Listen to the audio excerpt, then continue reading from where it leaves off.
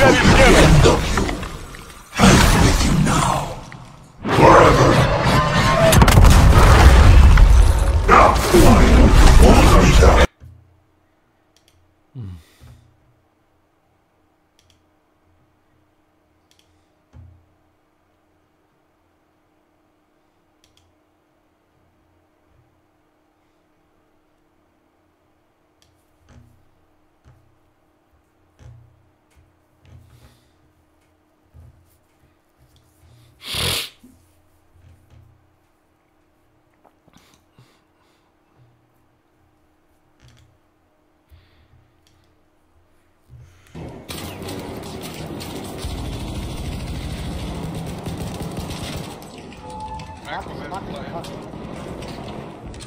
Z leđa. Ram.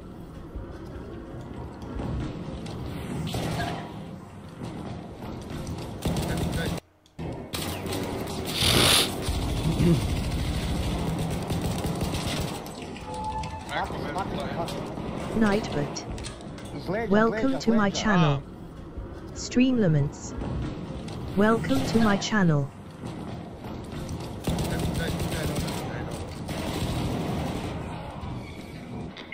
Hakala, gotov sam. Bravo, digne me. Diži to mislim. GG, ja pa sam. Je, GG.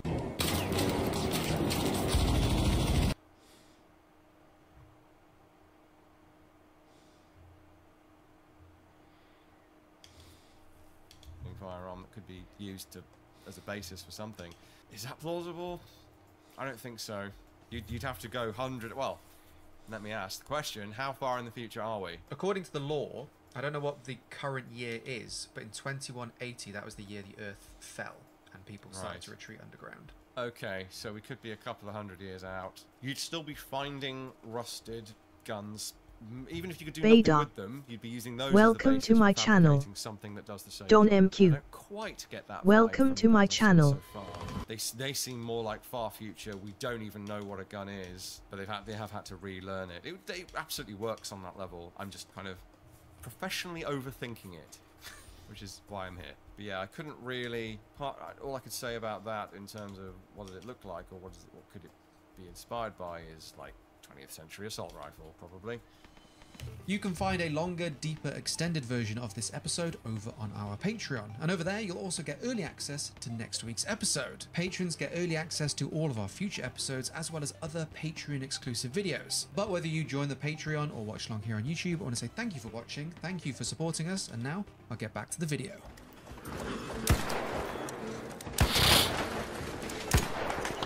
Caution, people. I'm looking at the anvil, which is classed as a hand cannon. It does look something a bit different. It's got the wires on it. If Hey, they're there for electrical ignition, that would welcome to my channel. If you're reinventing firearm technology and gun culture, as it were, in the future, you might well start with electrical ignition rather than percussion ignition, because the whole process of creating percussion caps and fitting them into cases and all of that, if you don't have any of that set up already, electrical ignition would make some sense. It's revolver adjacent in that it has a big bulky round thing on it, but that doesn't look like it revolves. And there are no bits on this that make me think of any real world guns. Yeah, that's that yellow wire's running to the back of the breech area. The blue wire runs to a cap on the frame under the, I'm going to call it a cylinder, and then they sort of emerge again from the front of that and go into the underlug on the barrel. I think this is an art thing. So this is a little bit like the revolver from Wet, which I think was 2009, maybe a bit later. Anyway, that had an open cylinder revolver that ejected empty cases, which made no sense. This isn't that, but it has an open cylinder with some sort of clamshell that closes around it. It's reminding me not of a real gun, but of another game gun that we've seen before, probably way. The hammer does indeed function, and we are single action only. Yeah, it's single action pistol, and this, it's a really powerful gun in the game, and the idea of upgrading it is so important with this one, because that ability to set the hammer on fire again. When it's all rusted, you can see there's real effort to pull that hammer back again, but when it's pristine, it's nice and smooth. I think that's a good usage of that classic single action and game mechanic. Yeah, I'm not sure how great any kind of pistol would be against airborne enemies. I mean, they do obligingly kind of hang there for you to blink at some of the time, at least. I'd be looking for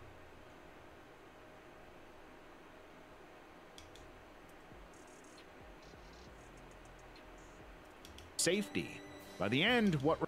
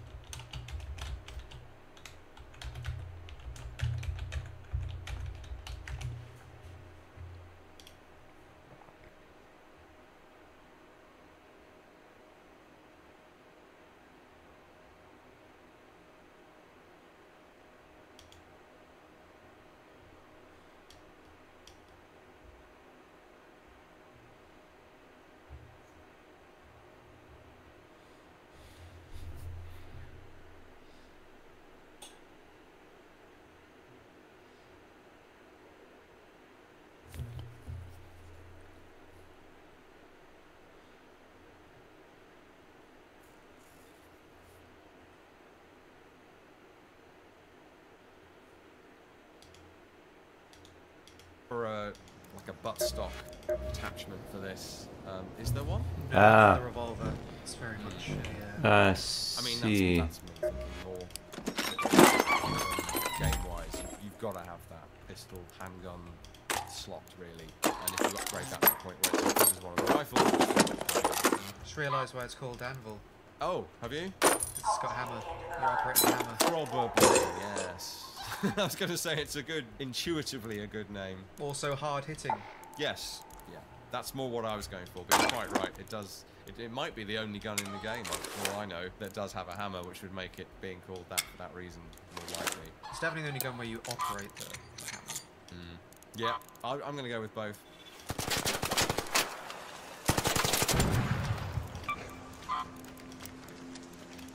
This reminds me of another game gun, maybe one of the Fallout guns.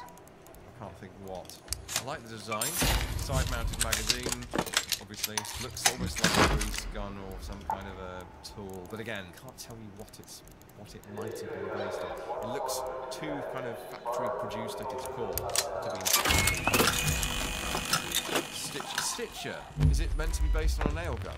That was the vibe I got. Right. But there is another gun that also has a bit of nail gun around it that is sort of quite similar to the Stitcher too. It has a cutout in the cocking handle, like Tommy gun does, to let you see through it to use the sight, but it doesn't have sights. So I think they've taken a design cue there without really understanding where it comes from. It's a minor detail. Certainly that big long lever trigger with a big knuckle bow trigger guard makes you think of a tool rather than a firearm. Looks like we have a buttstock on this, but we're not using the buttstock. Little odd. Not the first time I've seen a game have a buttstock on a gun and not actually... Well, Gears of War is the classic, when they actually put a stock on the Lancer, they're not using it. But I'm guessing the stock makes it more stable in the game regardless. Yeah, it's standard. The way you handle it is really changed. Except for the foregrip, actually. There will be some changes in how your character operates. Hey, just drop the seeds off right there. I always prefer opening a stack. You've really been on top of gathering seeds for us. Appreciate it. The obvious thing with the stock is it goes in your shoulder, or at least against your cheek or something, or under your arm. You know, the classic salt position with the Tommy gun or other SMG, where your arm is clamping the buttstock in and helping you lock in. It's fine for that kind of buttless push-pull type situation, but adding the stock ought to change how you handle the weapon, just like adding the grip changes how you handle the weapon.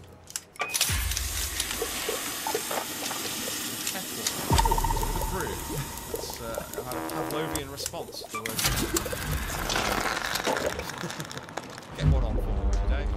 Crack right on, mate, don't you worry.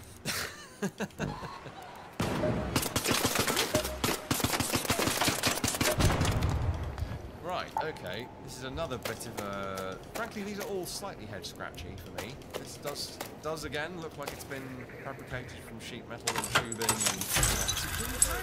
or something. I would have said this was a handheld flamethrower, but then I'm noticing the little tiny sides machine gun now, which is similar to that on some of the other guns. I think I need to see this in operation. This game looks really cool, I have to say.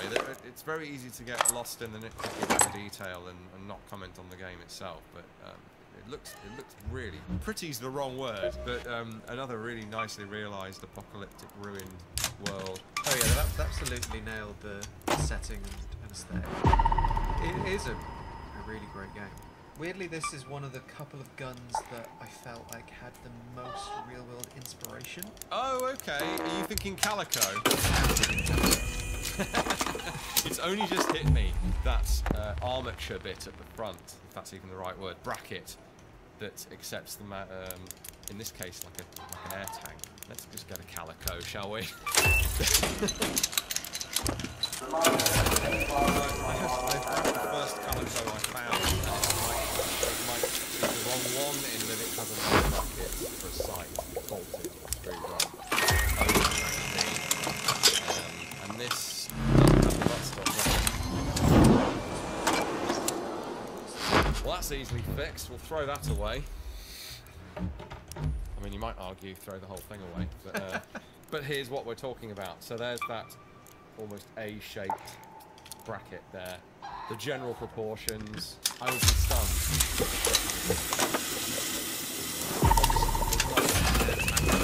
Whatever that is, quite figured out what that's supposed to be on this gun. This is a helical feed magazine for conventional cartridges. It happens to have the most hateful reload in all of firearms, perhaps, in that you've got to kind of reach over the top with very long fingers, press both mag catches, and then kind of reach back and, like, yeah, not great.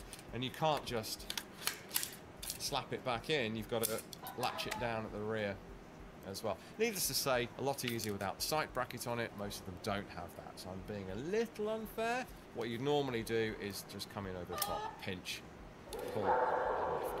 But this one, this particular configuration, has one of the worst reloads you'll ever see. What looks like a magazine well is just an ejection port, and the other big divergence here is this thing has that Sten style mag sticking out the side, so this isn't a feed device. This gun, this is kind of other thing. What my assumption would be, if it wasn't for the muzzle flash, is it's a bloody air tank. And that's just an air tank. Oh, I should say, on the Calico, the other amusing thing, I can't even get the magazine off, there we go, is you've got your magazine, it has a little flip-out handle, it's like an accordion.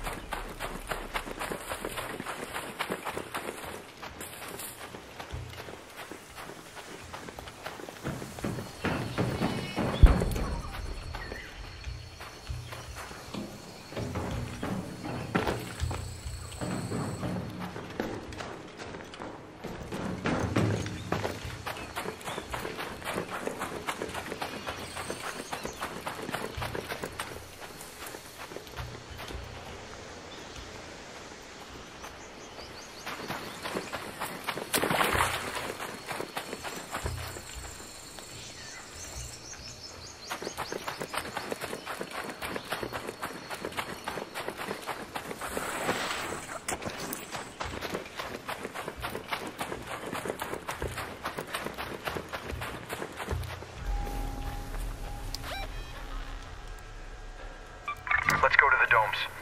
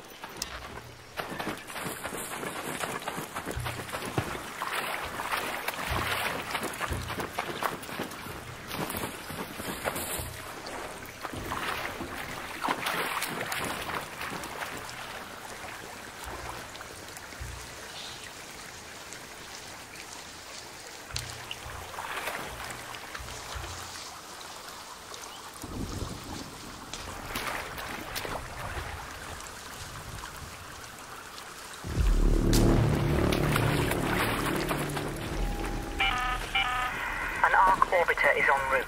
The safe window is closing. You have 10 minutes to return to Speranza. I repeat, 10 minutes.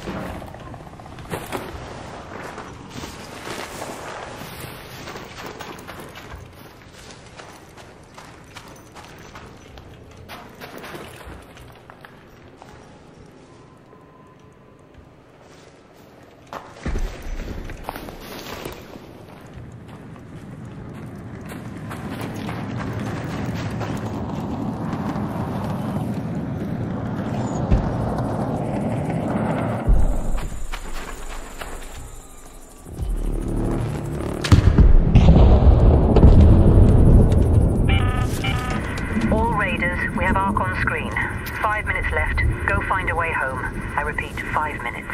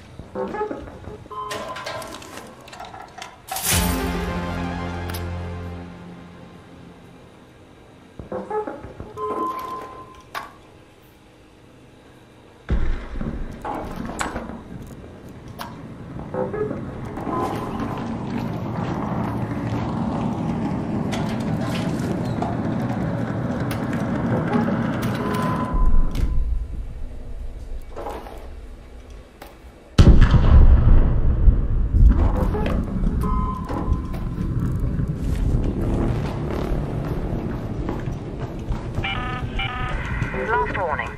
2 minutes left. Head back immediately. The window is closing.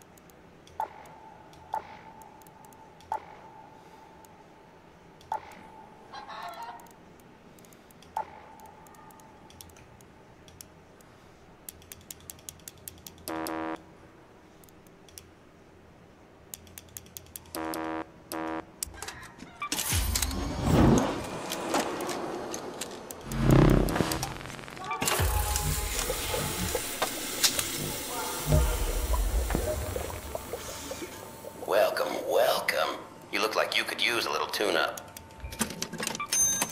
This should work even better than the basic bandages.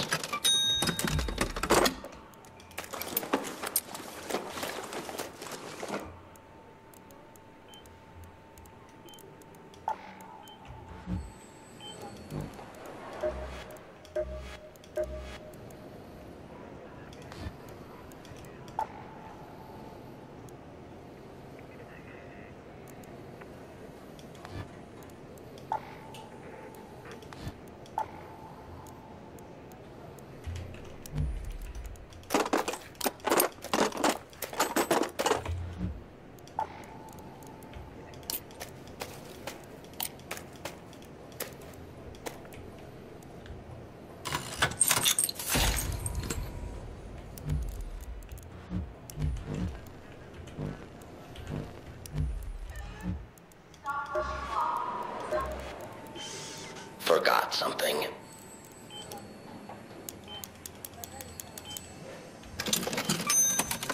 Basic, reliable, vital.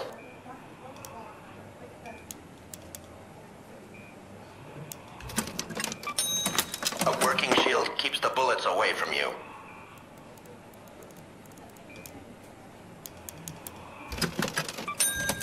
Straight from Lance's clinic, patent pending.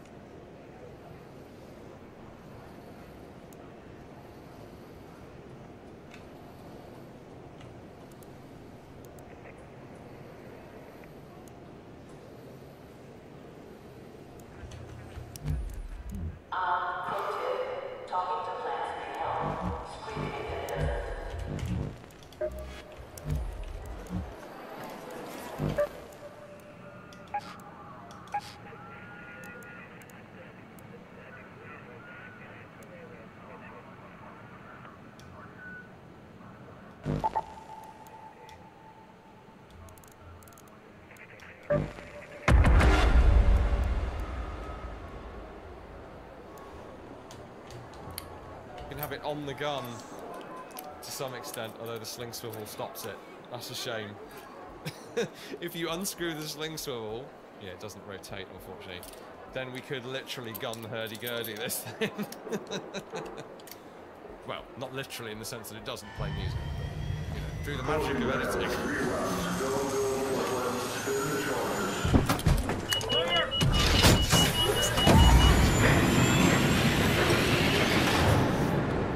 I'm sorry, Calico, because about 10 years ago, the company was still going and they were trying to bring it back. I wish them luck, but I just maybe a new design inspired by.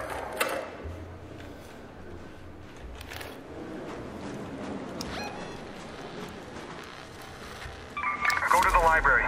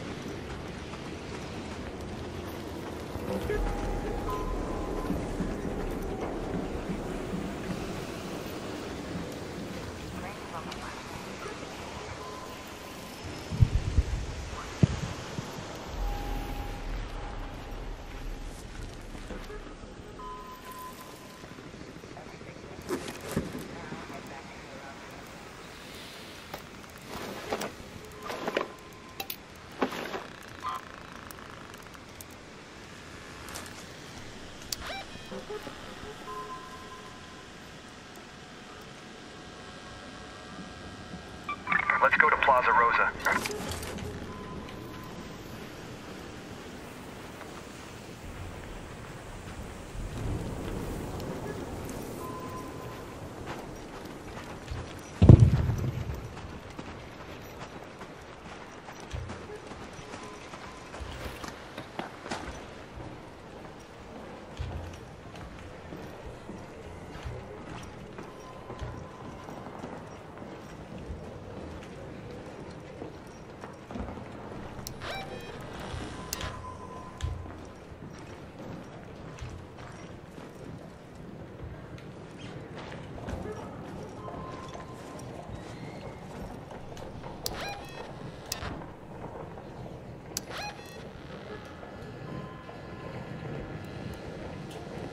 Go to that location.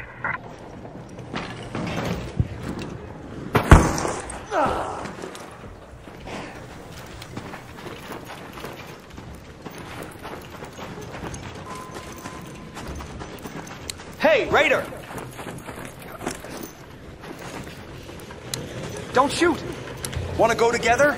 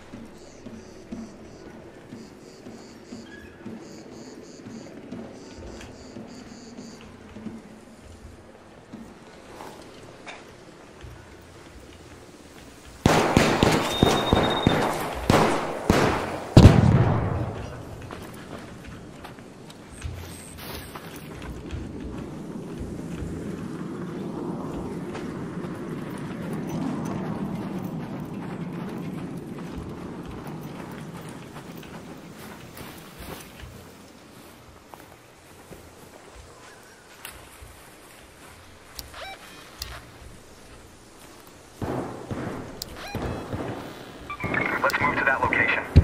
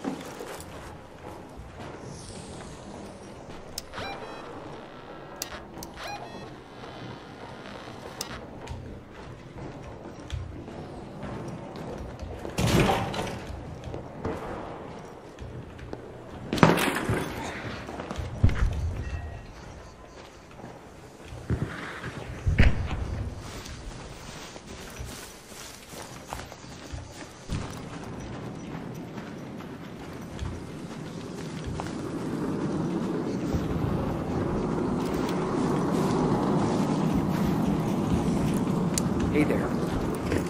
Hey, I'm sorry.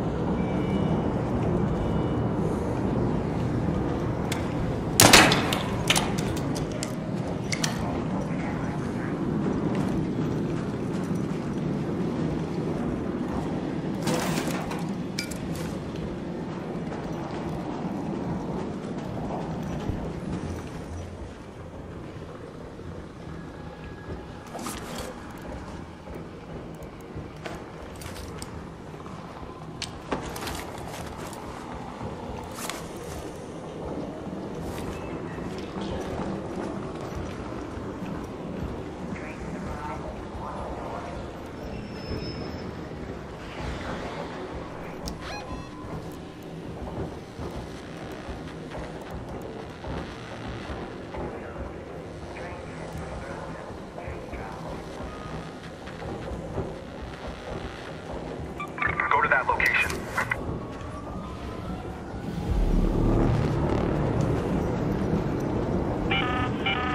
An arc orbiter is en route. The safe window is closing.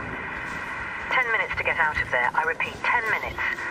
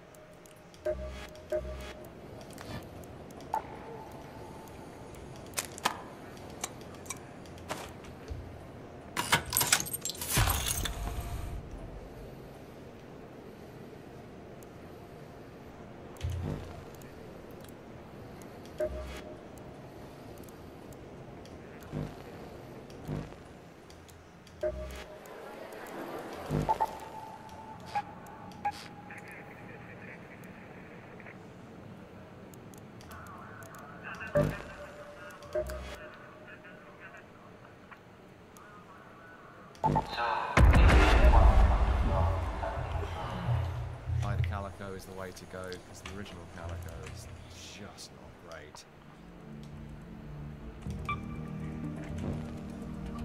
Hey, here we go. Now this one is easy, because although the more you look at it, the more different it is to the French Chauchat, model 1915. Machine rifle, automatic rifle. The inspiration is very clear from the magazine alone. There are very few firearms that attach at both ends of their magazine. There's a 100-round mag for the AK that does it. And also in general aesthetic, this came out of a compressed development cycle due to there being an existential war going on. So they knew they needed some sort of automatic rifle caliber weapon, and they had to design something that would be economically quick and easy to make.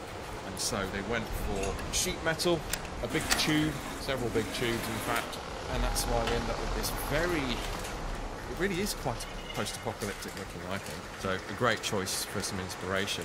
And we could postulate that the people in the universe have seen a picture of one in an old book and decided, well, yeah, that's a good idea for a general layout and a magazine system. The real one is quite heavy and awkward, with any automatic weapon in 1915 would be. Early days. But it is awkward. And the game gun, I should say, looks similarly chunky, heavy, and awkward, which would be a huge downside to this whole scenario. You're essentially reinventing the wheel here. So if you're designing and making brand new firearms, you're falling into all the same traps. You're falling into all the same traps that generations before you have done, but you lack the continuity and resources to sort of pick up where they left off. So what else are you going to do? But again, it's only inspired by it. It's not like they've taken the Chauchat and put it in the game and made some tweaks to it. They've come up with a gun of similar proportions with a similar magazine. That's as far as it goes. Obviously another big departure is top-loading the, I guess it'd be an internal magazine. It's attached, firmly attached to the weapon on the in-game wrapper. Yes, I was expecting something like this. I think I can show you this on camera. So I was expecting a removable magazine like the Chauchat. So we have a great big old nubbin here in front of the front grip that we push up on. Being very careful not to drop the magazine. That unlocks it at the rear. You see the cartridge not there? Like that. These are not live rounds. And then it unhooks at the front. So it hooks in at the front, latches in at the rear. In many respects, it's a classical box magazine. It just happens to be shaped, half semicircular.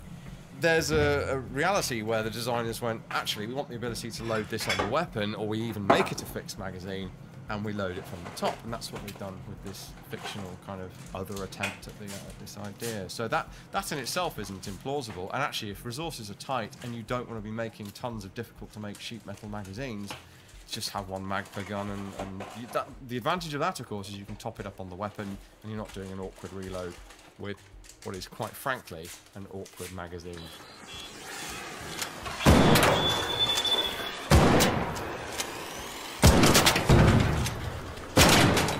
So this, so this is a conventional pump shotgun by the look of it, albeit entirely kind of homemade. Yeah, I think the grip is made from, I don't know, I'm looking at it and thinking petrol. What would you call that? Petrol nozzle? Yeah, I don't know. And it's another one of these long lever triggers that this doesn't so much make me think it's cannibalized from some kind of tool. It makes me think this is just easier to make. So I can sort of see how you might end up reverting to that style of trigger and just a great big bar to protect it in some kind of home industry scenario, cottage industry world. So they have sort of replicated something like a Mossberg 500, Remington 870 entirely from scratch, based purely on the principle of, well, really going back to Bannerman's patent in the 1860s. Although there is an even earlier one from the 1850s.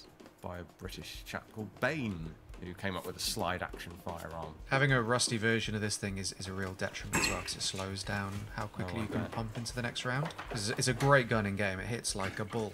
Little joke for you. Il Toro, Italian for the bull. Maybe that's the name. Reason for the name. Yeah. Oh, I think I said Bannerman was 1860s. It's not. So the Bannerman shotgun is 1882. Spencer Bannerman. Tiny bit reminiscent of this in that the pump grip is very diminutive compared to later ones. So it's not until the 1880s, the patent's a little early, can't recall, that the pump action shotgun becomes a thing, but then apparently it's with us for centuries, if fiction is to be believed. It makes way more sense in this context than in some sci-fi context, let's say, because you've got a reasonable speed of operation, but without the complexity and difficulty curve of a self-loading weapon.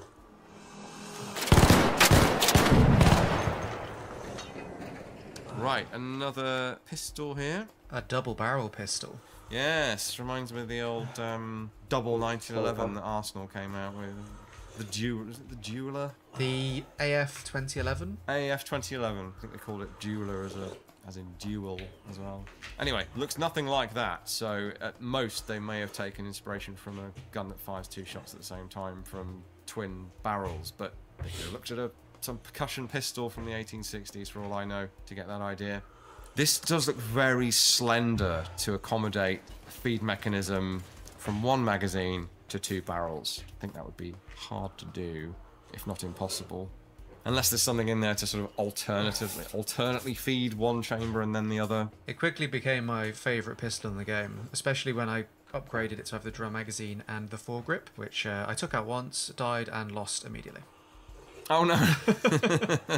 The woes of an extraction shooter. Yeah, I love this gun. Yeah. I'm having loads of fun with this gun. Oh, it's gone forever. The shot dispersion is actually really tight at range. I think it's very common to see these double-barreled weapons in games, at least. The shot dispersion, just they separate, but they stay quite tight, even at like 30 to 60 meters. I think they're normally included as a way to give you a spread, hence that's how they behave. I think in this case they're going for no, it's double the shots, therefore double the damage, more so than dispersion is my feel. It definitely looks a bit easier to control with the foregrip, although there's still quite a lot of movement. But then there would be, you know, rotating around around the pivot point of your hand, I guess. The drum mag would help, at least initially, with a bit of weight hanging off the bottom, and I guess being made out of metal would still help even if it was nearly empty.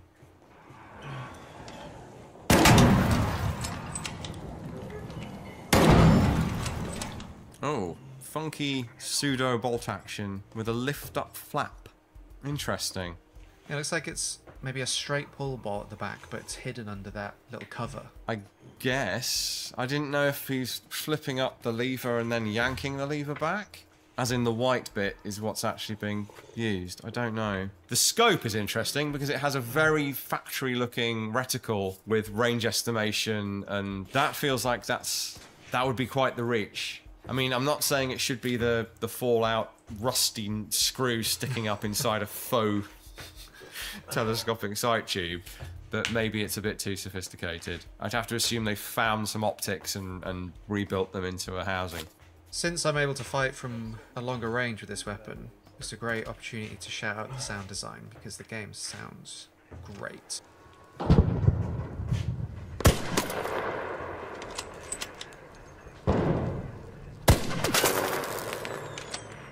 It does sound good. Hearing like the echoing gunshots in the distance, more so than any other game have I been able to estimate where a gunshot is coming from really quite a distance away. They've really nailed that, like, oh, there are shots coming from that direction, and you can get a basic sense of what weapon they might be using based on pitch, how loud it is, how rapid the shots are, and sort of engage accordingly. They've really nailed that. And the arc weapons will sound different as well. So you'll be like, oh, there's an arc enemy fighting someone over there, or oh, there's someone with maybe a ferro or an anvil over there because it sounds loud and punchy. It also means you really expose yourself when taking a shot because so many people can hear how loud you're being. They can hear that gunshot from a long ways away. Yeah, I like the sort of projectile effects as well. The sort of smoke trail. It's not the traditional just like pseudo tracer fire. There's more going on.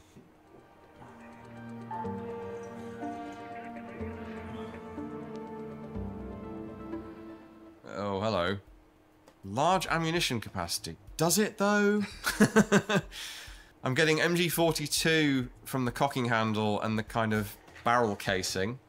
Very slightly. And then kind of, I don't know, looks like a sort of giant caulking gun. Especially with that buttstock on it.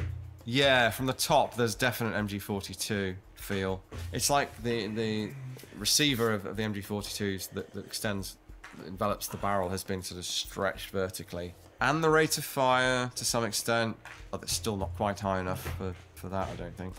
Oh, and a top cover. Yeah, alright. I'm also wondering if they're thinking specifically the Smart Gun Aliens version of the MG42, with the way it's being held. I don't like the way the top cover flaps up and down. Like, I get they're trying to imply that it's janky, but if your top cover has popped up, your gun is not working. Having said that, it's not clear to me where the ammunition is feeding from. So it looks like it's a sort of rectangular magazine that he slots in at the top, rather than anything belt fed. So when he opens up the cover, okay, yeah, I struggle to see it as well, but it's like a sort of cassette magazine. Oh, I see. Yeah, yeah. It's almost weirdly, it's like a machine gun top cover meets the Wesley Richards monkey tail carbine / rifle, which is another mid-19th century flip-up design. But that doesn't take a magazine, it just takes a single round of paper cartridge.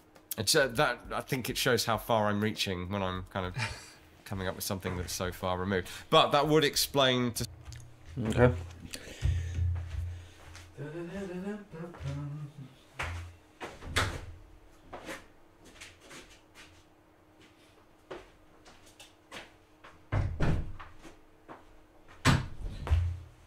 Wait a minute, hold on.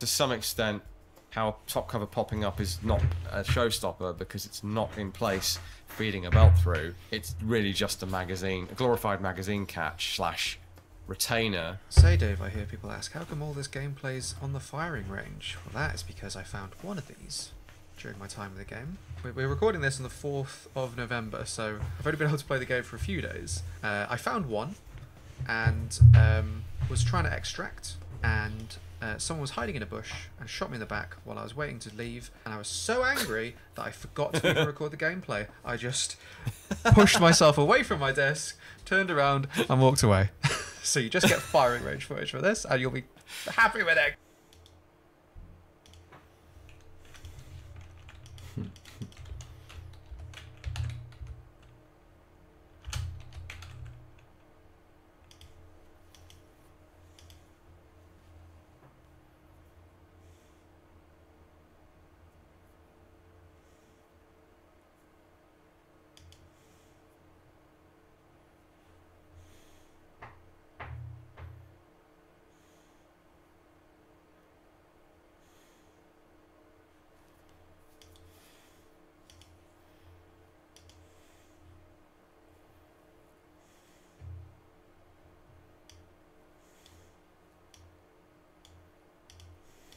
Okay. This is EXP Rage Quit Edition.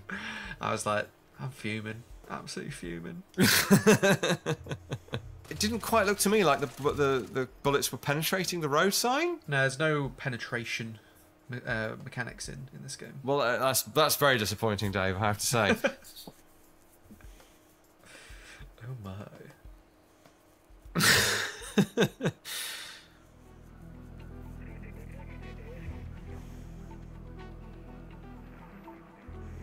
Right, now I saw this hanging off your back earlier and I had thoughts, but hey, it's a bullpup, so I should be happy, because people seem to think that I love bullpups because I wrote a big book about them. They're alright. When you absolutely positively have to have a 20-inch barrel. It was the rarest weapon I found and the only bullpup I found, so I wanted to include it. Okay.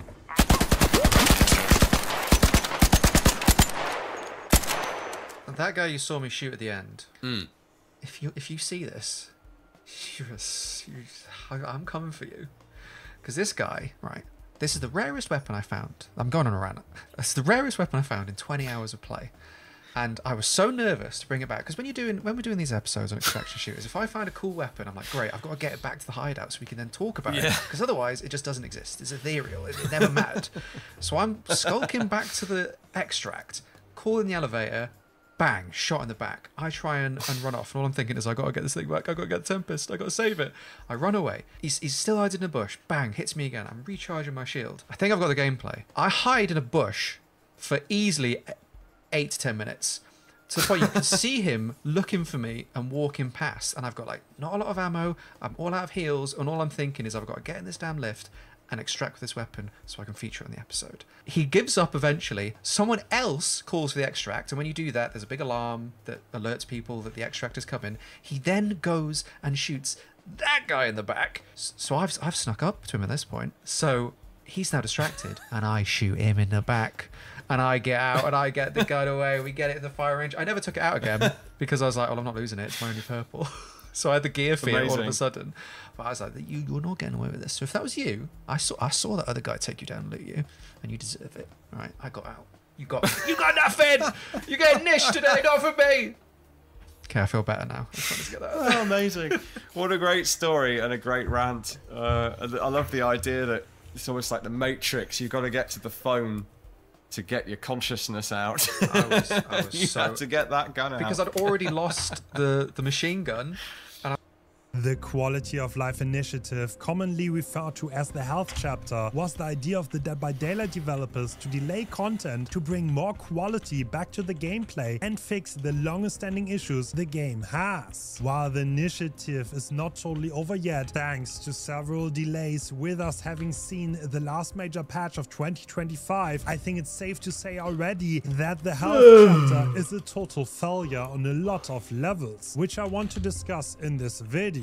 I hope you enjoy. The idea of the initiative came after months of the community complaining about the poor state of the game, with a general lack of quality of life changes and an increasing amount of bugs appearing with every patch. At the end of 2024, the developers encouraged players to vote for them in the Steam Award Labor of Love category, which was ridiculed at large by the community given that they just released one of the buggiest killers to date, the Houndmaster. Releasing a chapter with a killer that was barely playable left many players frustrated. Snug, the AI companion of the Houndmaster, got stuck everywhere and rendered the power completely useless. And to this day, the Doom Cause chapter has the worst review rate out of any chapter in Dead by Daylight in the Steam store.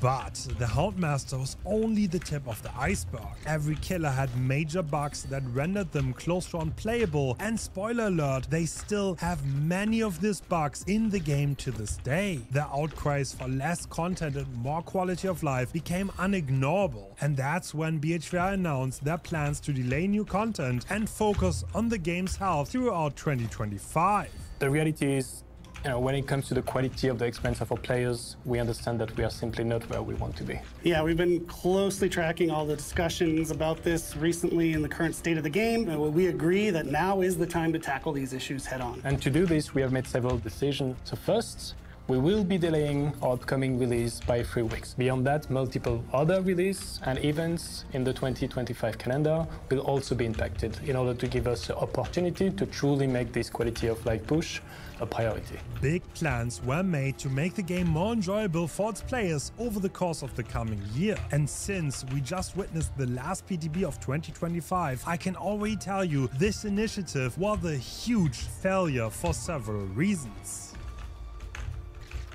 Back in 2016, this game started as a side project from a young, growing developer team, with none of them imagining that it would still be around to this day. And at this point, with 42 killers, hundreds of perks, 50 plus maps, more and more bugs are being introduced, and many seemingly coming out of nowhere. With every patch, there are more bugs than the developers anticipate having to fix, meaning the game state continues to get worse and worse with time. Even though the main goal of the initiative was to improve the bug situation, it is abundantly clear that not much has changed at all. Nurse is still teleporting back through walls, Baba can lose his power for the rest of the game. Even Huntress hatches disappear mid-air, Deathslinger's missing aiming animation, which was claimed to have been fixed in the bug fix patch 9.1.1, is still in the game months later. All of these bugs are months old and make the respective killers feel significantly worse to play or play against. On top of all of this, the upcoming PTB had so many bugs that I would be surprised if this upcoming patch is not another disastrously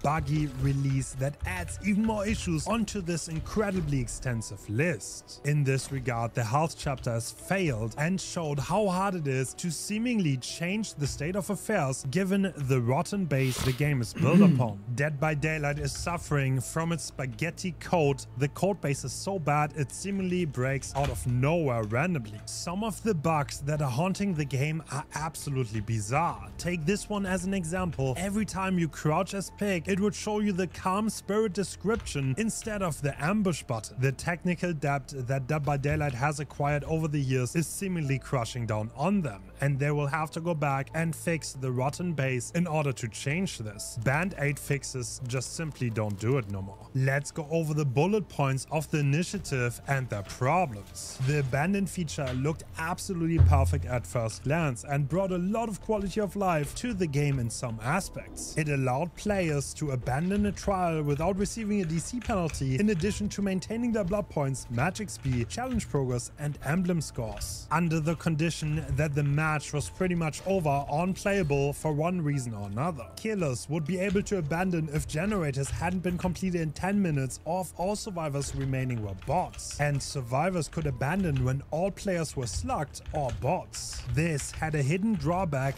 that wouldn't reveal itself until later. Unknowingly, players had been altering their MMR by abandoning the match. Now, just like me, you would probably think abandoning means losing a match. However, that was not the case. If a killer prevented gen progression for 10 minutes, the endgame score tally showed every survivor as dead. However, it was later revealed by BHVR that this was actually considered a loss for the killer in the internal MMR system. On the other hand, it was also revealed that survivors never actually lost when using the abandon feature, regardless of whether they abandoned because all survivors are bots or all survivors were slugged. The internal MMR system considered the game a draw. With this system, as long as the last survivor alive abandons before getting hooked, they could alter the game results to be a draw instead of a loss, even though the killer clearly won the game. Overall, while this feature provided an upside for players being able to save time and leave games that were not being progressed as intended, it had a potentially massive impact on Dead by Daylight's matchmaking system, making it even more inaccurate than ever. Not only that, but it also seemingly altered the stats of the game. Okay, these are my top 6 or 7 worst killers in the game, right? 60%, 60%. Apparently Dark Lord, I'm garbage. I've only killed half the survivors, right? And Twins, I have 15% kill rate. Huh. That's interesting. We played 5 games and I've apparently only killed 15%. But there's a problem. I've actually recorded most of my Twins games. You want to see my last Twins game? And everyone does. So what did I do? I press escape and I abandon. And let's have a look, okay? Escape, escape, escape, escape. That's why I have a 15% kill rate on Twins, because everyone I played against has DC'd. I actually checked the day afterwards because I was curious on the website, and the website, you know what the website said? Bill disconnected and everyone else escaped. So the website tracked this as 1 DC and 3 escapes. On the same update, the developers wanted to address the Go Next issue. Players giving up is one of the biggest problems Dead by Daylight has been facing for a long time. To combat this, the Go Next prevention system was implemented in the 9.0 patch. This system was intended to prevent survivors from deliberately dying early into the game rather than disconnecting and leaving a bot behind. Actions like taking unhooked chances, missing hook skill checks, or intentionally running into the killer were considered going next. BHVR intended to track these survivor actions, flag them in their system, resulting in a DC penalty and the loss of a grade.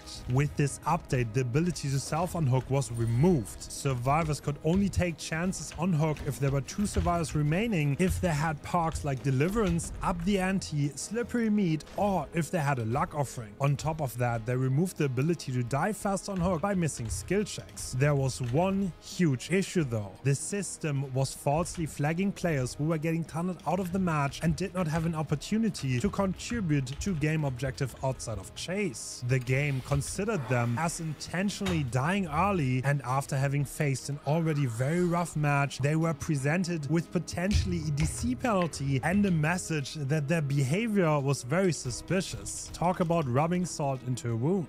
This system was quickly kill switched only 2 days after the patch. While the inability to self-unhook or miss skill checks to die faster remain in the game, the original detection system used to punish survivors is still gone to this day, meaning the issue was never truly solved. Even worse, as part of this update, DC penalties got severely weakened, meaning players can DC several times for free before even getting a 1-minute penalty. Rather than going next, these survivors could now DC without facing any consequences, leading to seemingly a lot more disconnects than ever before, which is a major complaint from Dead by Daylight players today. DC bots are not a good replacement for survivors, with many of them bugging out or prioritizing their own escape over the actual players. The problem of the system is that the survivors that are griefing or going next and the ones that are getting tunneled are very hard to differentiate, making this idea effectively useless. I wouldn't be surprised if we never see the system return in a meaningful manner, making this part of the update a clear failure. In the same update, an AFK detection system was also introduced. Previously, crows would only spawn over players that were standing still for an extended period of time. With this update, players are now required to interact with the objective in order to prevent the crows from spawning and to remove them. They also included a change to disable collision on any player with 3 crows, meaning you could no longer be body blocked by a killer or a teammate indefinitely. While this change sounded good in theory, problems quickly arose as it hit the live servers. The time it took for survivors to gain crows was very strict. Searching for a hex totem or going for Pinhead's box or simply wanting to wait out nowhere out would lead to survivors getting crows even when playing the game as well as they should. The backlash from these changes led to crows being severely nerfed in the following 9.0.1 bugfix patch in late June 2025. These changes were so extensive that AFK crows pretty much didn't exist at all. It took up to 10 minutes for all 3 crows to appear. It wasn't until the 9.3 PDB that the crows would return to a reasonable rate. One of the systems that did get improved with the health update, even though it took several months to get the right values. Another system that made its way into the game on that patch were the new spawn rules. The premise was very simple and sounded like a dream on paper. In Dead by Daylight, survivors could spawn together or completely split, and being split up from the very start offers a huge advantage. To make this more consistent, there was a rule implemented that was supposed to make survivors consistently spawn together to avoid the RNG factor that spawning split offers. A great premise, but sadly this system never truly worked, and survivors can still spawn completely split or sometimes together right next to the killer in this patch today, making spawns even worse than it was before the system got added.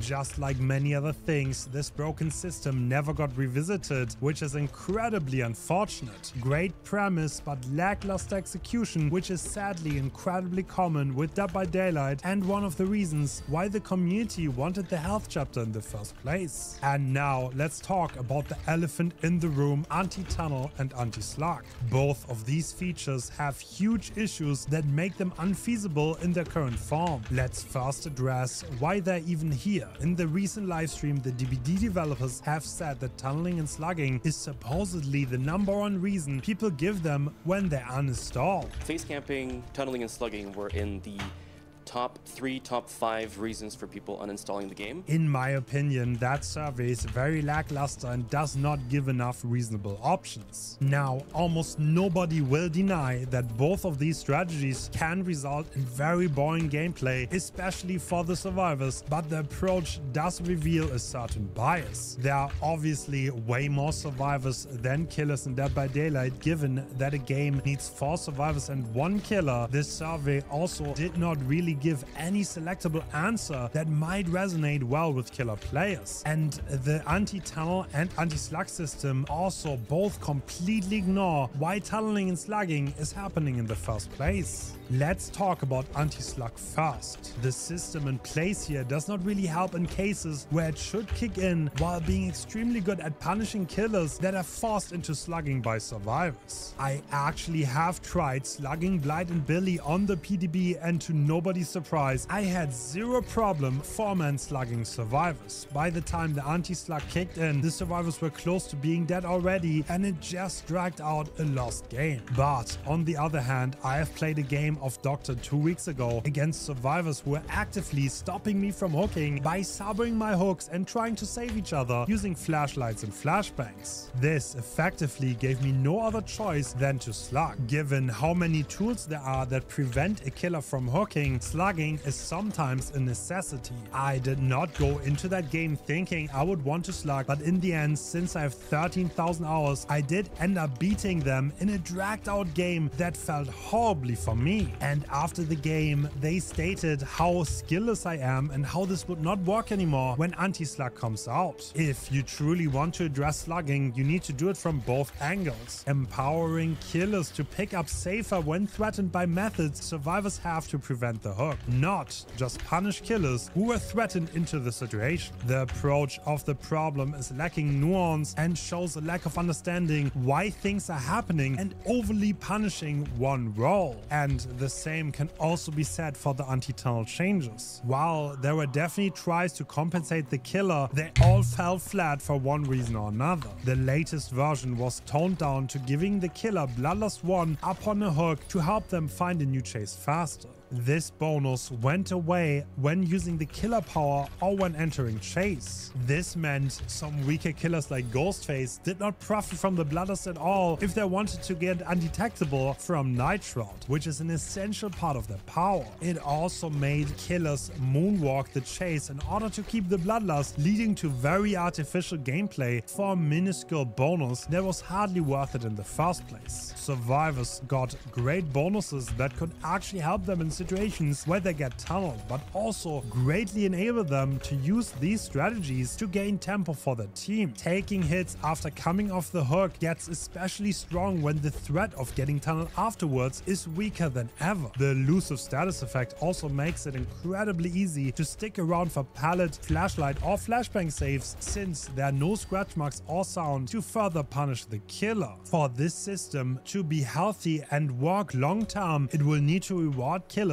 in a meaningful manner, otherwise every low tier killer is gonna become unplayable and everyone will only play Blight or Kaneki. In my eyes, a better solution for this problem would be a mini pain rest for killers on unique hooks. In my eyes, both Anti-Tower and Anti-Slug completely miss the mark and show a lack of understanding why these problems are here in the first place. Quality of life does not stop at one role, and trying to brute force solutions to these problems will only create new ones that will make other players quit. Since there's only one major patch left until the end of the health chapter, I wouldn't get my hopes up for a lot of things to get fixed. Dead by Daylight still has major issues that will need to be addressed in some way or another. While some things were definitely positive about this update, like bulk blood point spending, there are huge issues on the horizon that will need to get fixed. I am very passionate about the game and I'm worried about its future. In my opinion, Dead by Daylight took a step back this year. Even though FNAF came out and there were a lot of positives, the negatives are definitely overwhelming and the general direction the game has to go in will need to be addressed. Sorry for the ranty nature of this video, but I think this one was necessary and I hope to see you next time.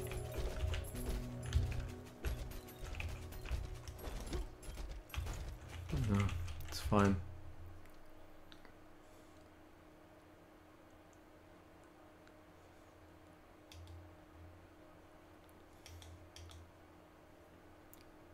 Currently, there's a vote happening in the main Discord to rename the fallen Super Earth city York Supreme. Now, this is the second vote we've done on a name for a Super Earth city.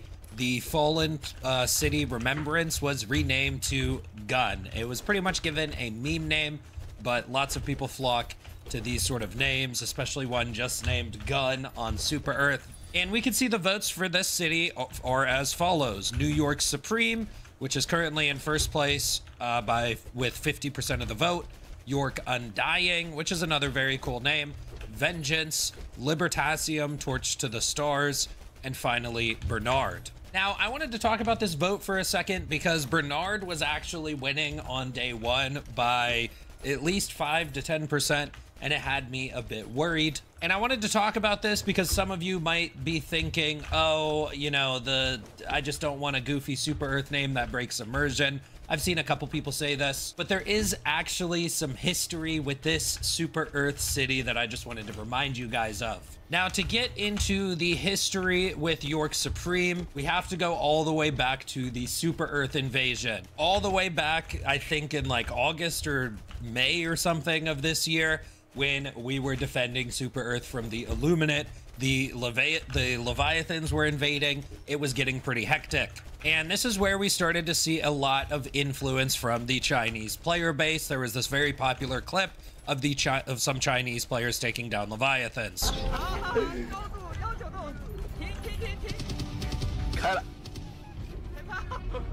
Now this is some peak cinema, least cinematic clip in Helldivers. This was amazing, and they were all extremely excited when they took it out.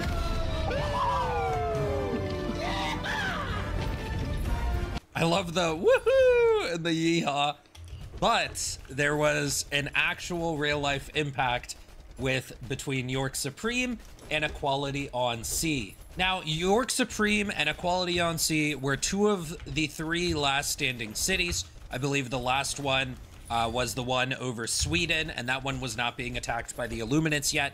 But York Supreme and Equality on Sea were both being attacked simultaneously by the Illuminates. Now, the Chinese player base was really flocking to Equality on Sea. It was like the Battle of Shanghai to them. And what had happened was basically people gave up York Supreme and went to protect Equality on Sea. Now, this was such a awesome moment from the Chinese player base's side. They really appreciated that the American players gave up their Super Earth City, which was basically in New York, York Supreme. And we all came together to protect Equality on Sea. So much so, they appreciated it so much, there was actually a real-life news broadcast in China. And I'm not going to play this whole thing, but I just wanted to show you guys. 当多国语言统一地打出中国加油的字幕，当中美玩家联手结盟，全球玩家集结上海，昼夜轮班。 And they basically just recapped the entire story. I don't even know what news station this is in China, but it was just super cool to see this. It originally happened on May 20th, a version update for a shooter called Helldivers 2. In the game setting, alien invasion of virtual Earth. Each of the 7 super landmarks on Earth correspond to Shanghai in reality, and just holding one of the cities is considered a victory. I'm actually surprised they got some of these details right, because you wouldn't expect a news station to necessarily understand the exact intricate details of what's going on in game. They were extremely happy because, you know, New York was under invasion and the Americans gave up New York. At least this is what they thought from their perspective. But I think from our perspective, we just knew that we needed to hold Equality on Sea. Now, this was just a really awesome moment in general. Now, what ended up happening was there was a miscommunication where we held Equality on Sea to nearly 100%, but there was actually a mistranslation on the Chinese version. And once we got to 100% on Equality on Sea, the Chinese players expected the invasion to end, but it didn't. And this actually led to a few review bombings from Chinese players. They left messages such as 99.9783%, and they were very upset that Equality on Sea couldn't be saved. They were hoping that their efforts would basically end the invasion. And there was actually a mistranslation in game in this point. For example, on the English version, it just says held. And at the time, we knew that we had to hold the cities until the Illuminate attack force went down to 0, not until we got the defense to 100. And also, to be fair, you know, if there were new players at the time, most defenses end when you get to 100. So this was an unfortunate mistranslation. But I also wanted to read this post. I read this months ago when it had happened, but I just wanted to bring it back up for this conversation because the Equality on Sea players really felt grateful to the English-speaking player base that we gave up York Supreme, and they're very grateful for both.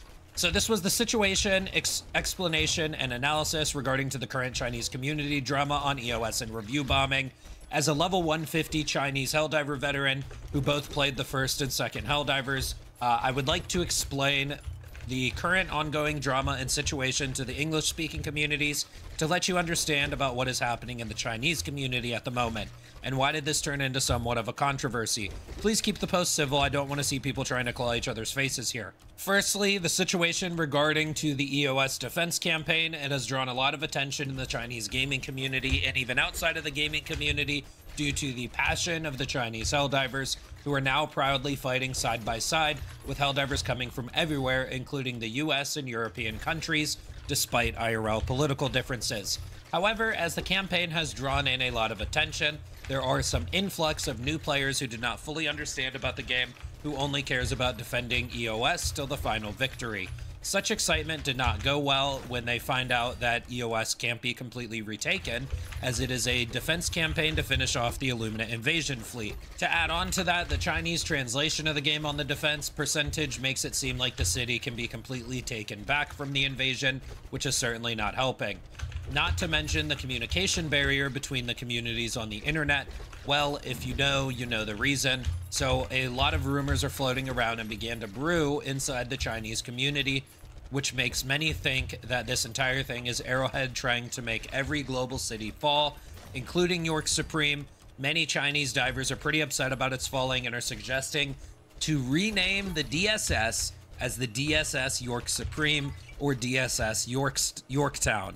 That is just a side note, except PC, which is Arrowhead's own hometown. With all those things that are brewing and turning into a huge controversy, many voices in the Chinese communities turn against Arrowhead as a company on the basis because they cannot clearly see how their hard work paid off without a clear feedback or indication.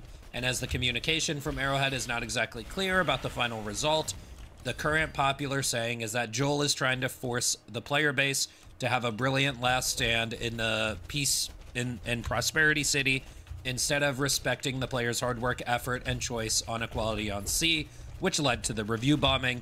Whether it is true or not, that is what's going on. This was their perception at the time. And mind you, it's only been a day since this happened, so we might see more of such things in the next few days, unless there's a clear explanation coming out to address those things. The Chinese Helldiver community is just as every other player community with all different kinds of players. I'm posting this because I'm tired of seeing Reddit turn into a wave of hatred against the Chinese community in general. And when the Chinese community were leaving negative reviews, pretty much due to a misunderstanding, you know, a lot of people talk trash anytime there's a review bombing going on, but especially in this situation, I think people didn't understand that there was a miscommunication. But even if there wasn't a miscommunication, there was sort of an expectation that their efforts in Equality on Sea would be paid off, and especially how grateful they were that we gave up York Supreme at the time, which ended up becoming a fallen city, to also help out Equality on Sea. They were so grateful.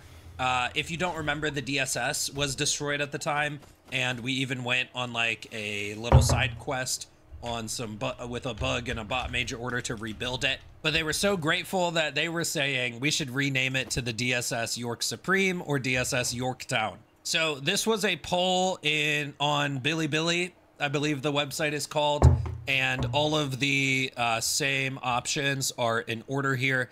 So from top down, New York Supreme, York Undying, Vengeance, Libertasium, and Bernard. And New York Supreme was winning, with York Undying coming in a hot second place.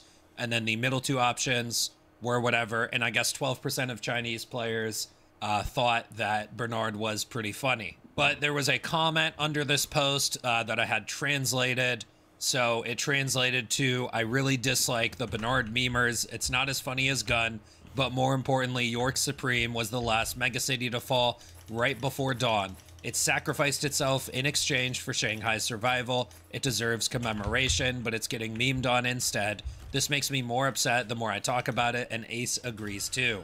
And there were other memes posted on the Chinese social media website where the Chinese players, I think, is what this meme means, that the Chinese players were actually more grateful to New York Supreme than the English-speaking Helldivers who were memeing and just trying to name it Bernard. Now, one thing I will say is that Discord is actually banned in China, so, you know, besides anybody who's using a VPN, but I would imagine for the majority of Chinese players, they're not on Discord at all, so they're not even able to vote in this poll. And like I said at the start of the video, on day one of this poll, Bernard was actually winning. So a lot of players were more afraid that the city was going to get memed on. Luckily, New York Supreme is in the lead by 4, 5, 6%. So hopefully we can close it out for however long this poll is going for.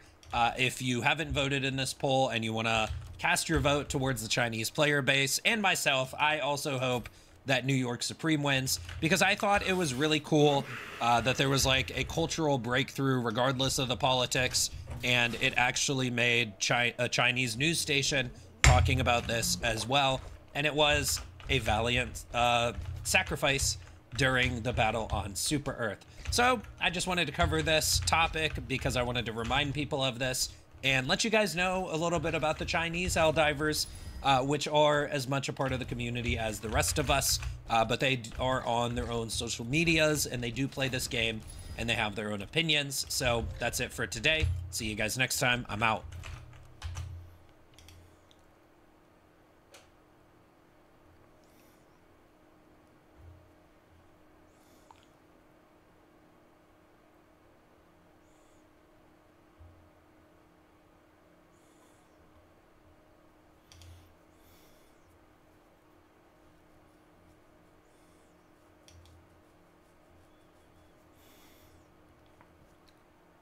Black Ops 7 has been out for a few days now, and the sentiment growing around this game continues to go from positive to largely negative the further people seem to play the game. The truth that Black Ops 7 hasn't exactly resonated with its core fan base is, well, already telling, but it seems when you look at the grander picture that Activision is just honestly a literal cancer at this point, because everything Activision has been pushing onto players with Call of Duty has objectively just gotten worse for the most part, outside of a few bright spots like experience gain in campaign or maybe lower skill-based matchmaking in general. The majority of this franchise has jumped the shark so wildly, it cannot be understated how badly Call of Duty as a franchise is becoming with every sequel game. Black Ops 7 feels like the equivalent to Modern Warfare 3. And I don't mean the original Modern Warfare 3, but I mean the other one. Again, can you believe that that's even a statement that I can say out loud and it's not fake? Like, Activision really did reboot the Modern Warfare series not even 10 years after the original trilogy, and then they just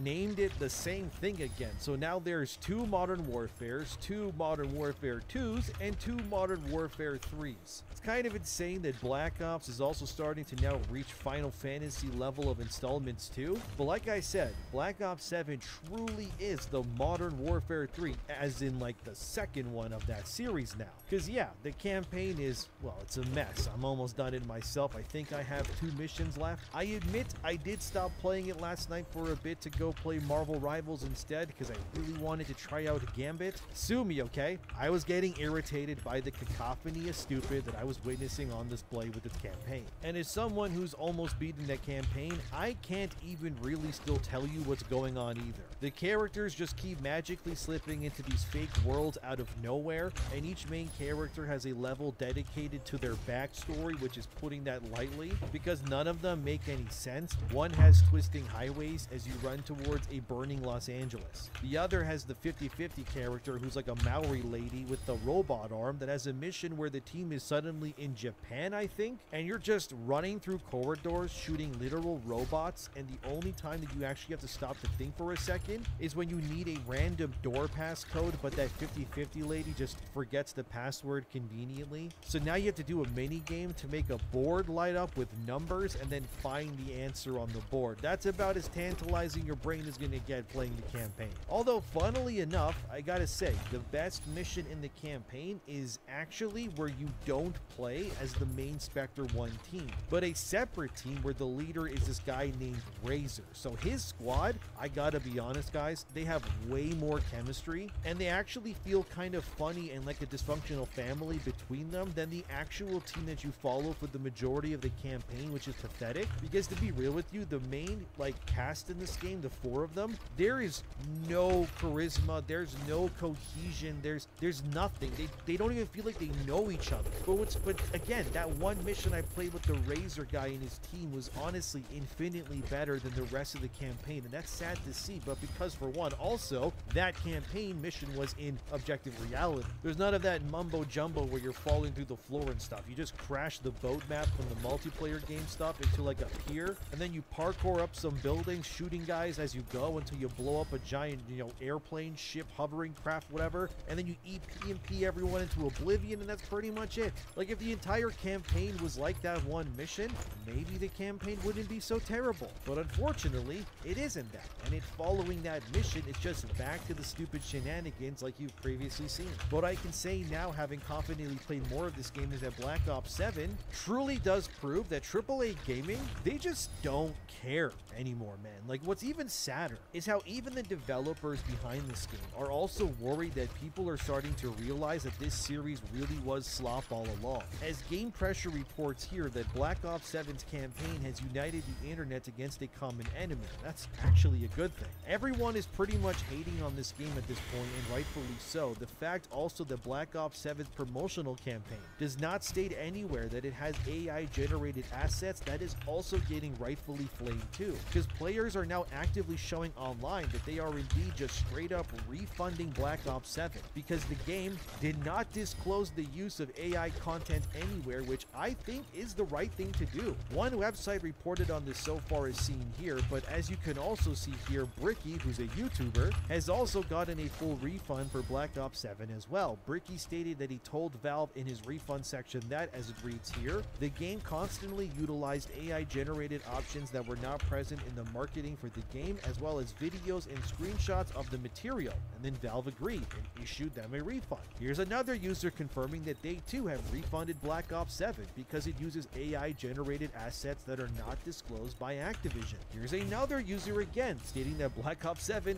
is the first game they've ever refunded in their lives. And here's another user too who refunded Black Ops 7 as well. Here's another user confirming they refunded the game too. Another user again refunding the game as well. Like, this just keeps going, man. You have this user who got the Vault Edition, which is the more expensive one, but they too have also issued a refund and they got it immediately too. And here's just one more refund for you to see, but I think you're starting to get the point here. I could keep showing you examples of people refunding the game, but it's just littered with things like this, man, all over. People are just clearly not happy with Black Ops 7, and they are just refunding the game like crazy because they feel like Activision has lied to them. Honestly, once I beat the campaign, I might too ask for a refund, because I wasn't aware the game was going to use AI to the level that it has either. And the fact that a large majority of the content in the game is just repurposed, repackaged, and honestly reheated stuff from previous Call of Duty titles, it just makes me believe that this game is nothing but a pit stop for Activision. And they really genuinely don't care anymore about this series, and people are finally starting to take notice. I also think it's objectively a terrible idea to release another game to the same sub-series of your Call of Duty franchise in sequence like this. The only reason this is done is simple, obviously because they need more time to make the future games better. Or maybe I'm just coping and the reality is they don't care either way and they just want to make more slop for slopness sake for money, because apparently each Call of Duty game gets something like a 3-year dev cycle, but these days I'm not really so sure, because in terms of a campaign, Black Ops 7 feels like they made that maybe in a few months at best. Like, remember when these games were actually about what their name meant, you know, answering the call of duty to protect one's nation from outside threats? Remember when you were storming the beaches as soldiers were getting shot all around you? Like, look at this, like, just look at this, dude. This is what Call of Duty used to be. Please watch this. All right, give him hell, boys. The beaches are supposed to be flattened, right?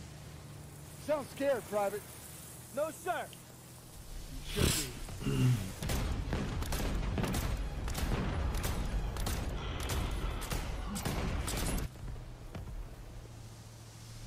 Daniel, got a light? Sure thing.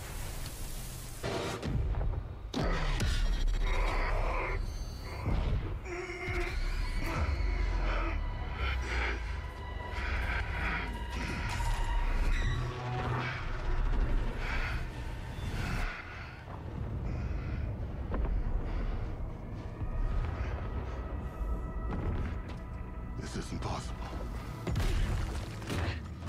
Samuels, what's happening? We have to save the president. The president? What are you talking about? All U.S. forces be advised. We have a confirmed nuclear threat in the city. NEST teams are on site and attempting to disarm. I repeat, we have a confirmed nuclear... Everyone, hang on!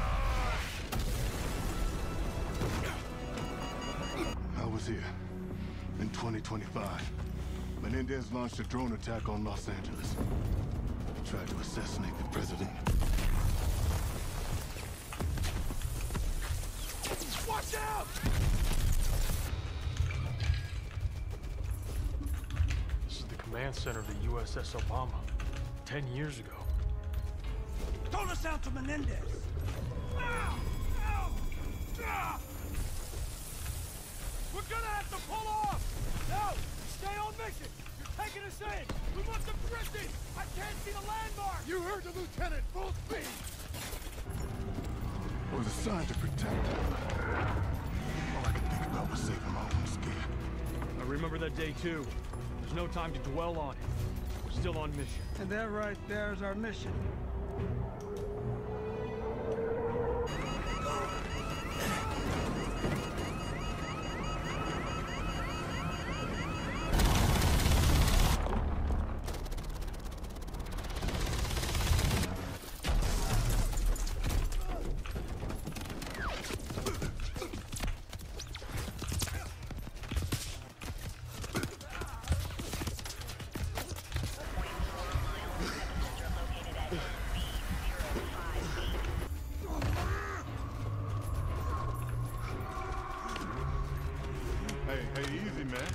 isn't real. The hell it ain't! Wow, an actual Call of Duty game about what this series was meant to be about. A regular soldier surviving the onslaught that is war. Now Call of Duty is about summoning machetes from the sky. Like, look at this clip.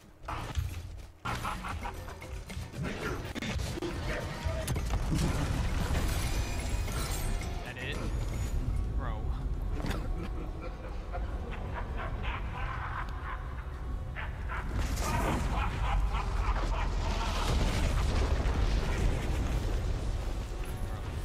What the f am I playing, bro?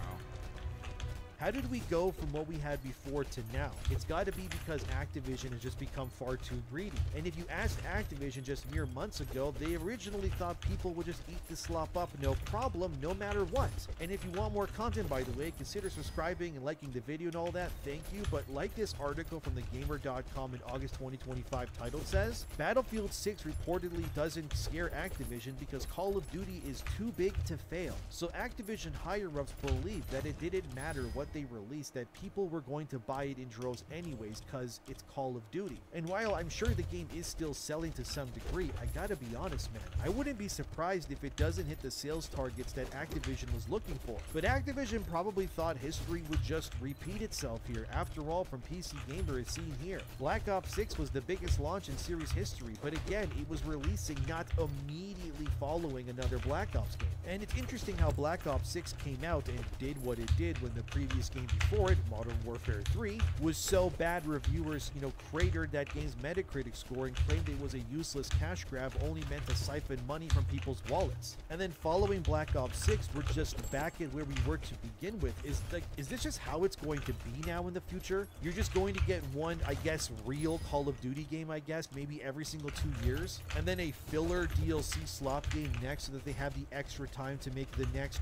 real game that will also inevitably have its own problems too, and then we just do this forever? Because that sounds bleak, man. It's so obvious that Activision just can't keep this up without pulling it in. And one of the more welcome to my channel. Black Ops 7, I actually guess. this one in September Dobro jutro. 2025. Dobro jutro, kako si? Gamer. See? Evo, super. Sad skuo kaficu, gledam tvoj stream i tako kao volina sam žena. Što? Šta igraš ovo, šta ti je ovo? Ma to Kinezi su napravili, vrlo jednostavne igre. Ti si mali čuljak i vidiš tabaš ove nekromansere i ove kuglice i ove tabadžije velike, tako. Znači i Kinezi napravili taj fazon. Mislim da su Kinezi, samo da provjerim opet. Tower of Babel. Bila je na nekom Game Festu, ono kao featureovana, samo da vidim gdje je development team. Nanu publisher website.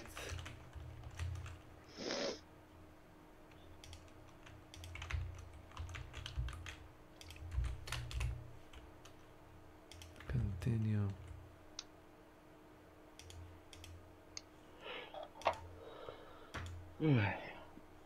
South Korea. Ujebo. Da, pa mislim ono, isto kao što ti je Južna Koreja, ladno. Lies of P ti je isto recimo igra iz, ja mislim isto je developer iz Južne Koreje. I gledao sam intervju da su bili zajedno u sobi za intervju, ali onaj francuski developer, onaj što je iz onog tima što je pravi Expedition 33 i ovaj iz korejskog, mislim dva lead developera. I u fazonu kao, obje igre su jako estetski slične, znaš, ono po modi, po arhitekturi, po dizajnu karaktera, po, ne znam, muzici, po težini, ali nisu iste, svaka ima nešto svoje drugačije, razumeš? Da. A i onda sam gledao razliku u kulturi, mislim kako je ko imao drugačiji pristup, na primjer, ovi azijski developeri, oni nisu htjeli da budu toliko, da kažem, odvažni kao Francuzi. Francuzi su recimo, kad izađeš na mapu sveta u Clair Obscur, vidiš, ne znam, neke stvari iz francuske kulture, istorije. Recimo, na pojedinim mjestima da se boriš sa onim pantomimičarima, onim klovnovima, onim klasičnim majmovima. Ma da, i oni ti uključavaju kozmetiku i kostime, dosta su zabavni, muzika je šašava. kostim koji ključaš.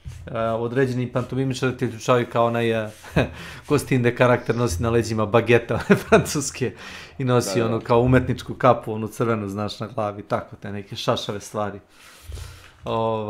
Po mapi sveta imaš, ne znam, polovljenu Eiffelovu kulu, pošto igra se dešava na živom platnu.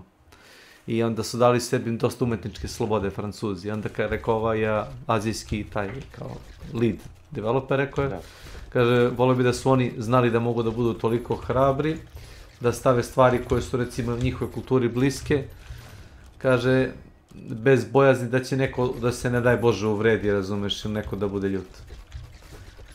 Dobro, fora. Dobro jutro, Tomo. Zdravo, Tomić. Šta ima? Zdravo. Kavica. Za 10 minuta sam juče ona našao. Jebenio osveživač za vazduh. Aha. Za 10 minuta. To ti je tak, da. Zato što sam, nisam morao da gledam da li Drakula otvara haubu. Da. I tako. Uradio sam pošto sam došao, bio sam vrlo fokusiran. A ovako kad se zebavam s vama, momci mogu da se zebavam, nije problem. Mi smo sve riješili osim tih jebenih bombardera, to nemaš. Pogotovo za vikend napraviti nema Boga. Rešili smo 2-3 puta, pa reše ljudi u sva 2-3 puta da nas napadnu i uzmu nam to. Pa možeš ti to bolje da uradiš, kao što sam ti ja rekao, nego vi ne razmišljate van kutije.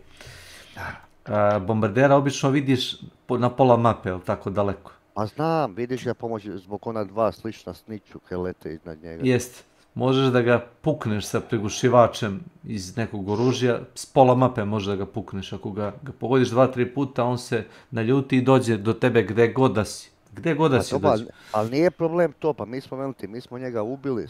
Fazon je da ga povučeš u ćošak mape. To smo ja i Slavko radili. Povučeš ga negdje gdje nema igrača. A di nema, pa čim čuju da ti rokaš.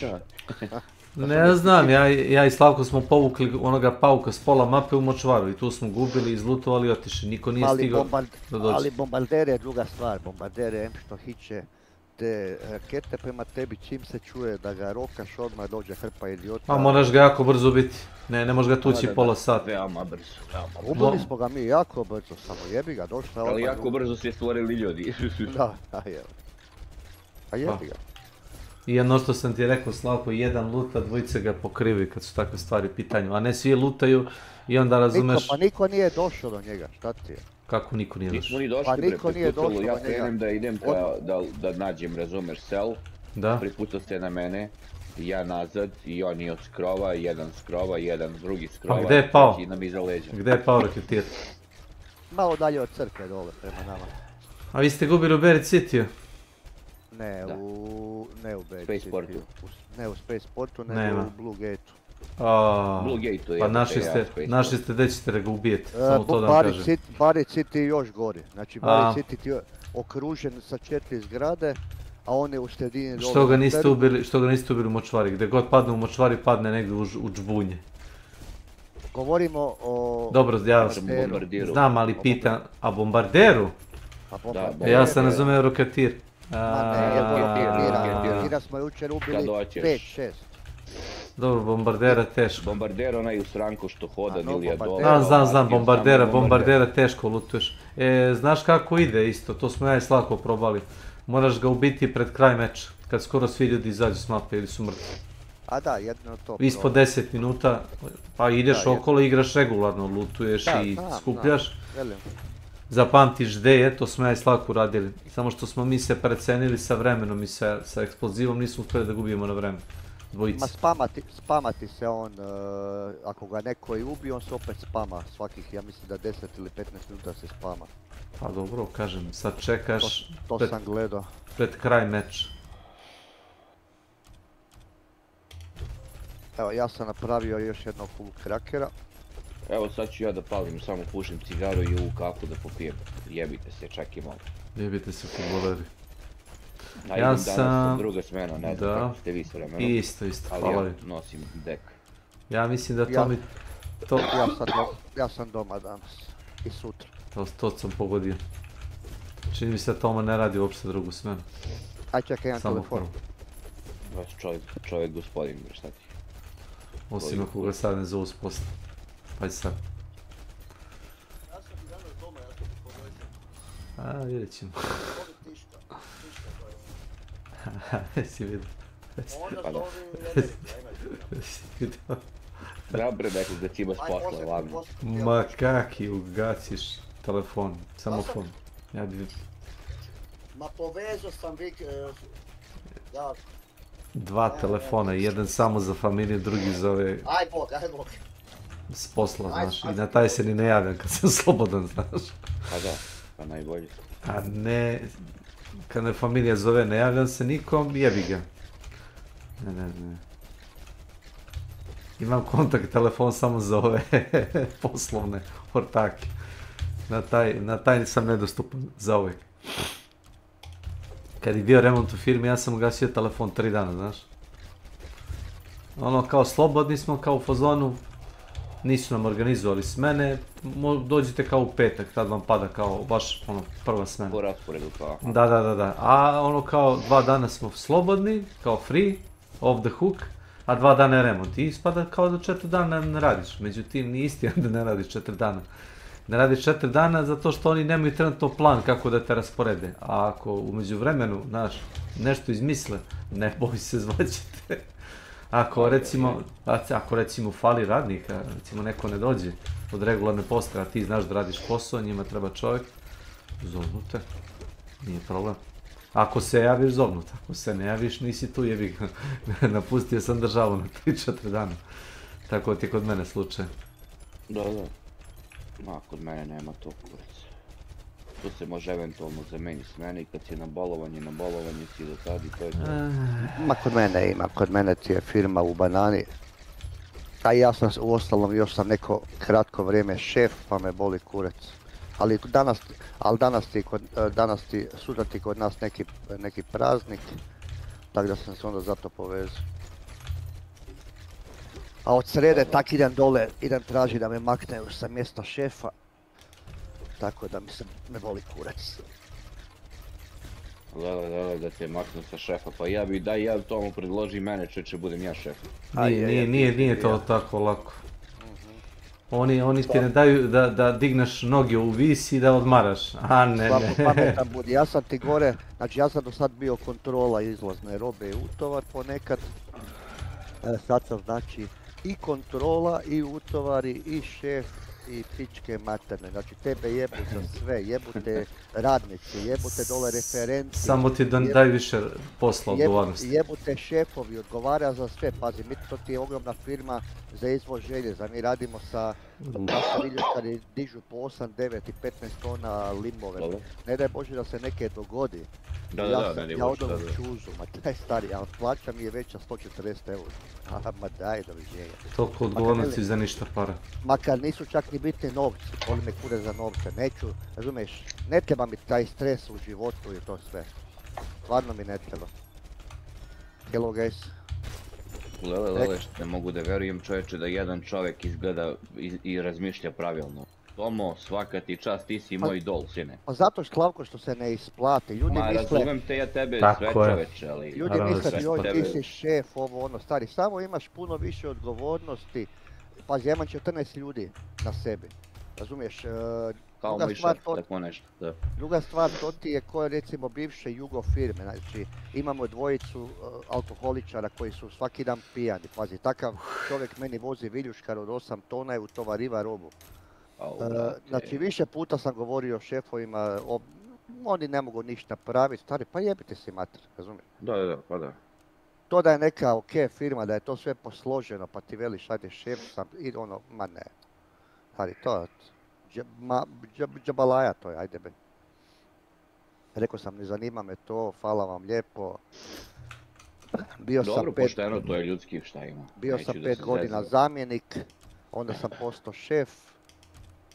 I rekao sam ja diše, prije nego što sam preuzima posao direktore, nisam za to i ne bi volio to raditi, jer znam kaj je to.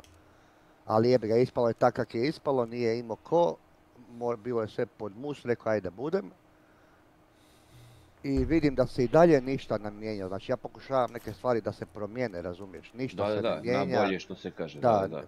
Tako da, dečki, hvala vam lijepo, ali nek vam to radi kogod hoće, boli me kurac. Da, ako oni nemaju volju da se menjaju i sve to, brate, što bi ti... U 11 godina mi nemamo gore sanitarni čvor i nemamo WC, pišamo u šumu, bog ti mater jebo. Znači, firma to je ogromna firma, pazi, mi imamo naših jedno, a sigurno 10 još poslovnica okolo velikih. Znači takva firma, mi nemamo jebeni WC i sanitarni čvor vode. Znači dolaze nam ploče po 15 tona, nama ti je viljuškar najveći 8 tona. Mi sa 3 viljuškara moramo dizati 15 tonske ploče, jer to ti je ploča 3 metra širine i 12 metara dužine. To ti je nekakvi 15 tona teška. Mi moramo sa 3 viljuškara dizati takve ploče i sinhronizirano, razumiješ, utovarivati u šlepere ovo. I ne daj Bože da samo jedan viljuškar popusti. Nas sva tri smo se okrenula. Da. Razumiješ? Ma razumim. I već skoro 3 godine, znači tražim jači viljuškar, niko ne jebe 5%. Ma daj. Dok nekoga ne ubije. Welcome to my channel. Dok ne ubije, dok ja ne odem u zatvor. To. Koji će tebi to kurac? Mislim, koji će kurac to, brate, svakom normalnom čoveku. Ma ne, nema, velim ti, to su ti gluposti kad neko govori, joj, bolite kurac. Je, volite kurac. Ma nije strašno kad te boli kurac, nego glava, da te ne boli glava, a posle toga ide dupe uglavnom. Ma velim ti, mani to. People is here.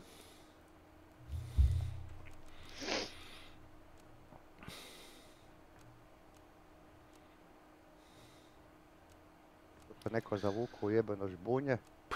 I ne izlazi.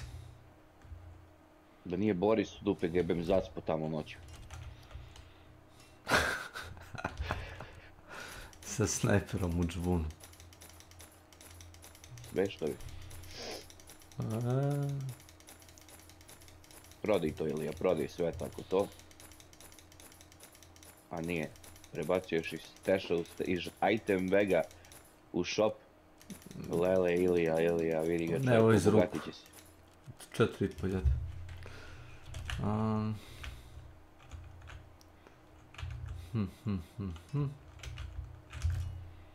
I dođemo ovako.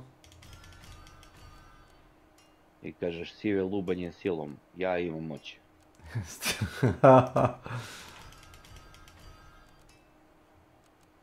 Malo da napredim patikice.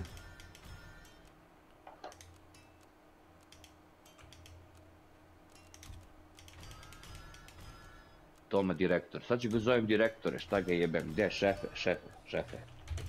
Tomica šefe. Šef Rajko. A s čim si ti mene ubio, bog ti mater jebo? Gledaj budalu, on je već ušao igra, brate, nije normalan čovjek. Ma igram sa solo. Sa solom igraš? Sam sa solom. Tu oko nas je bilo... Tomica je tako ima, ti kažem, povremeno ta psihička cepanja, znaš. Kako bi ti rekao? Nikako. A ja ga i razumem, jer ga ovaj Boris iscedi kao, ne znam kako bi ti rekao, kao dren. Jako. Kao gljivu. Ne vredi, znači oni su ljudi, meni mnogo interesantno pa igram, razumeš, ali ne vredi, mora da se okrenu, gledam ih kako igraju, brate, mora da izlutuju nešto, ako idemo quest, pazi quest, idemo jebeni quest. Jesi ti uradio sve za rati, Slavko? Ma jes. A hoće nešto drugo, ti pokažem, gledam. Sad ću ja da upalim. Ne. Neću ja samo da budem ovdje voajer, zajebite. Pa ne, možeš da pogledaš još par sekundi pre nego što upališ. Mogu da pušim cigaru. Pa to. Ti si Ilija popodnevna isto. Jes. Šta je ovo, 1300 ljudi je kupilo igru. Call of Duty, ja? Ja sam jučer zeo jebenu igru. Uzeo si, ja? Escape from Duckov. Ja rekao da nije Call of Duty pričamo. Pa ja isto. Mi pokazuje Ilija, pa gledaj. 800 negativnih. Ne seri da je negativ krenuo. 800 negativnih. Ne, zeo sam Escape from I šta je Darkov. recimo neki sočni, brate? Igra je top. Hello guys. Pa AI generated. Dosta stvari su reciklirane. Iz prethodnih igara. Priče nebulozne, tako. Aha, rekao je neki sočni komentar. Aha, ne znam, evo ti sočnih komentara koliko hoćeš. Ma igra ovo su usrali sa svojim Call of Duty-em, katastrofa. Gledaju slobodno vreme. Šta im se konkretno zanima, zamera? Pa pogledaj. Šta, jedno te isto, apsolutno ili... Kampanja se igra u ko-opu online. Ako odeš u WC ili da popiješ kafu, igra se ne pauzira. Checkpointa nemaš, ako pogineš se igraš s početka. Ma daj bre. Koji su to sad gluposti, evo. Ako igraš sam, možda igraš sam. Ako igraš, možda igraš sam, ali ćeš da ne beš zato što igraš timana za kop. Ali općenito igra smeće, ne znam šta su napravili s tom igrom, ali igra je smeće. Ne sliči ni na šta. Šta kaže Ilija, koliko ljudi kupilo, 1000 nešto. Ne, više, ne, refundali su, kupili više ljudi. Refundali su, mnogo refundali ljudi. Tražili su par od tima nazad. What a piece of shit. Jebi ga bratu, mnogo su se naguzili svi, razumeš? Izađe Killing Floor, ajde, to je jedna vrsta publike. Tralala, ništa to za sada toga nema. Izađe Battlefield, izađe još Ark Raiders i izađe ovaj dok se zove. Besplatan mod Battlefielda, izađe sad Call of Duty, znaš, konfuzija totalna. Pa da. A nekvalitetne igre ne prolaze dobro. Ne, kažem ja da su one nekvalitetne, nijedno. Ja sam ali tolika konfuzija na... Razumeš me šta ti pričam? Da. Battlefield, Call of Duty, Ark Raiders. Znači, ja sam to ti pričao što se Kev trojke tiče. Mali i Battlefield su oni čekaju jebote... Igra je odlična. Da napravi igru, da je pečuju, da je srede, a i treba da izlaze heavyweight naslovi tipa bravo Ilija. Battlefield, Call of Duty, Ark Raiders, oni čekaju ljudi nešto s igrom. Aj jebote. Koja ti to stranica ni ne vidim nešto? 4. Load stage 5 od 6. Šta ti to fali? A ne znam. Procesor, ne vidim bez naočara. Nisu to procesori, to su ti ono... mogu da doniram i biljke ako hoću. Ono, diamanti, valuables, ključevi. Aha. Mislim, mogu i schematike da doniram. Oni se svakako resetuju na kraju. Ne ili ne, piše tamo u stvari. Ja sad sam otvorio na demo 2 security lockera, znači niti jedno oružje, ništa. Pa ne, to sam ti ja mogu reći. Ja sam vam rekao da su taj skill 3 nerfovali generalno. Ma jesu, ali evo, jučer sam našao... Ne kažem, svakako se isplati da ga ima čovjek, taj skill. Nije svakako se isplati. Ali su ga nerfovali. Da, jesu. Seronje.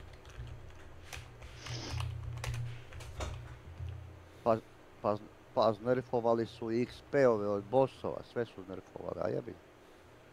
Problem je što je previše ljudi naglo, znaš, radilo puno XP-a, jebi ga, i morali su neka napraviti da...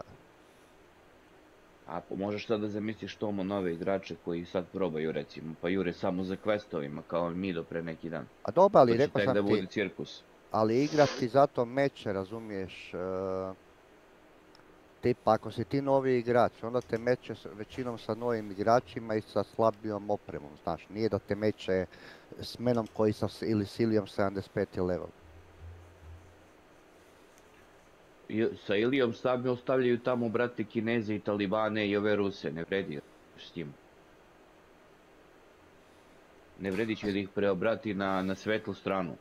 Sad jedno ne znam tipa kako ide, tipa ne znam, sad smo ja i Ilija 75. level i dođe uz nas nekakav novi igrač koji je level 1, kako onda radi matchmaking, to...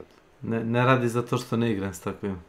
Ma ne, ali dobro, znaš šta ti hoću. Da, protiv, da. Kafiram.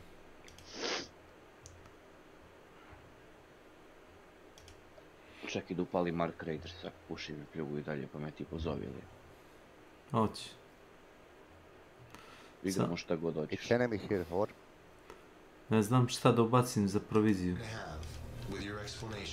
Pa treba bi da skupljam stvačice za proviziju. Če mogu da radim bilo šta. A pjevac ili dovlači ta sranja koja trebaju za to? Pa već sam donirao svega, vidio si sam. Sve punosim onaj provisions. People think I just blow stuff up, but there's some pretty nifty contraptions here. Kad ti do sad i resetuješ sve uz neke bonuse i to je to. I cepaš brate iz početka, šta sad? Ostaje ti level i sve na benchima, ja mislim. Nešto ti ostaje, nastaje ti sve. Piše, lepo. Počitao sam ja vrlo dobro. Pa da. Level ti se resetuje, skill 3 ti se resetuje. Da što si? Pa da. Ništa strašno. Ništa što ne možeš odigrati. Baš ne. Atak, atak.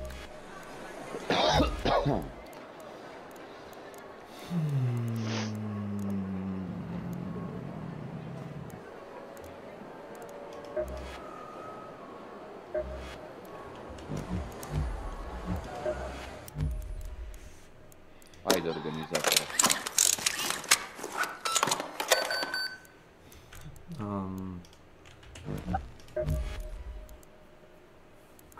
Jebote, još 21 dan do kraja eventa, vrate, mi smo ga završili.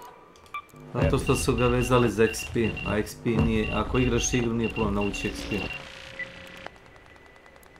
Sve što tada radiš i da igraš.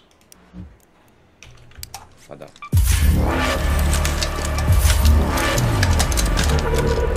Ovako, ja ću uzeti sa medium shieldom.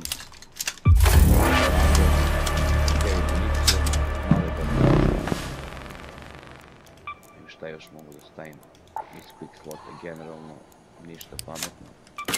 Ja hoćeš s nama da probam ubiti ovoga, ja sam probao full tracker. Ti misliš da ti treba full cracker ili šta? Da, treba da što prije riješimo, jel? Što ne poneseš eksploziv samo? Pa zato što sa full crackerom, ja pogotovo ako dođe, jer oko njega ti je i ovaj roketir, a sve ih riješim lako s tim. Ilija, brate, na explosive station, evo šta možemo da ponesemo u kurac. Trigger nade. Ma ništa, jedino možeš ponijeti ako imaš wolf pakove, pa ga stići. Nemam, trigger nade. Imam jedan wolf pak još, ako mi veruješ, od sigurnih 8-9 koliko sam imao. Sve sam juče spucao, ništa uradio nisam. Mislim da na njega ne radi. Radi, pa jučer smo ga sa 2 wolf paka smo ga riješili. On je među zgradama, zato kažem ne radi kako bi mislite da radi. Ja bi išao rađe na Blue Gate njega riješiti. Na Blue Gate? Da. Na Blue Gate? Tamo na Blue Gate? Da, Blue Gate. Na otvorenu mapu? Na otvorenoj mapi. Manje... Garantovano ga nećeš lutovati, to ti ja kažem. Ali nećeš ga ni u Burit City-u. Ja ti kažem. Ne. Ajde idemo probati, ali mislim da neće. Ne. Moram da se sredim za Burit Gate. Probleme tamo previše sakrivenih ljudi unutra između. Nije problem ako nosiš medium shield, ako nosiš light shield, to je problem. Pa nosim ja i medium, mene znači ja nosim medium. Medium shield i čajer me s kitlom me jučer izubija po konja. Sa kitlom. Druga je stvar ako te raš. Ma šta bi me rašao, gađa me u tijelo i izubio me po konja sa kitlom. Pa da li vi obraćate pažnju na ljude oko sebe? Kako ne bi objavio? Razlika ti je znači medium shield, light i 2,5%. Nađi ti igrača. Dovoljno nađi. Meni nije baš puno puta pomoglo. Ne znam o čemu pričati, ja ću da ponesem trigger nades. A ponesi, ja sam uzao full trackera. Jes. Ja ga mogu craftat, tako da to nije problem, a... Šta da ponesem onda ja, ništa. Ništa, ponesi shotgun. Koliko budi sve da se boriš sa ljudima. Dobro, mogu i shotgun, ajde ću da promenim, nije problem. I digao sam full krakera na 3. Idem ovaj vulkanu, imam vulkanu trojku, imam vulkanu keca. Shotgun. A shotgun tad ti je za blizu, a za dalje tako. Ko je dalje? Ti kao gardi voliš da sedneš na krov i da pucaš nekog. Govorim ti za dalje, znači više od recimo 20 metara. Čega 20? Pa na 20 metara gađim ljude sa shotgunom. Ma znam, ali bolje... Ali šta? Pa nije ti ovo hand shotgun da ima 10 metara shotgunom. Ma znam, ali meni je bolje midi vamo recimo ko arpeggio ili recimo tak nešto. Dobro, ponesi ti arpeggio da vidjet ćemo šta ćeš da uratiš u PvP-u. Stari, ja sam jučer s arpeggiom posložio četvoricu bez shotgun. Oho. A ti bire... Ono, brate, vulkan. Arpeggio i recimo onaj pištolj. Pa ponesi. Shotgun čovk obično ću da stavim na njega, jebi. Znači Venturi ti je i dalje... Ako ćeš Hellcracker da poneseš, znači jedno oružje će ti biti osim ako nećeš da nosiš 3 puške odjednom, jel da? Ne treba meni ništa 3 puške. Pa onda, ponesi 2. Dosta ti je, samo recimo arpeggio ti je dosta. Bez problema, znači s arpeggiom radiš čuda. Jes. Jesi koristio arpeggio? Ne, to je kao famas. Znamo čemu pričaš. Uzovi ga Ilija u, kako se zove, partiji. A on je u meču nije. Nije, on je u gradu. Evo ga Tom. Probaj koristiti arpeggio, znači definitivno OP oružje. Pogotovo kad ga digneš na tilt 4. Verujem. Ne znam kako sada ti ovo objasnim. Arpeggio, pretpostavljam... Ne govorim ti za arpeggio, govorim ti za venator. Za venator? Ima jedan mali problem. Nema pregušivača, ja ne volim rabiti buku toliko, znaš.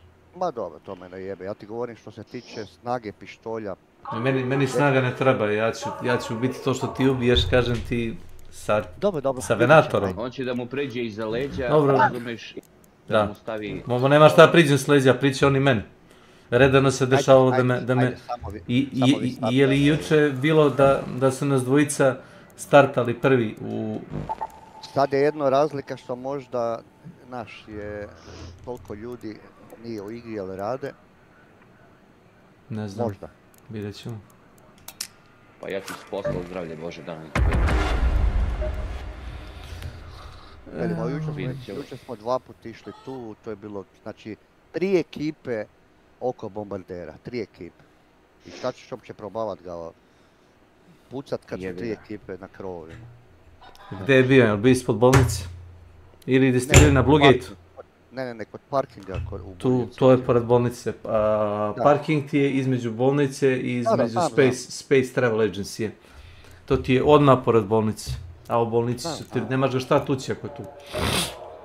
A tu ti je stalno kod bolnice i kod ovoga. A tamo na onoj strani gdje smo bili, tamo ti je... Ima dole u Old Town.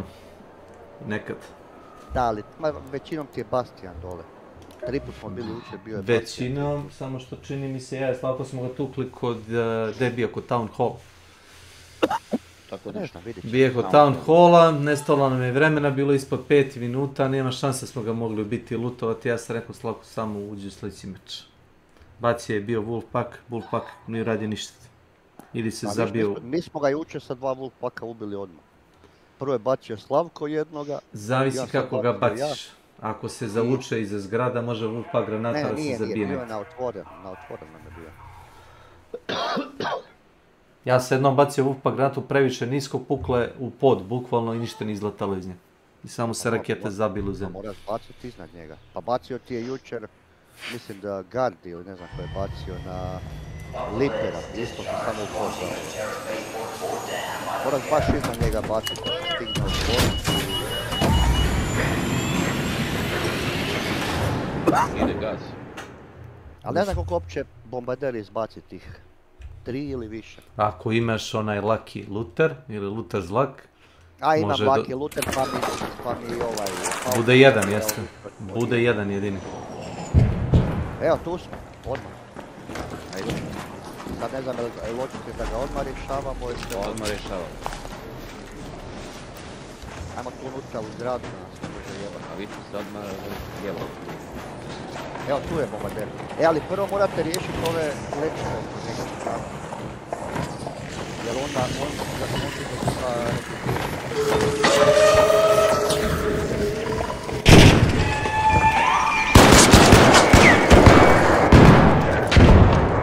prvo njih Tomice, slušaj me sad dobro. Doći na sad ljudi s leđa. Popnite se na drugi sprat i se čekajte, samo malo se čekajte, jedno 3 minuta. Sjećaš se kad smo igrali ja, ti i Dexter, kad su nam ljudi došli instant. A čim čuju da nekoga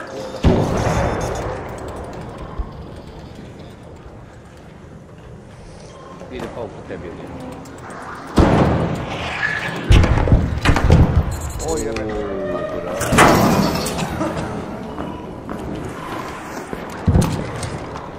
Jebi ga, bombarder je sranje.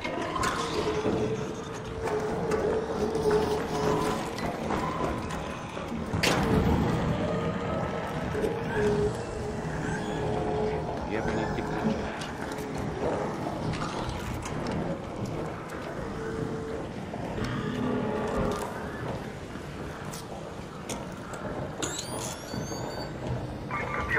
Out here, on me. Ništa od toga ne vredim. To ti je bolnica.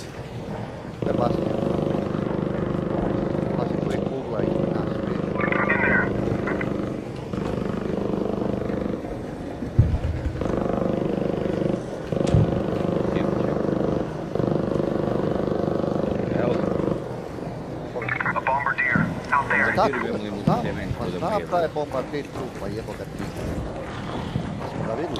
Znamo mi gde. Nego hoće se čeka da se ljudi malo rastrče. Da malo muvuju. Čim ga krenemo pucat, to nam se sjati. Ima ko primušivač od vas? Njet. Nemam tako oružje. Vidim. Treba sam Angela, samo da ne bi mogo puta.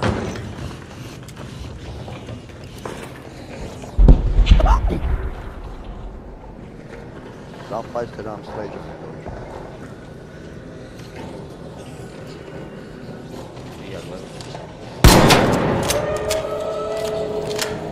Probajte staviti safe box, ja imam safe box. A šta da stavimo safe box? Bombardir selo. Ma jebote bombardir selovi su. Polako. Čekaj da ga mi prvo riješimo.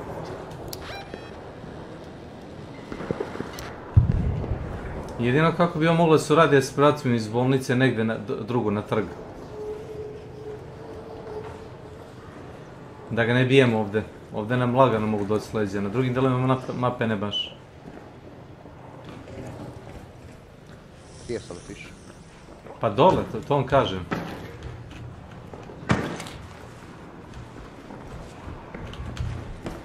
Pazi, pugla nam je tu. Pa jebem u mat. Pa dobro, pugla, šta se... Ajde za mnom, da se prebacimo negdje drugo na trgu. Ajde.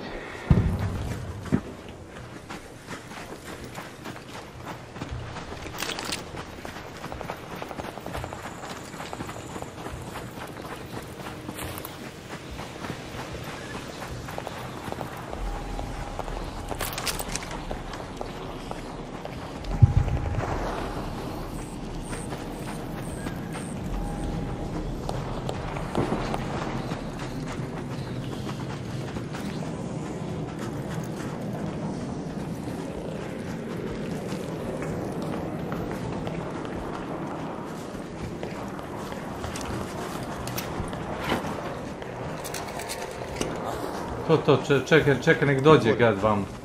To je Turet ga snima.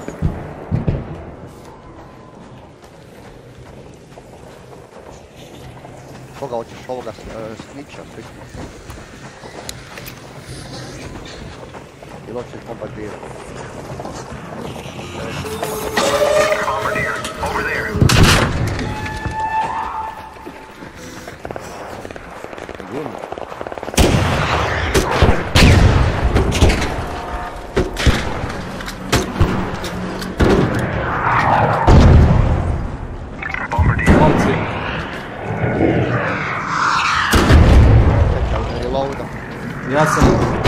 Ja sam ubacio eksploziv.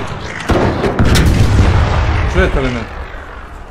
Ne znam zašto ste krenuli naprijed. Bacio sam eksploziv, razumete? Vas dvojice samo trebate da ne umrete, da mi pokrivate leđa da sam bacam bombu. Pa dobro, ali gotov je. Gotov je? Pa gotov je. Pazi, turret se snima. Pa mislim da smo ga riješili. Bacio sam mu dva, ona trigger ne ide, znaš? I ja sam ga pogodio 5 puta. Ja bih rekao da je 2 trigger ne ide uradilo dosta posla. Ne znam je li napravilo, ali... Ajde sad idi lutaj ako možeš. Ajmo ga na brzaka, pogod uzme dat ćemo ti to. Ne lutaj svi. Jedan. Dobro. Ništa drugo ne lutaj. Evo nas sam ti ja jedan. U save pocket odmah. Da, stavu. Jebote, pratim ovo sranje. Samo brzo da... Ne mogu, brate, moram da ti čuvam leđe. Pazi, ciljate ovo sranje. Vidim, a to sad samo snima ništa. Bacio je jedan dim. Na vas dvojici.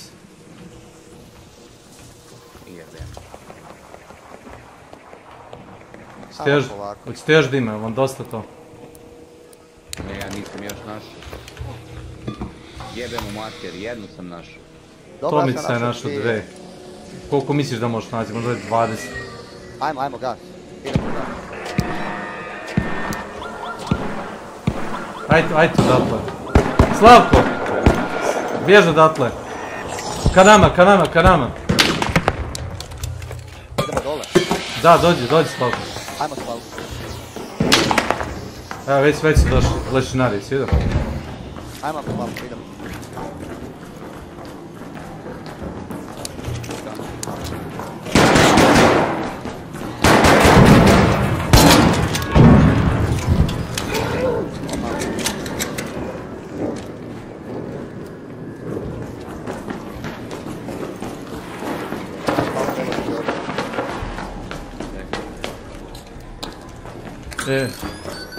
Pa nemojte to tu da radite. Može, ali ovdje nema izlaz, samo da vam kažem to. Čekaj, jel ima? Na desnu stranu nevjerojatni ulazi.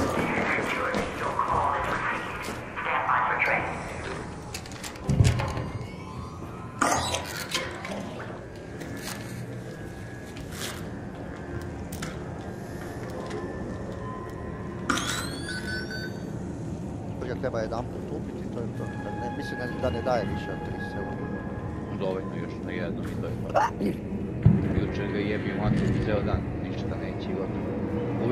Uvek nas znajte neko, uvek. Pa dobro, ali ti si uči Slavko zapeo da ga moraš jučer jebiti. Pa nije bitno, može ga ubiti za mjesec dana. Tak i onak si rekao da ti ne boš kratko tog rafinera na level. Apsolutno ništa. Ja vam slišam jednu stvar da dam.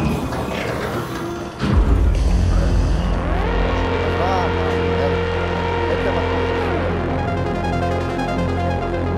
Ako se uspije napraviti... Kažem ti, jedan trigger nade mu je, pisalo mi 1000 expira sam dobio, to ti je vjerojatno oko 2000 damage.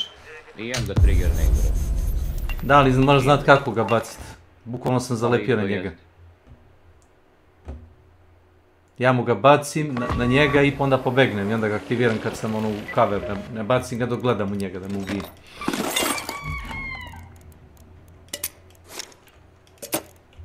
Evo im kučić što su pucali naknadno, viš ako su se stvorili gadovi odmah. Pa da. Još 3 komada i to je to. Znaš kako ono kažu, tall order. Top. Aj sad, ovako Ilija, da ne bi bio na trošku, a ti si ekspert. A nisam, ne, nisam ja na trošku. Ja sam na trošku samo kad pogine. Nije problem da potrošim, da napravim bombu ili nešto. Pa eto, taj trigger Stiki, možda pravi. možeš, ali... Možeš triggernet, možeš onu zelenu eksplozivnu, kako se zove, onaj stiki. Kako se zove onaj, što se lepi na njega. Može i to radi. Zavisi šta možda praviš od ta dva. Radi ti snap, i snap blast radi, ali triggernet je jači, ja mislim.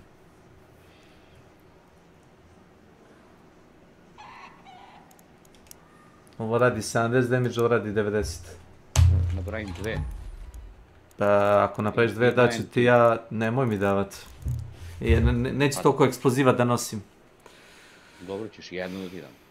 Neću ni jednu, daću ti... dobro lepiš. Ne mogu ja da naučim ja da igram, nego moraš i ti, ako igraš, da isto naučiš da igraš. O tome se radi, druže. Dobro.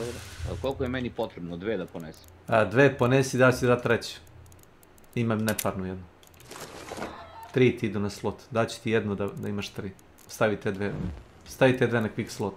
Nije teško, jednom baciš i kad baciš, pritisneš dugme opet. Idem u augmented slot. Evo na quick slot.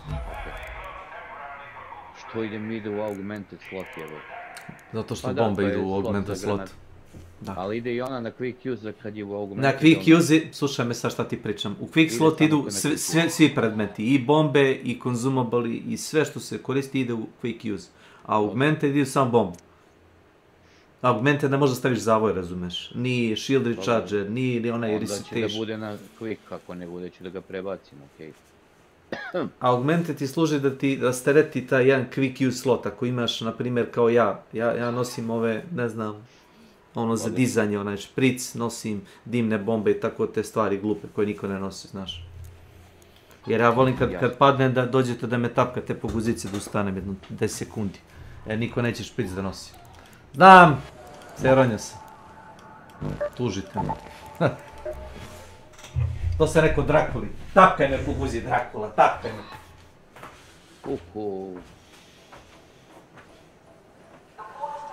Špric košta 2000 ili 3, a upola brže se, ako ti treba 4-5 sekundi da revivuješ nekog, ono da ga kao držiš za ruku, pa ga nežno podižeš spoda. Ne, dođeš samo, zabiješ mu injekciju i oživiš ga. I ja se stavim.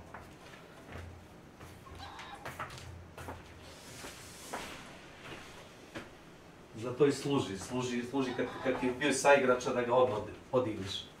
A ne da ti neko dotrči da vas obojicu ubije dok ga ti ispumpavaš.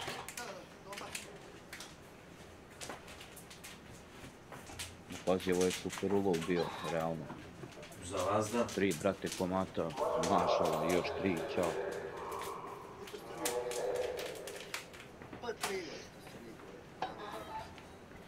Rekao sam ti sve što treba da radimo je da se malo bolje pomerimo, da nas niko ne ubije s leđa.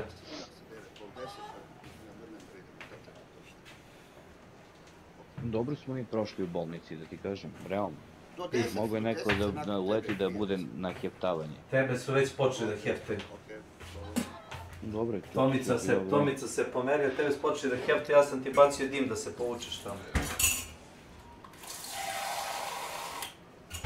Evo, ja sam napravio damage-a bombarderu 5006. Toliko si dobio XP-a. Toliko si dobio XP-a. Pa to ti je XP. To si dobio XP-a. Ja nisam gledao koliko mi si ispisao. Šta, ja mogu još dečki do 1.9, moram ići kod jednog lika pogledat nekakvu vodovnu curi. Pa dobro, to mi se odigramo još jedan meč i mi ti dajemo vodnu. Da. Ma samo da uspijemo još tog bombardera jednog riješiti i... Da se završi posao više, pičko. Evo obećao sam liku da ću doći pogledat neke curi. Šta ti hoćeš, ti praviš onaj... Refinery, brate. A ti još refinery nisi napravio? Pa to mi još ostalo jesam sve. Ali velim jedino što ti može kraftati to je... Vita spray, da, znam. Ma ne Vita spray, ne Vita lako. Možeš kraftat onaj štapić crveni i... Power rod. Da, ne možeš da praviš i Advanced Electrical Components, Tomice. Ne, Power rod i oni počnu extract na trećem. Ja mislim Advanced Electrical Components, nisam siguran. Samo tebe stvari, gledaj sad. A čekaj, ne. Mislim da je ispred nas. Ako nije Bastion. Ne, Bastion. Tu je više bio Bastion. Ajde vidimo šta je. Ajde. Boga mi ne. A bombardier. There.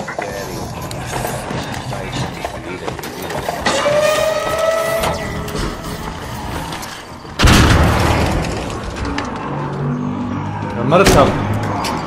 Kaj bi zaopatio?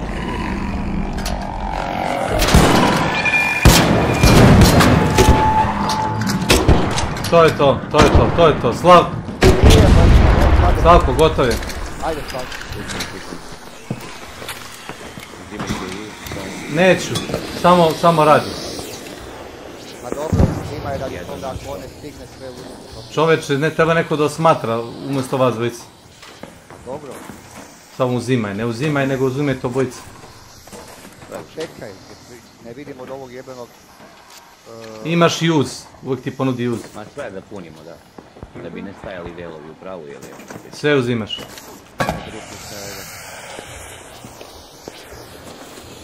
Ako ti ne vidiš od dima, ne vidite ni oni od dima, razumeš? Evo su već pakali kreći. A jebi ga. Šta bih htio? Još jedan, samo još jedan. To bih htio. Šta bih htio da... Evo ga. Je to? To je to u sjeći. Mogu da ga dovoljim. Let's head home at the old town hatch. 3 komada su mi, brate. Ajde, prema meni. Idemo. Levo. Dobro, sada hoćete idemo vani ili možda? Ne, vani.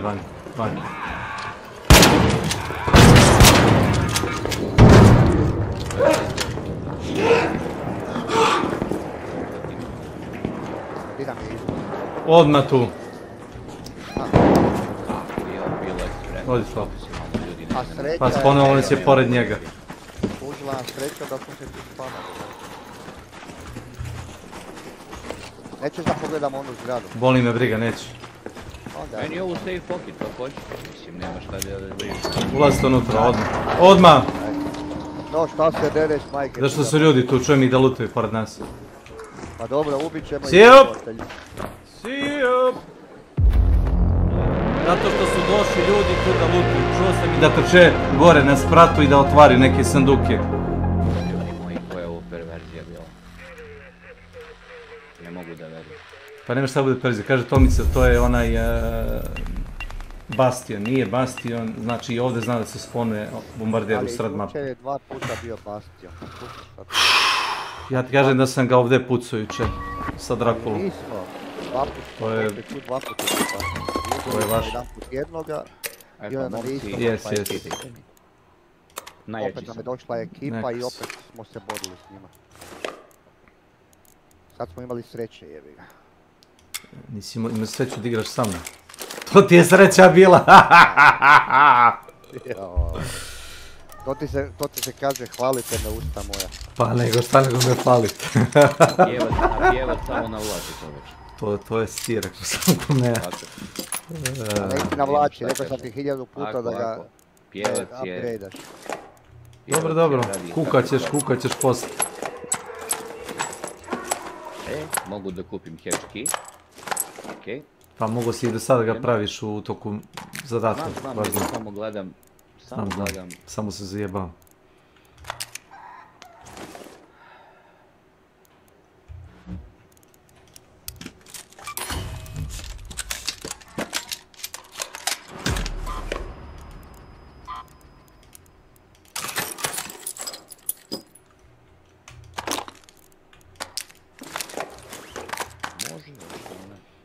Nije li igrao juče onaj momak ovdje na kanalu s vama? A nema je kolega s posla. Možda ga je Slavko vidio na kratko. Jesam. Ne, vidio jesam, ali nismo igrali s njim, to će reći. Igra Drakulu. Ja sam morao na posao, ostavio sam Drakulu na taj drug.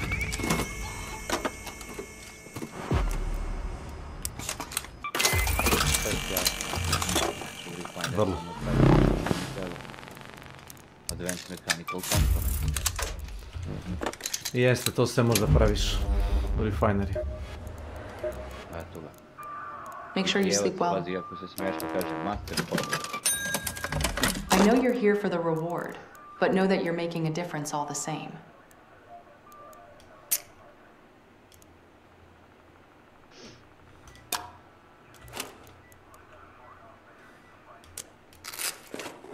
They say overwatering is worse than Da underwatering. ponesem hatch ili nešto što se mene tiče, ja sam miran do sad. Da ne budem pa i dosadan. Da treba Tomicu da kikujemo sada, ne rekao da ide nego... Ili će još da igra?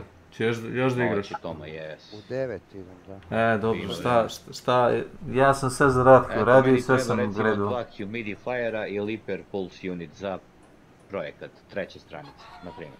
Dobro, to mene zanima. Humidifier, a to ti ideš na vrlo lagano to što ti mi pričaš. Ili imate neki predlog drugi, samo izvolite. Ne, nemam. Ne, nemam, zato sam sve uradio. Možeš da mi daš sve predmete koji mi je dijamant na sebi, u nekom zoomobole. Hvala. Aha, to je na 4. page-u. To je na 5. page-u. Ja sam tek na 3. da završim. Humidifier ti treba, pa to sam jučer tražio, to je Tomica ima, rekao da ima 2 komada. Pa dobro, možda čovjek ima za druge stvari, neće da... Ne, nije za druge stvari, jučer mi je nudio jedan. Pa jučer sam ti nudio, da, ali danas... Danas ne nudim. Danas ne nudim. Ne, rekao sam sad si skupljam sve stvari koje vama teško bile nalazive. I onda kad skupim te sve stvari, onda bi se ja ali u drugoj turi, ne sad u ovoj. Ali prvo skupljam sve ovo što vi niste mogli naći lagano. Ja sam teo skupim sve blueprinte da ih dam nekome, da mi ih pričuva kad uzmemo na prestiž. Da mi ih vrati nazad. Pa dobro, daš mi samo duplikate i to je tako. A dobro, pa ti isto radiš prestiž, jednoga. Pa dobro, isto čekam šta je meni. A ne, mislim da svi moraju isto vreme. 8 tjedana ti traje, ako ne napraviš u 8 tjedana... A gdje vas dvojice idete, mogu li da znam? Ne znam. Što si se popeo gore? Ja idem polutat one security. Odite mi stići to sjelo. Ja vidite li imam kakav već. Aj za mnom, Slav. Idem, ne vidiš da nije normalan čovjek. Pa ušte mi jasno gdje će. Pa idem lutat security ovdje, čuješ? Znam, onaj water treatment. A tu gore ovo, ti spustiš most. Sa onim ninja kanapom. Ma ne, pa tu ovo, pa ne znam da ima tu 2 security. Tu kod tebe ima security. Da. Security locker. A da, jebo ga, kure. Ma din da je to, aj za mnom, Slav. Ajde idemo. To sam ti već pokazivo, jebo ga. Ne, nisi. A jes. Nije. Meni nisi. A jesam, no. Ma čoveče, boži. Ne, ne. To zato.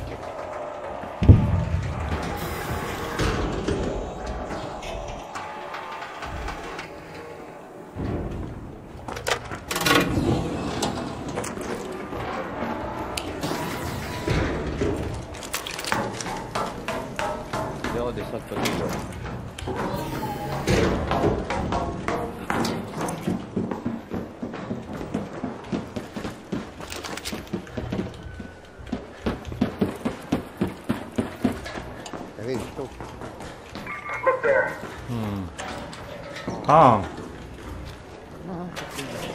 Ne znam za to. Evo sad znam. Kažu znanje je krk. Mislio sam da znao za to. Otkud znam. Dolazi neko. Ne, ti trčiš.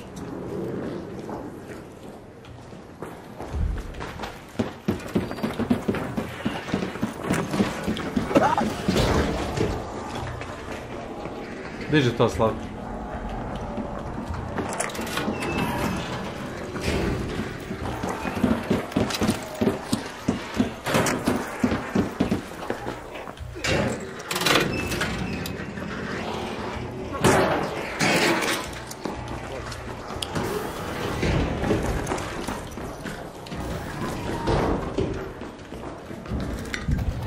Da.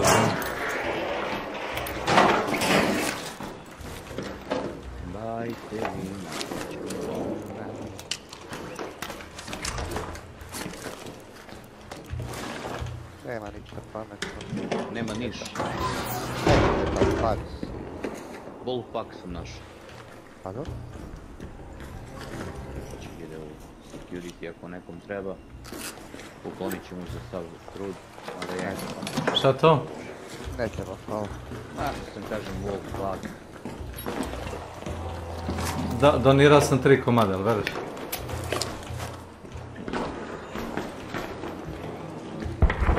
Gdje idemo, no? Kako with humidifier? One zgrade gore u ćošku. Aha, misliš na one vile? Da. A mislim da se jako ti.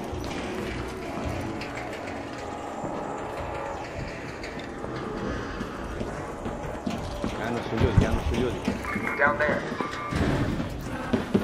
Pa pinga. Pa pingu sam.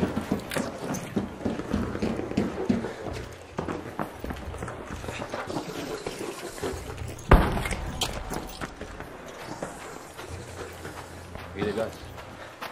Da li idemo dole ili? Dole.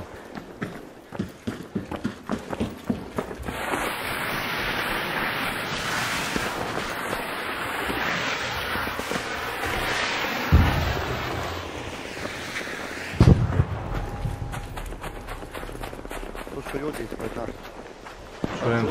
A znaš da možda odeš levo, bez da ideš direktno na ljude. Osim ako ne... Ideš na ljude? Ma ne na ljude, jeboga, idem vidjeti, nema ništa. Tu zna biti isto unutra, repake. Znam. I jeli? Nije. Ajde onda levo. Ovo je jako, brate. Nemoj povoditi. Pa to ti kažem, uletećemo u 2 ekipe, ima 6 ljudi da nas pucaju. Pa tako se desilo prošli put, bukvalno. Ne znam zašto to... Ljudi moji, pa morate nekad i poginuti u jebena igri. Znam, ali ne moram da idem zbog jedne kutije sa oružjem, da idem direktno. Idem s namjerom, čoveče. S namjerom dođe po veliki grad. I kad mi izrokaju, ja kažem... Sjećaš se juče one moje reakcije, kad smo poginuli ja i ti Drakula bez veze. Da li sad ćete moći raditi bogati otrute PvP-a? Ma... Napravili smo sve što se da napraviti. Stani, kad već tako ideš, aj sad ti prati mene malo. Možeš? Ajde. Ne da mi se više samo ni lutati, prodavati te stvari, koji će mi se Ne znam. Pogotovo vama koji radite pomoći. Čovjek iznad glave. Vidiš ih? Ne vidiš deo, da? Pa vidio sam. Baci robotića, a? Da, ja bacim. Stojimo dole, kako misliš dole pucat na gore? Kako ne bi mogao pucat? Stojiš dole, razumeš, i on ima advantage gore. Pa mi opet da mogu pucat, pička mu materna, pa nemoj... Imaš disadvantage. Dole si. Ne znaš šta ne razumeš. Opet ti kažem. Gledao bi da puca u tebe, a ja ću staviti. Važi. Neke gore. Rekao sam da su ljudi iznad nas. Leži tomu, ide i robot.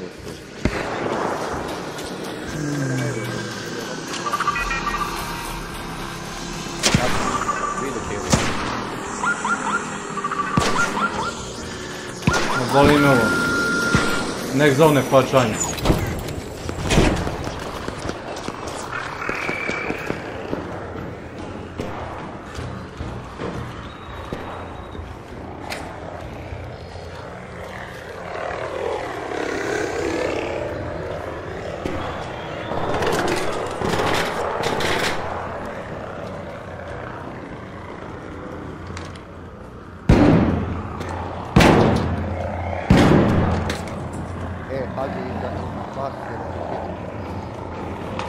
Ovo ti je ovdje inače lutovano, znaš.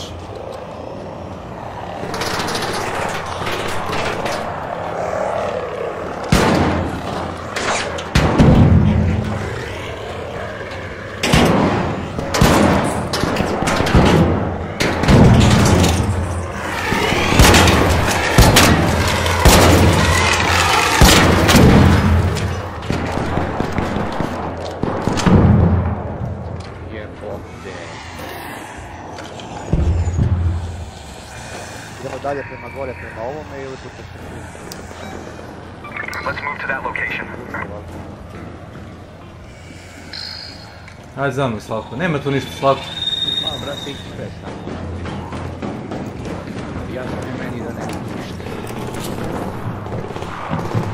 Dobit ćeš ti metaka, ne? Ima ovo ako me pokrivaš. Gledaj mi leđa. Znam.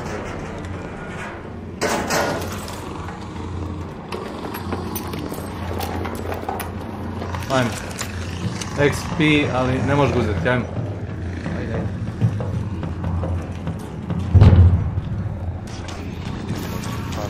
O, jebe.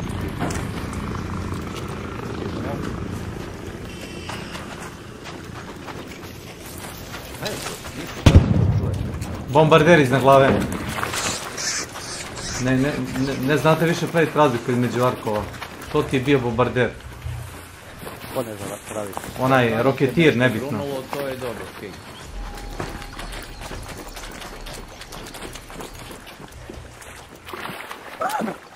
Reketaš, što se kaže.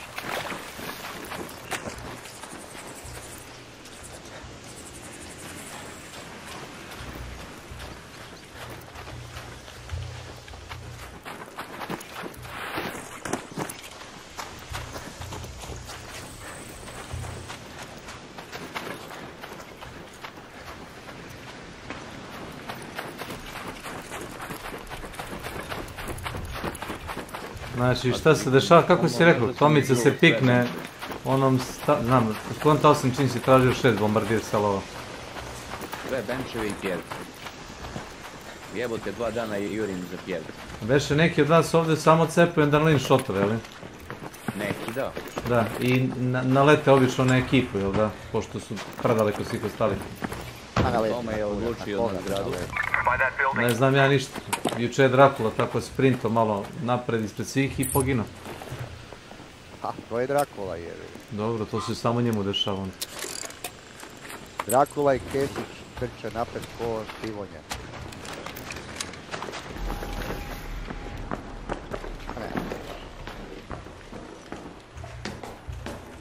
Jedno možda noćni rejd se da naći nešto ovog dana. Humidifier? Da. Možeš naći 2-3 komada. Pa gledam.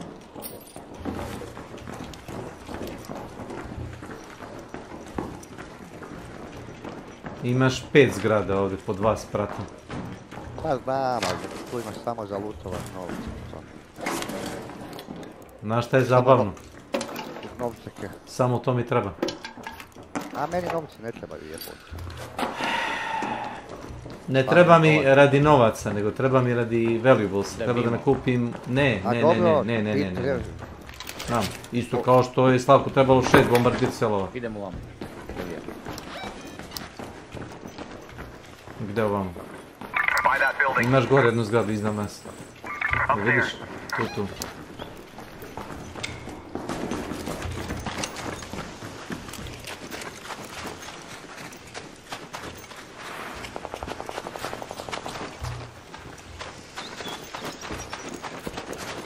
Ovdje smo poginuli prošli put, jel tako, među ovim stenjem? Tako mi. Evo ti XP, še XP. Raider cache, down here. Naravno.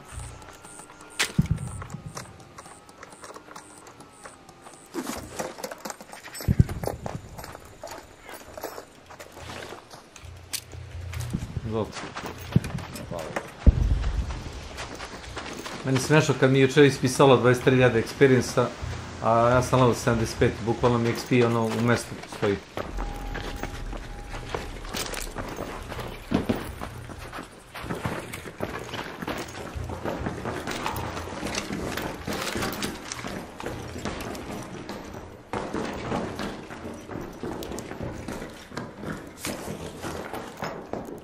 Budilica ili alarm clock.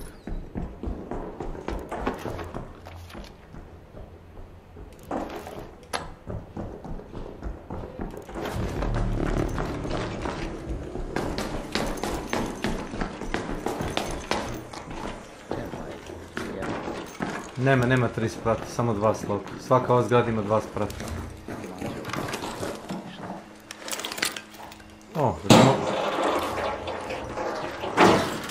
Ja vidiš ono što nikad ne otvaram po ovim zgradama su ti mali kontejneri. Možda je greška s moje strane, ali ono. Dobro pametno čuje se na obradu. Gdje sam majče.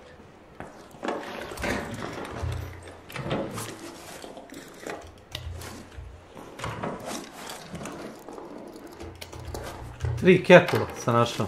3 čajnika. I 1 toster. I 1 vazu.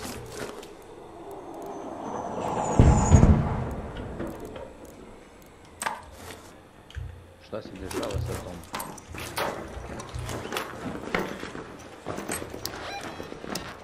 Se tamo puca s nekim, ne? Ne znam. Izgubili smo podatke od njega. Našao sam 1 toster, što govorim. Poster? A ne, šta da pričam, našao sam 1 toster, našao sam 1 gumu, evo to. A, je li dobro? Koji će kurac to pričati? A shield recharger. Ja bih ga iskoristio, tu imaš municije.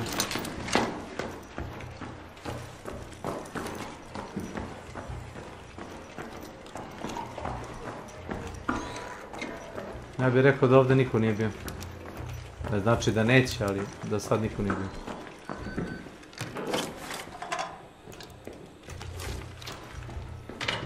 Oma je u pičkoj materini, znači. Pa ja idem prema izlazu, jeboga kurac. Znam, sad je već 15 minuta meča, trebalo bi izaći. Pa ne, nek sam pun, šta mi znači više lutat kad više nemam kam stavljati. Ti izgleda programiraš te narkotike tako da ti duraju do 15 minuta meča i onda kad ti ne stane narkotika... Ali šta, aj mi objasni koja je svrha lutanja kad sam pun. Kad ti ne stane narkotika onda izađeš iz meča. Objasni mi. U redu, neću se s tobom svađati, ali shvatio sam da je to... Znači ono što sam rekao u šali juče to je istina, nije ni svađa. Ti se programiraš sa staminom da imaš za 15 minuta. Šta sad imate lutat, znači oba dvojica ste puni, više nemate kam matat, jedno uzimam, drugo bacam van, ne vidim smisao toga. Tražim ono što čoveku treba, meni ne treba, meni trebaju one dragocenosti za prodaju, ali čovjek traži... Pa ja sam pun, znači imam 3 puške, imam zapravo 3 puške u stešu i imam sve za prodaju, koji će mi kurac? Šta mi sad znači tu otvarat, prezveze i bacat van? Ne vidim smisao toga.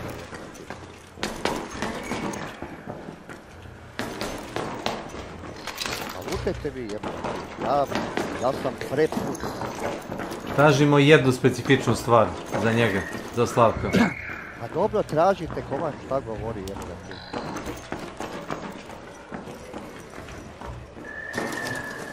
Meni se ne da biti u meču do zadnje minute. Koji ću kurac? Ne mislite se fajtat ništa, šta mi znači da biti u meču? Pa kako misliš da se fajtam kad nam 3 čovjeka stoje na mostu iznad glave i ti hoćeš da pucaš u njih? Ne govorim ti općenito, nego vi sad... Ja ti općenito pričam. Znam Slatko da nisam normalan kad uđem u PvP. A govorim ti da lutajte. Idemo. Viš da je nervozan čovjek. Ja pak idem na regularni izlaz, vidite na hatch. Da, jest. Da, pa ja idem na regularni. Onda slobodno. Tomo, čemu sad to odvajamo? Pa lutajte jebon. Ne, nemamo šta da lutamo više, o tome si radi. A dobro. Jel' tako Slavko? Evo idemo. Ne, definitivno neću da idem tamo u motoru, budi siguran.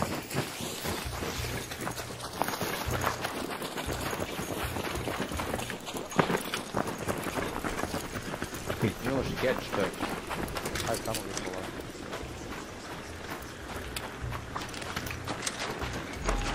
Možda je Tomo upravo, možda je sad to neka nova moda da ljudi kampuju. Catch, nisam znao. Šira.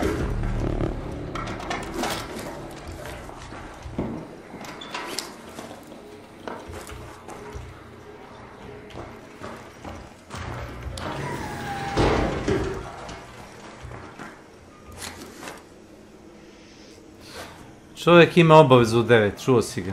Hoće odigrat na brzinu i izaći. Čita malo između redova.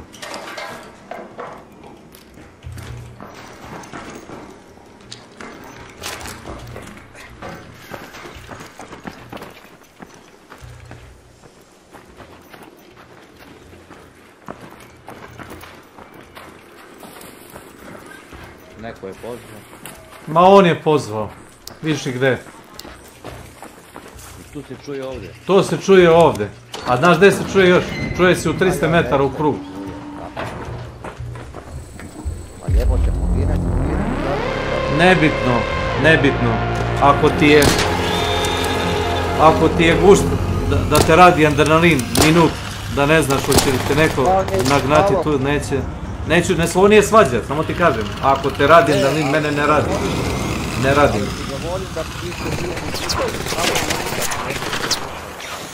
Sve 5. Citirat ću mog druga Mišela, sve 5. Ako nemaš vremena da odigraš meč, onda nisi morao ulaziti.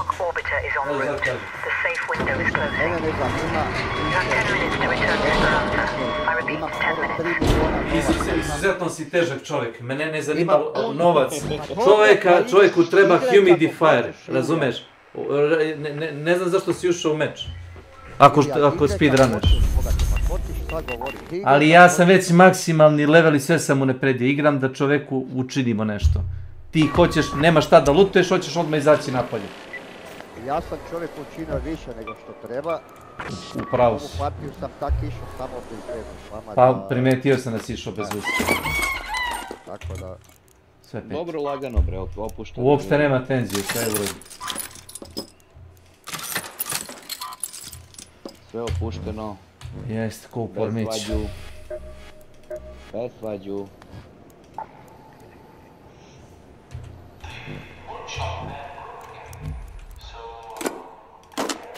Odgnanici, izgnanici. Jeste, put izgnanika, da.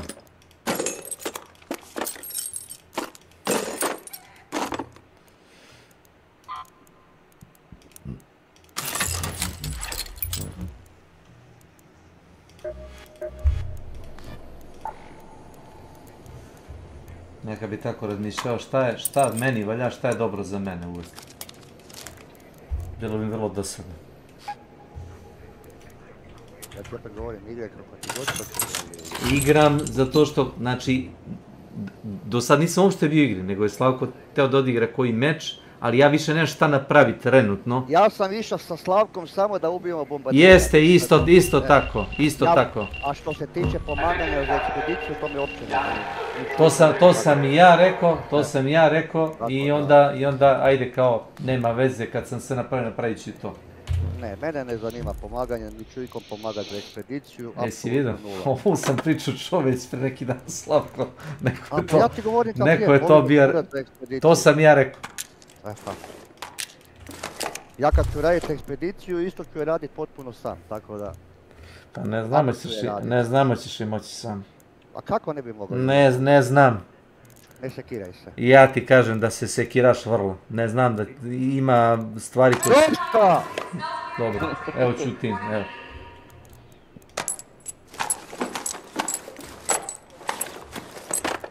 Ovako Ilija, koju ti mapa treba, šta ćemo... Nemam šta da radim.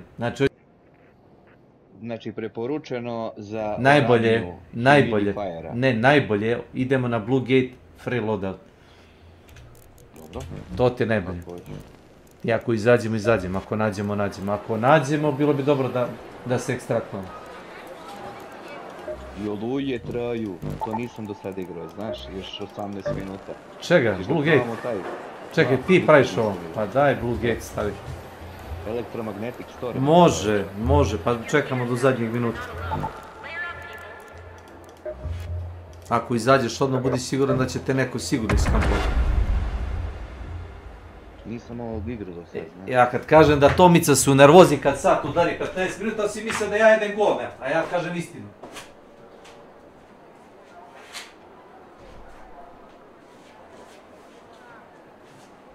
Pa dobro, šta sad? Svako igra kako voli da igra, šta sad? Ja volim isto duže da se zadržim. Ja volim da ne trčim okolo, znaš, kao muva bez glave. Ja kad ih vidim u hand shot... Znaš kako se igra hand shot? Uzme se stamina shot, 2 komada i trčiš, 5 minuta trčiš kao mazga bez ikakvog stamina penaltija. Bez ikakve brige da li će ti nestati stamine za skakanje, za udaranje. I to je samo trčanje, dok te, razumeš, neko ne štrkne i žmuna kao konja. I onda kao jebi ga tako ispalo i onda opet u sljedeći meč čisto to. Ludilo. Čisto ludilo.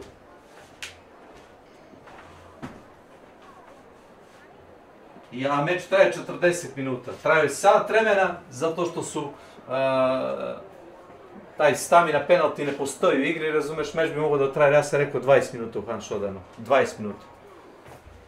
Smanjili su ih na 40, ja kažem 40 je previše i dalje ljudi kampuju. Jebote, ja to ne razumijem tu igru. To ti je sprint do boss arene i onda se u boss arenu svi učovure i niko ne mrda. Svi su u kakije, što se kaže. Ovi sede napolju, čekaju da vi izađu sa tim plenom, jel? Da. Ovi sede unutra, čekaju da ovi guraju da mogu da se odbrane shotgunima da ih pobiju.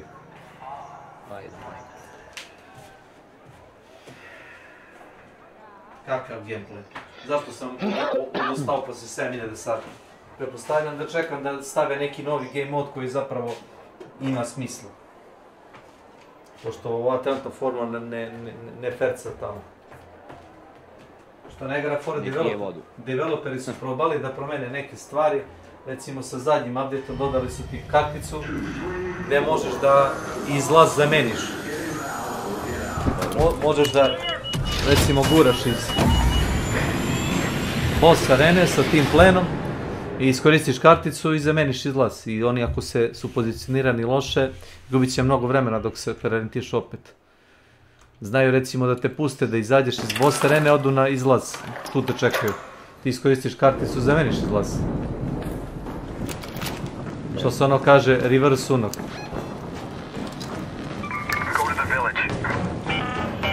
Odlično, sad će munje da režu, a?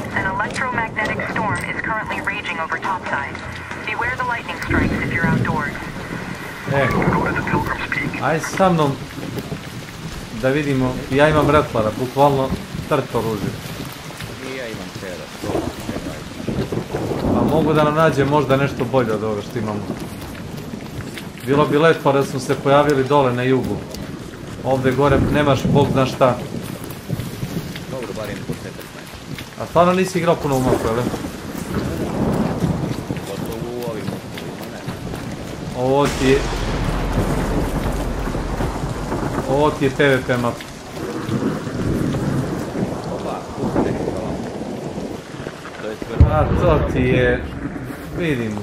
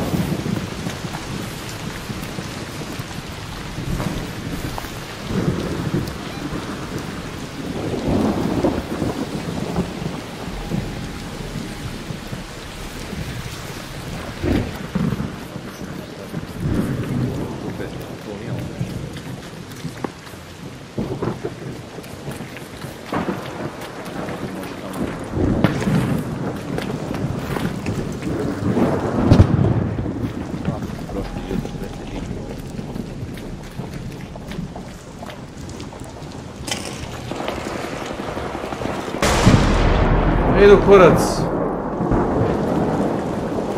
Što reći, pa je munje udarili iznad glave.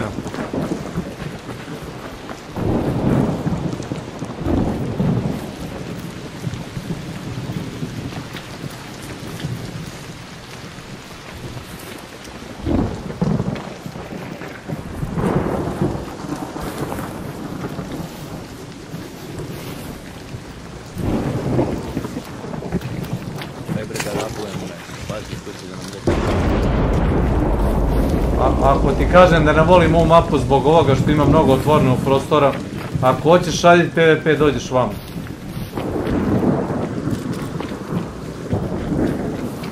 Kad je dan, ovdje rade snajperi non stop.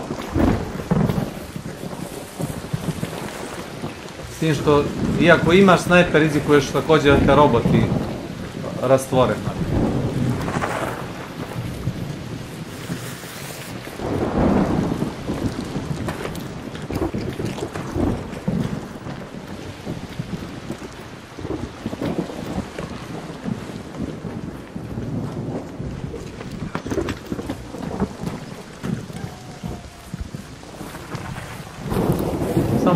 Samo sekund.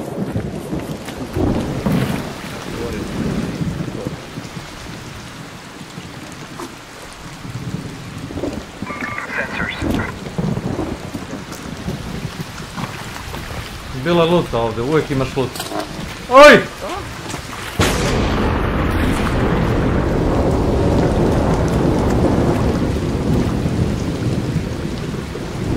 Mislim da manje više to je garantovano tu, ta vreća, znaš.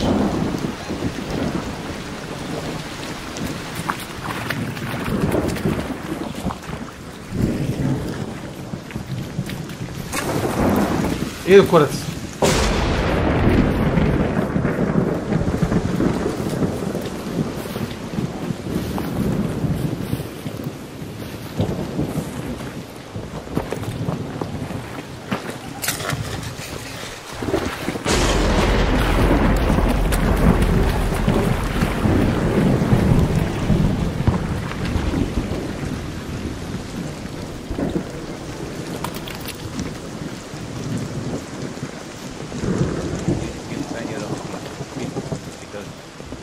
Slušaj, ti mene.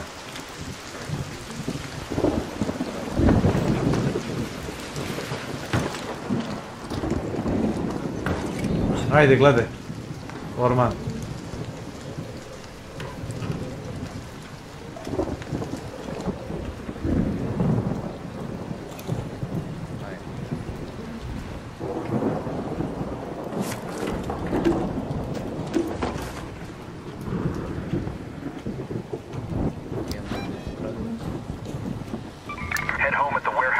Tamo sam markovo najdelji ekstrakt. Znači imamo 23 minuta vremena, to bi telo da je dovoljno.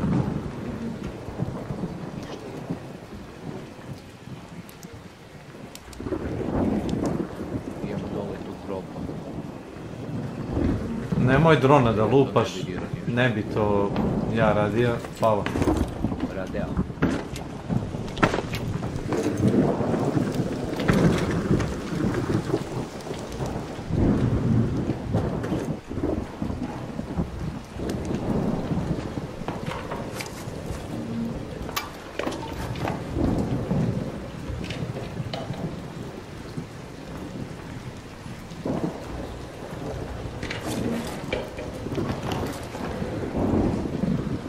Nema, našao sam radio uređaj, ako mi veraš. Ovo je dno dna, ajde.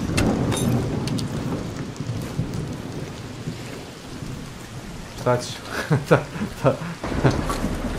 Sudbina me naterala. Sudbina me naterala.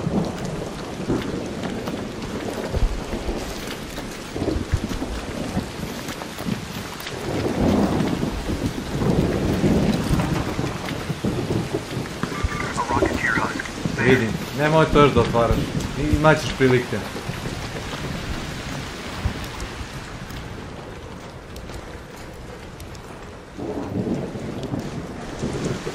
Pazi, alarm!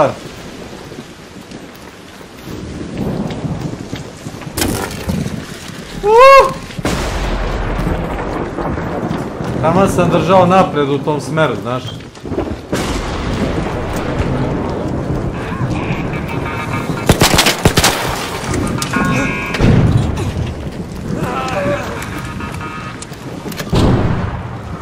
Hvala, hvala.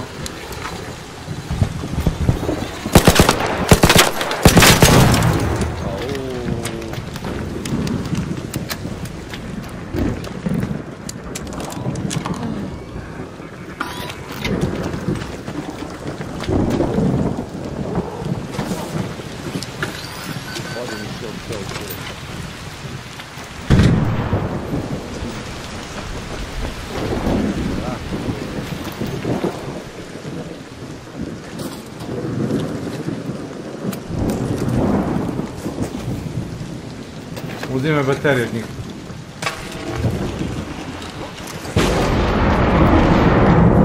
Au!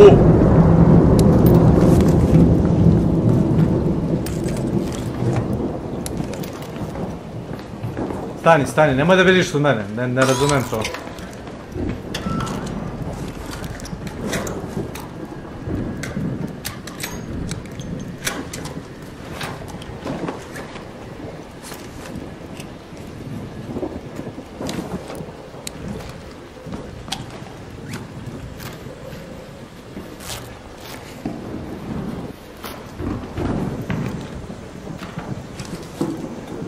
Ovo je apoteka, ujebot.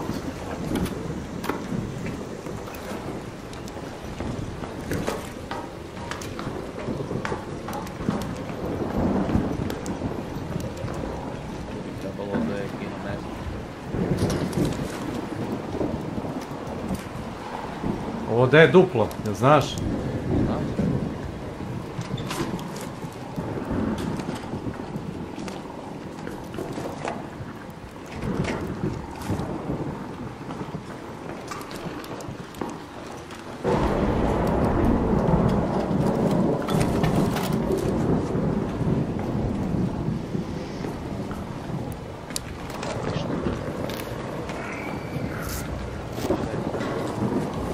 Čuješ? Ne, čuješ čoveka? Čujem, pored valje.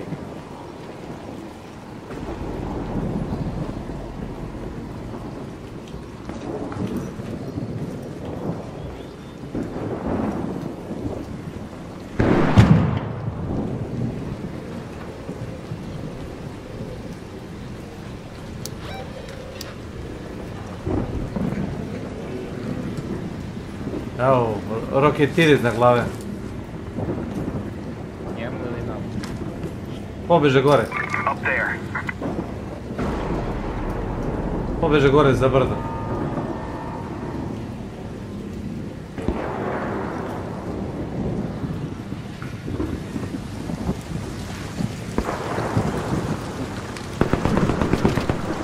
Vraća se. Unutra uđi brzo.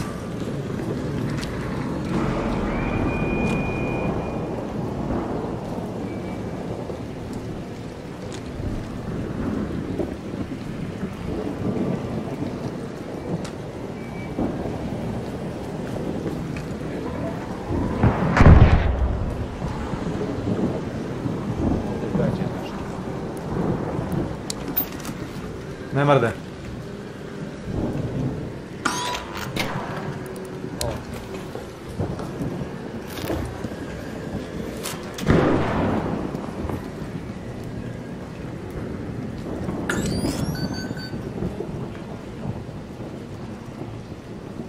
Gledam da je taj nesrećnik, gdje se zavuku.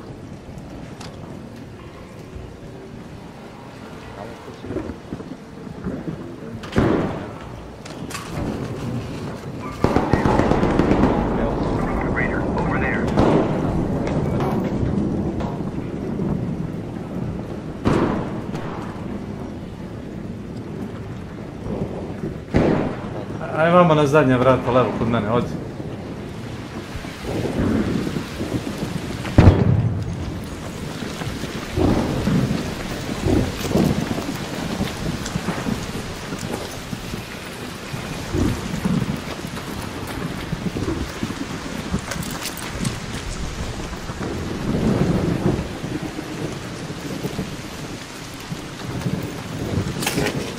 Edu kurac.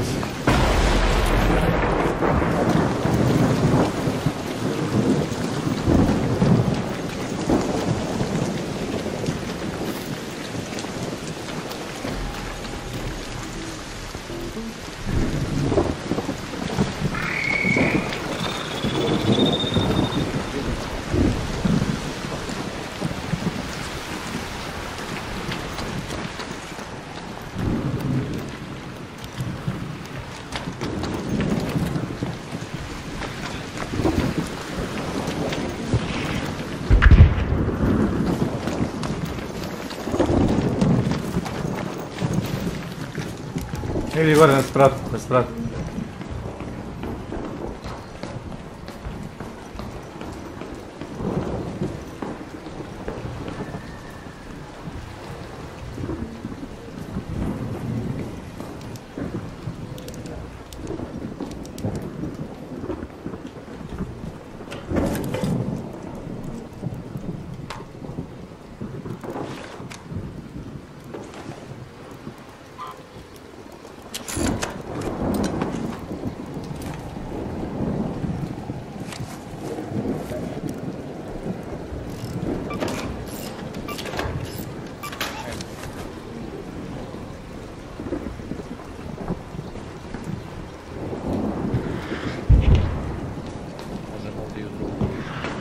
Ček, dolazim.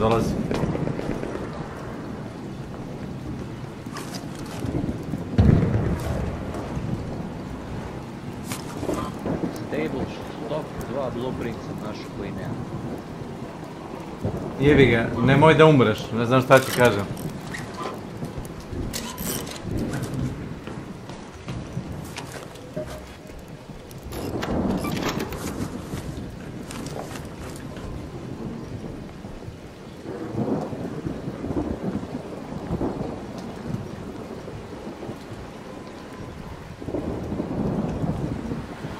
Stable stock 2. Da. Ne. Da, stable stock 2. Da, kundak.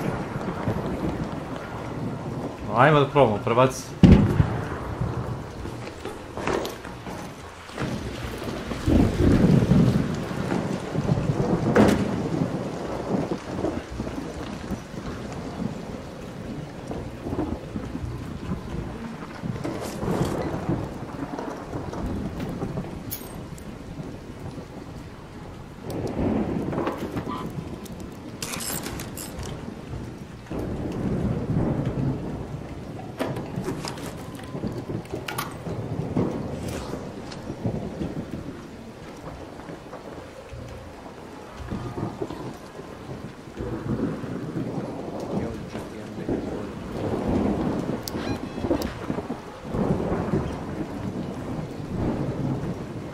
Ajmo dolu, prizemlji.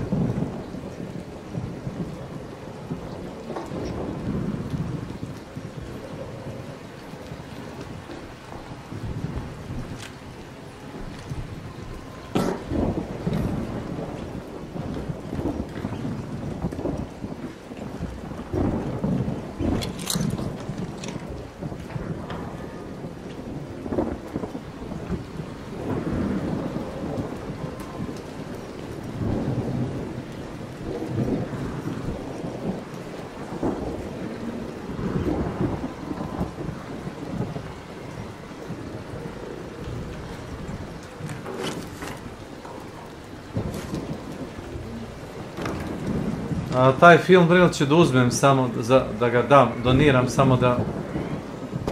Cover mi. Pazi, dolazi.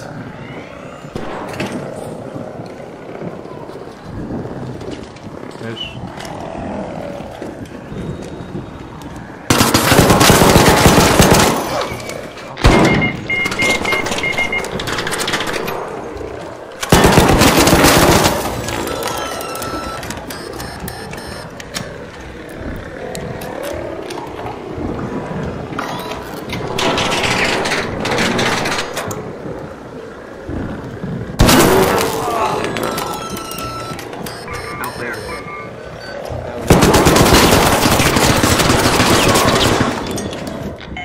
Teo si pucat u njega, ne? Kako ga nisi čuo da je skočio kod tebe unutra? Nikako ga nisam. Ja sam ga vidio pored tebe. Ja gledam, hoćeš pucat ili neće pucat u njega. Direktno je skočio u sobu pored tebe. Iza leđa ti skočio. S ulice je skočio unutra. Ovi su ti isto bili free loadout. A nisam našao sam neke gluposti za prodaju, to mi ne znači puno. Znači išao sam upravo to, da nađemo taj humidifier.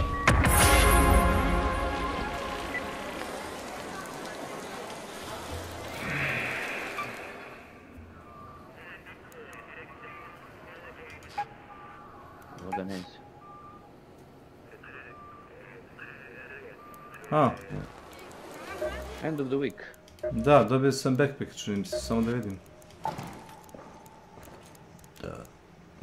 Koji je? Archaeology sam dobio, znaš? Ne seri, kako to?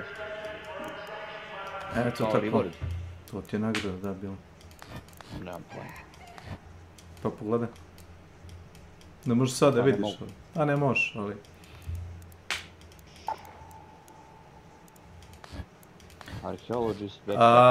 Imao sam jako loše startno oružje, imao sam onaj nesretni kako se zove, mala pomoć prijatelja, imao sam Rattler, a Rattler ti radi 9 damage-a po metku, imaš 10 metaka, sa okvirom ne znam, možeš i polupati uopšte, pomozi mi reći, štit ikome, znaš.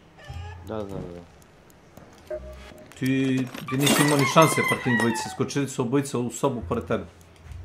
Ma šta ću s ferom da radim, čoveče? Pa, bukvalno ništa. Bukvalno ništa. Ne znam kako hoćeš. Imaš ti tu stambene zone, ne znam, ili Buried City. Jedino da ne znam, da... Ajde, koji ćemo mapu? Biraj, imaš sve osim Spaceportu. Spaceportu ne znam da možeš ovo da nađeš.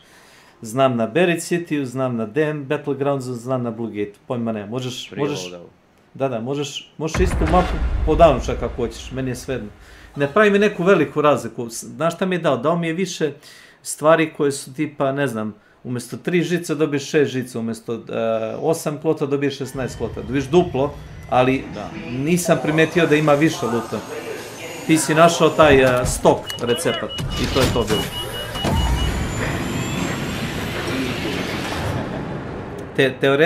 Teoretski najbolja opcija je tu bila samo istrčat s mape sa tim blueprintom, ako si to teo da uradiš.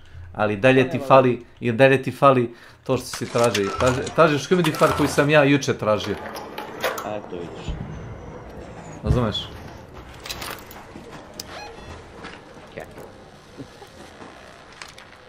Let's go to that metro. Šta si dobio? Kettle? A i Kettle ima veće šanse da išta uradi nego to smeće, znaš? Znam.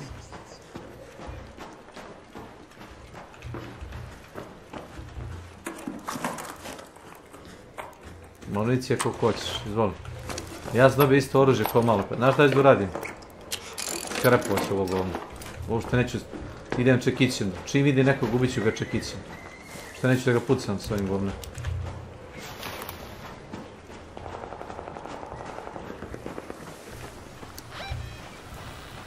Mogu sam da prikutim municiju pa nek se nađe. Treba mi ovo, ali zašto? Ako se nađe. Go to that location. Go to the Santa Maria houses. Ček samo da izađem iz ovih pičkih materija. Aj, super. Uvuci oružje, trči. Ej, sam da...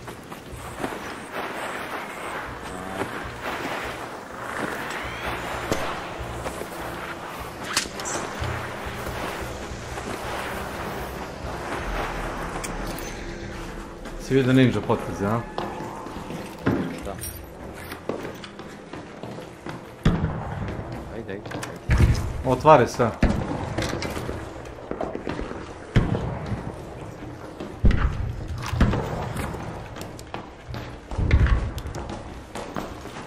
Što da vidimo, aj vamo.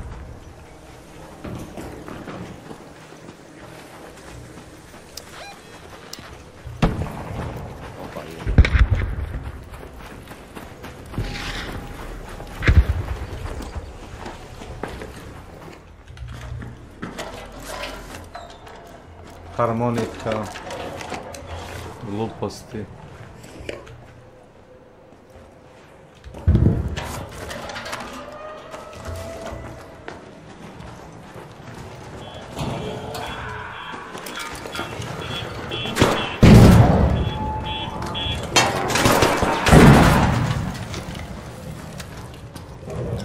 Taj kettle bar može nešto da ubije, znaš? Znam se da.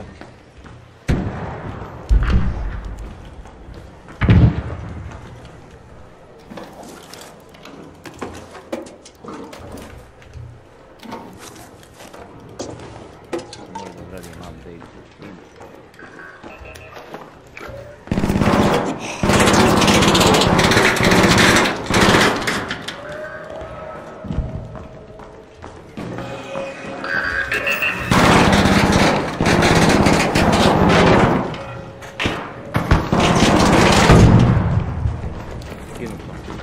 Hvala.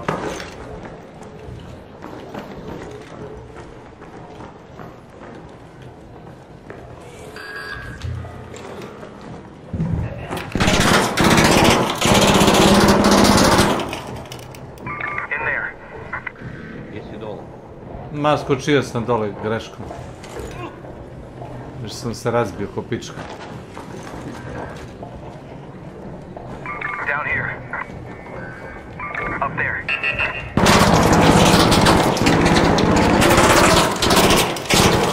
Na slučaj se pitaš, u mene puca.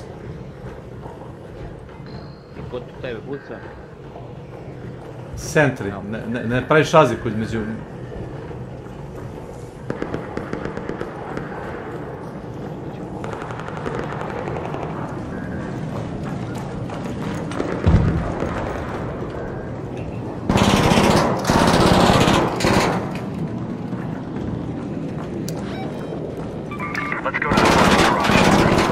Pusti samo ga pusti, neka puci.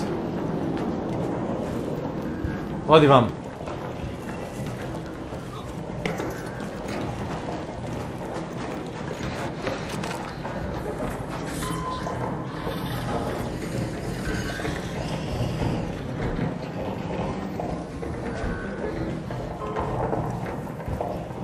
Jesmo li ninja ili minja?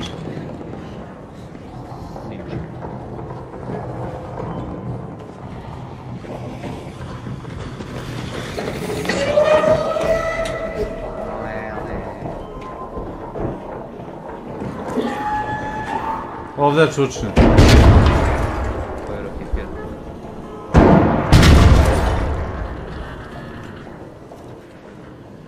Tako, polako samo. Da, znam, cover mi. Gledaj iza mene.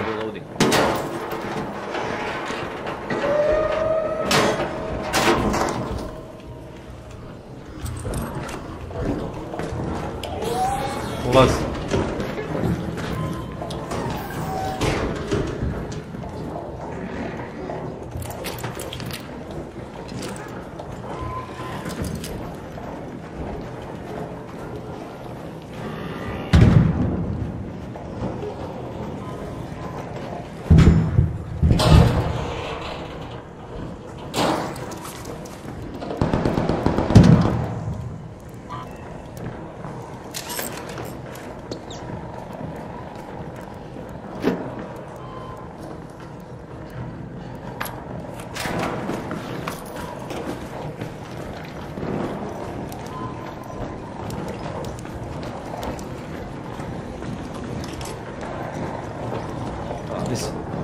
Jesi našao išto dobro, vjerujem da jesi našao oružje.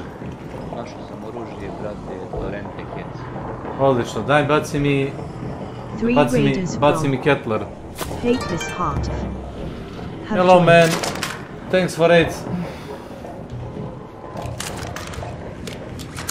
Imaš možda medije, man. Imam. Hateless Heart.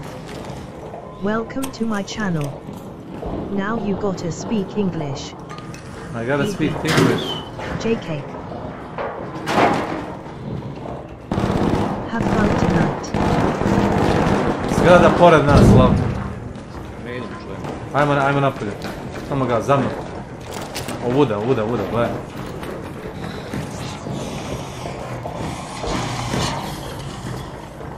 Uvuci u... Ne, šta radiš? Ne znam šta radiš.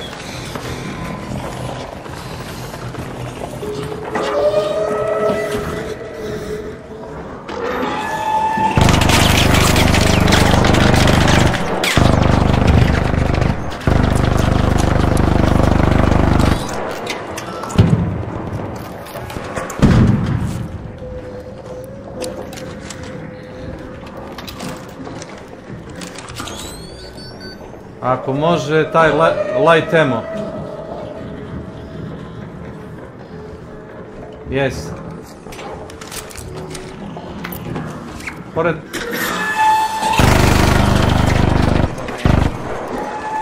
Hey, hello! Don't shoot!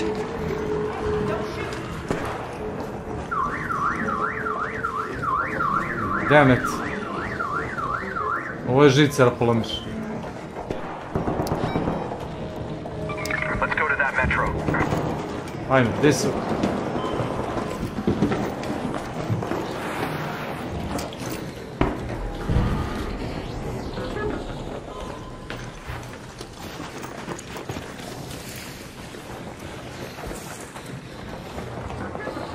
Nice and easy, like in a porn.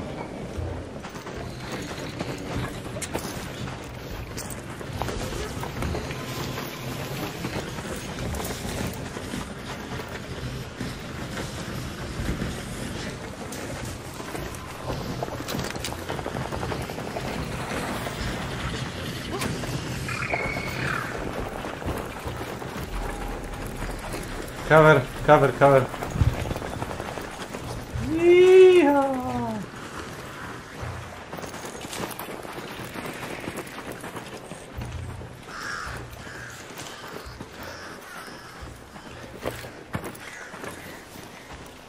Kuro.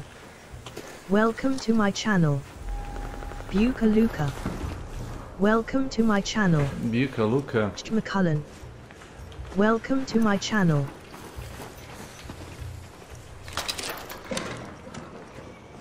Imaš ovdje.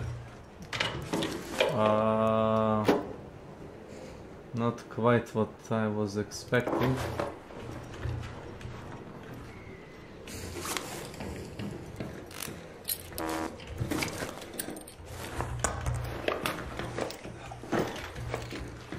That's...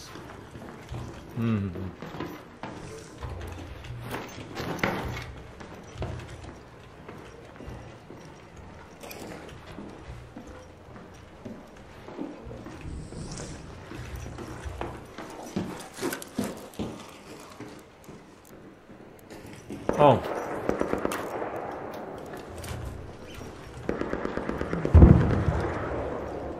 Imaš za ovaj. Jukara. Welcome to my channel. Jukara.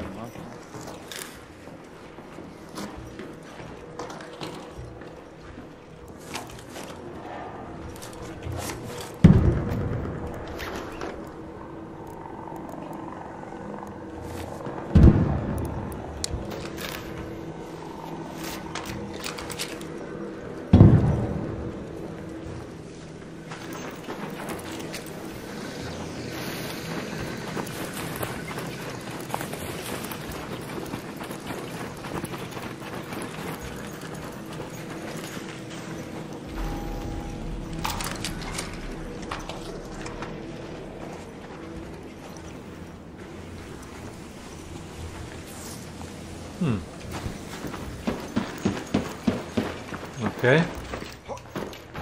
Šta ne idemo unutra, ne? Ma ne znam šta je ovdje. U apoteku, da, idemo, ali...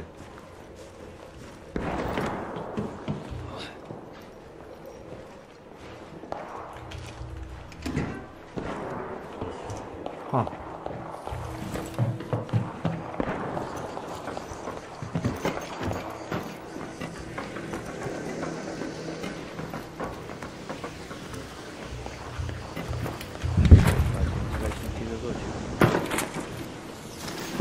Mislim da ima sobu za lutovanje, ali... Otvaram ja. Cover me. I'm reloading. Yes.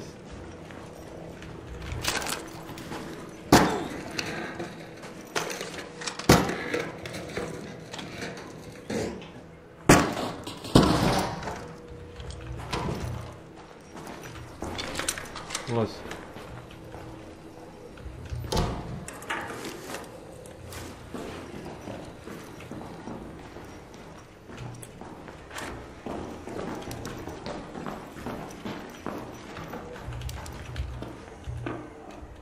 Bandage, out here.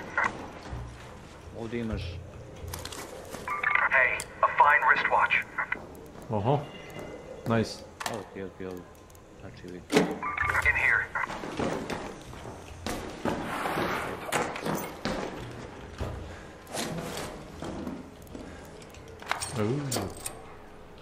Hvala.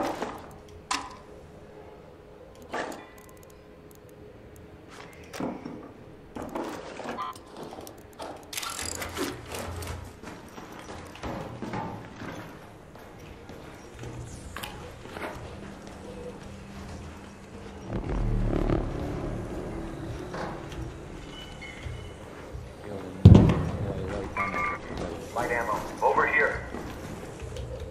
Pun si. Ajmo.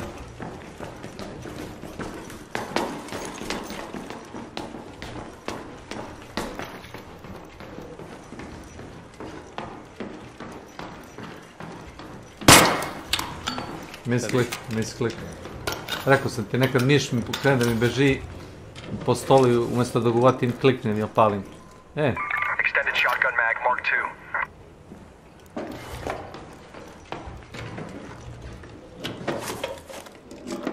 Too bad nobody has a shotgun. Je tako. Bići.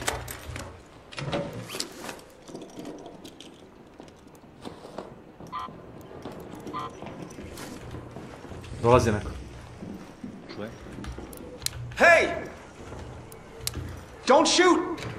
Hello. Yeah, we're looking for a humidifier. Anybody has it? Hey there! Yeah, we're running free loadouts. We're trying to find the thing that refreshes air. What's it called?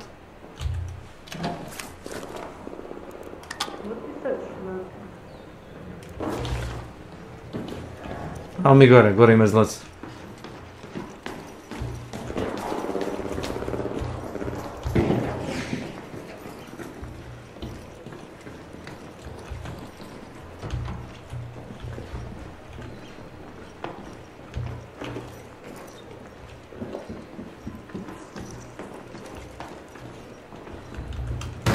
Pravo pa levo. Veruj mi.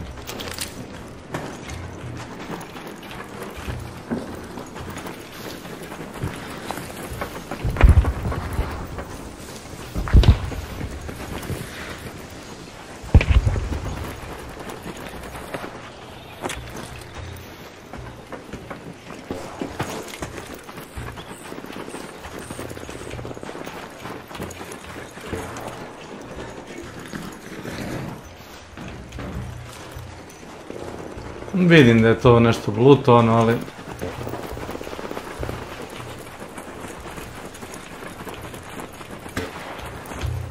Vidu kurac ginu ljudi tamo ko snoplje.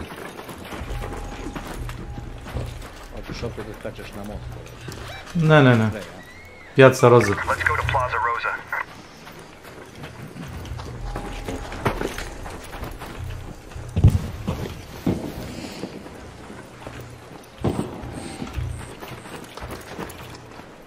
Video! Pull down. Could be interesting. Over there.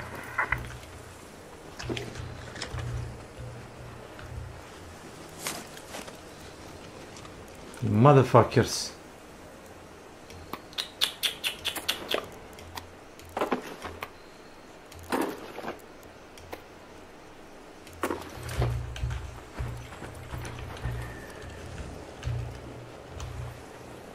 Dolaze nam roboti.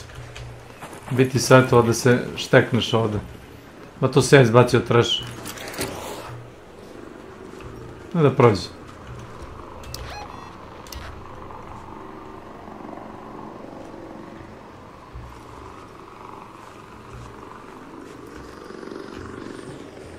A čuješ i onaj, čuješ i kliktanje? A čuješ?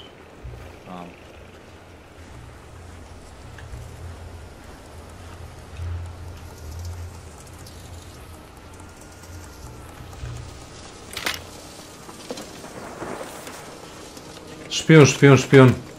Nešto iza pobegneš. Beg u cover. Fero jebeni. Ne mogu da veram.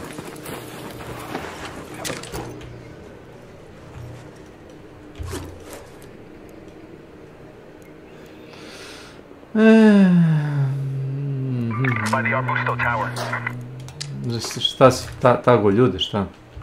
Ne. Nego? Odi tamo.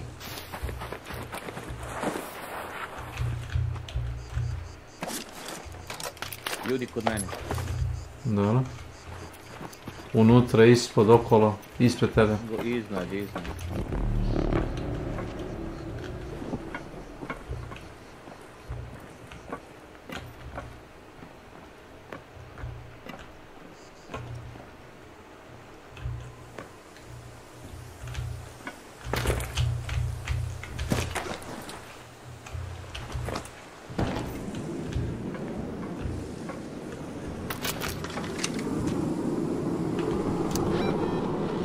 Ja nisi daleko od mene. Ima ljudi, kažem. Dobro, onda. Stani malo. Onda levo. Misliš ovdje?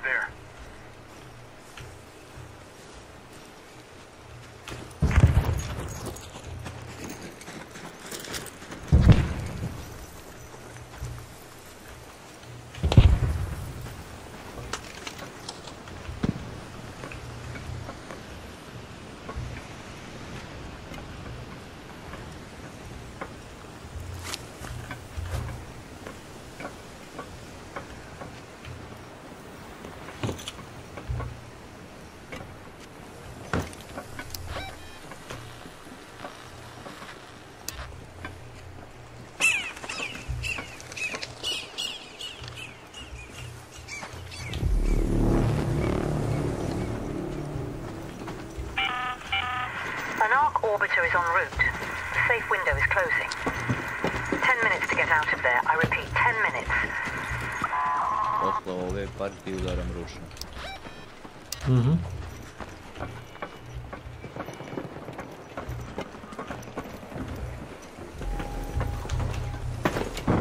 Vi zaglavili na tom izlazu jebote. Pa ja nisam to se krlja niskim na tom izlazu, znaš. To, poštano. Imaju vremena da se iskrkaju. I imaju 9 minuta. Nije, to je boga mi 4 minuta. Ne, zadnji izlazi 9 minuta. Ja i nisam teo tu da izađem, ako si na to misli.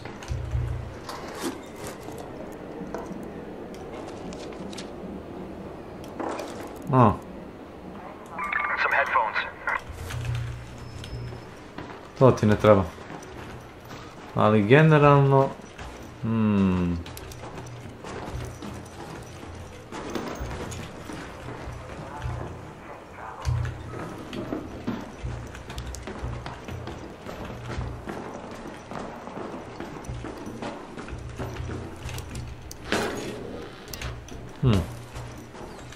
Ova kuća je zatrpana u pesku, znaš. Ja sad gledam mapu. Donji, samo je gornji sprat pristupačno, donji u pesku skroz.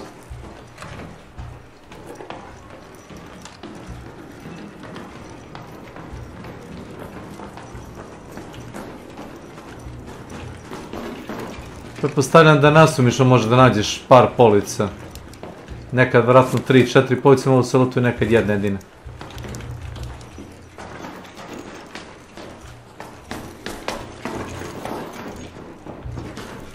Zanimljivo. U suštini treba stambeni blok ovako da igramo kuću po kuću i negdje ćeš naći. Isto kao Ruby Apartment. Ruby Apartment i nije ništa drugo nego stambeni blok i...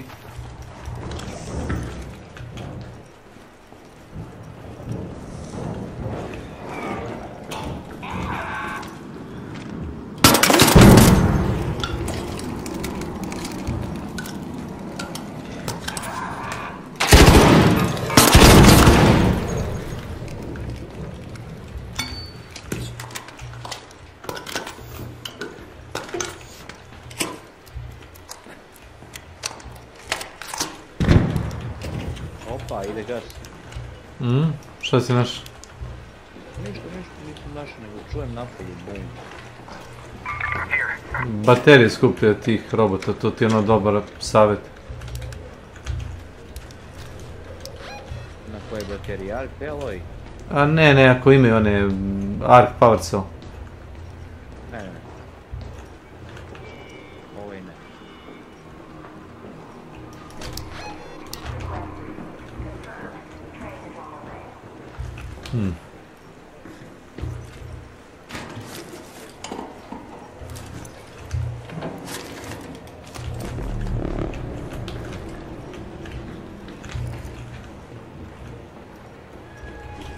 A grenade tube. Here.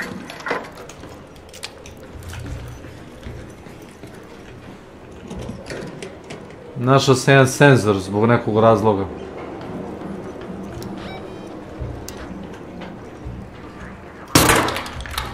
Misklik. Treba malo više da pustim ruku na miš.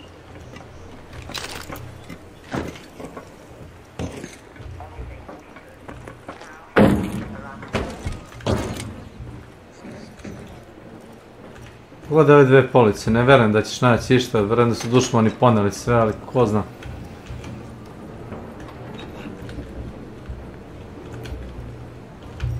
Ima pillow za misklik tu gore.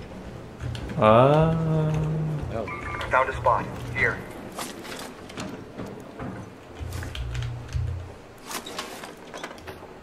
Bog poginem zbog jastuka, no? Ha, nekom će da treba sigurno taj jastuk. Iskreno. Truth to be told.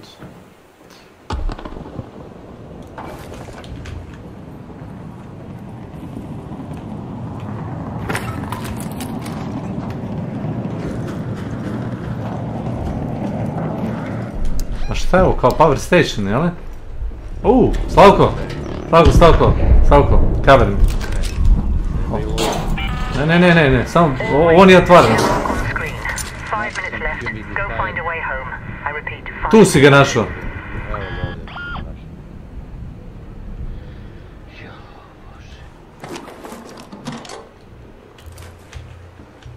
Da, tu sam našao.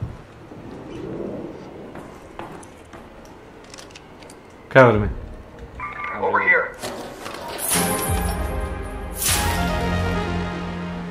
here. Slavko. Da. Uzmi ovo. Bobcat. Da, evo ti light gun. Daj mi nešto. Evo ti shotgun.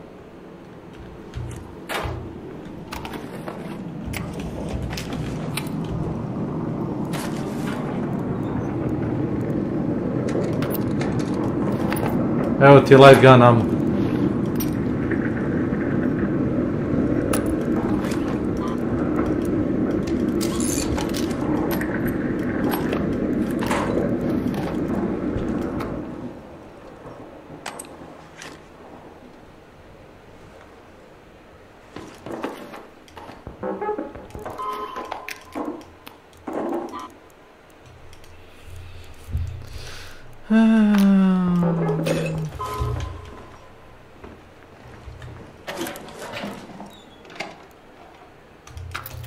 Opa.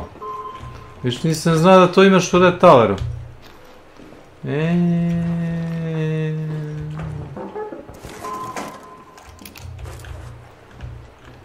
Će da izađemo kao ili... Da. Lagano izlazi. Ti si tu prošao mnogo bolje nego ja, samo ti kažem. Pa našao sam jedan jevi. Municija. Za oba oružja.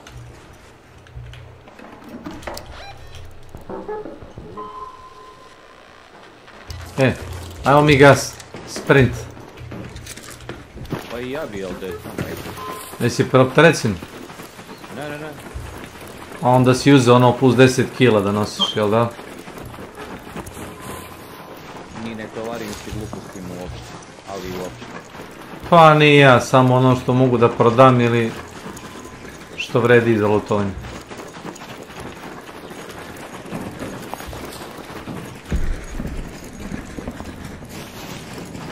Najbolji savjet koji ti mogu dati je trči uvijek ovako. Duž zgrade.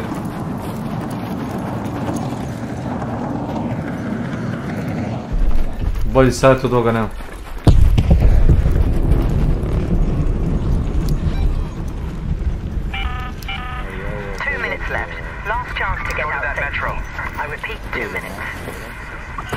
Mislim da je tu da možda se uđe, znaš.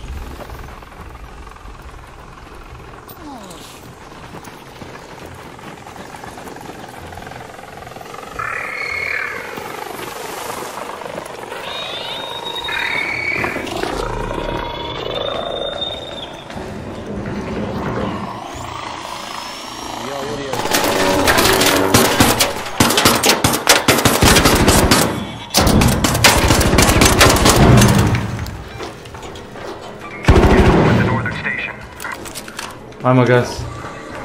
Gas, gas.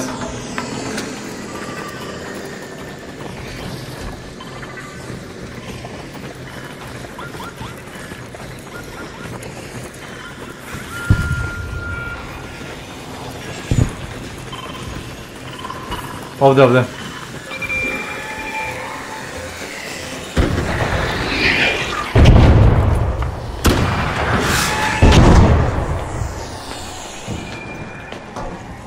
Taj sad, mali gadovi.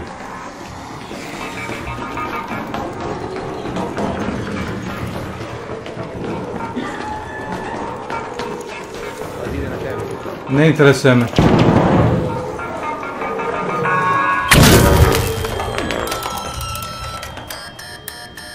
Pritisnuo sam dugme, to je bilo važno, razumeš?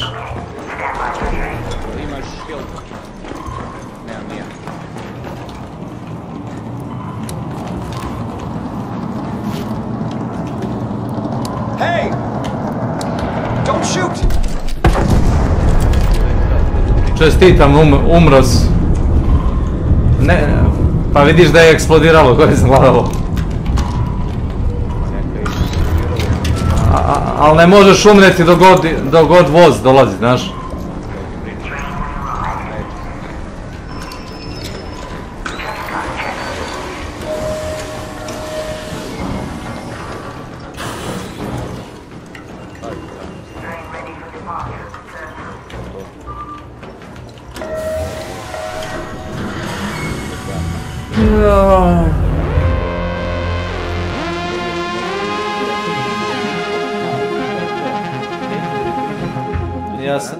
With the least 5 seconds left in the round. To je trofej ovdje. Pa ne znam da li je trofeja to radi redom. Jovanović. Jest. Zašto ti ne prikuduješ?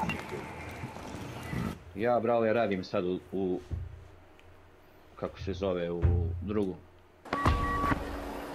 Zašto? Slabo te čujem ja tebe mnogo. Zašto što moram da bi imao? Jer to je u mogućnosti. Pa tako sam u mogućnosti, da. Pa sad ne, kolega mi je otišao na odmor, znaš. Roma je počeo da mi zove iz Hakala u Lini. Come on in, Raider. I've got the good stuff ready. Hakala, gotovo. Ka-ching, baby!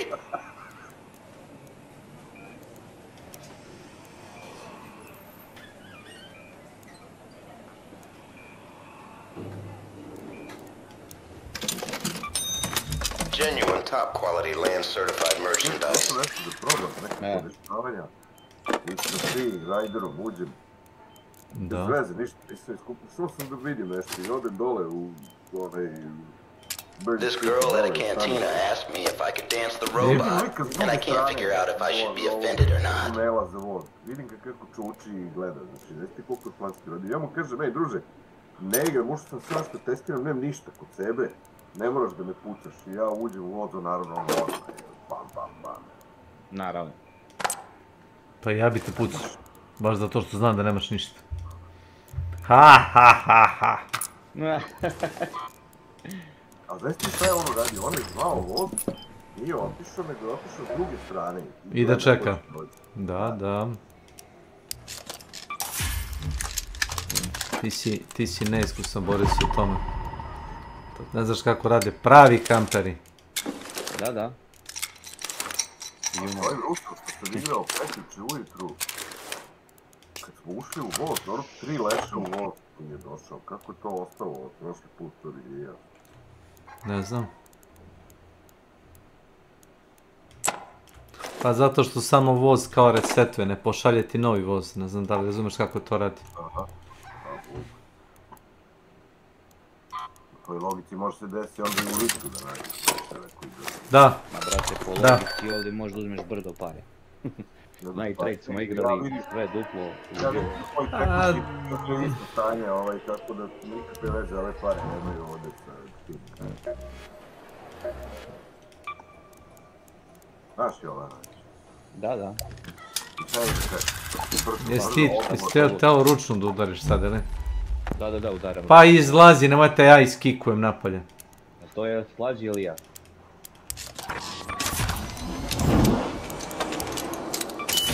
A možeš da ostaneš da pričaš s nama, nije problem. Niko te ne tera. Ne želim. Ne želiš da pričaš s nama? Ne želim jednim i drugim. Teški ste nesrećnici i ja ne želim s vama trenutno da pričam. Da. Digo si nosi, sad Siriju, dobro. Jeste. I planiram, ne znam, uplatim lotom, ne znam.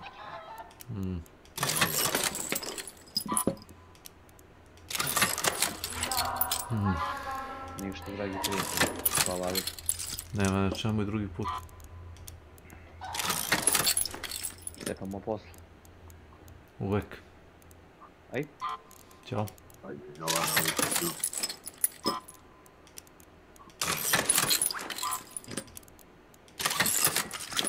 Nenad igra preko G-Force Now. Nenad igrao Hunt protiv G-Force Now. Ne znam šta da mislim o tome. Ne, ali što ga ne bi igrao, nego ne može igru pokrenuti.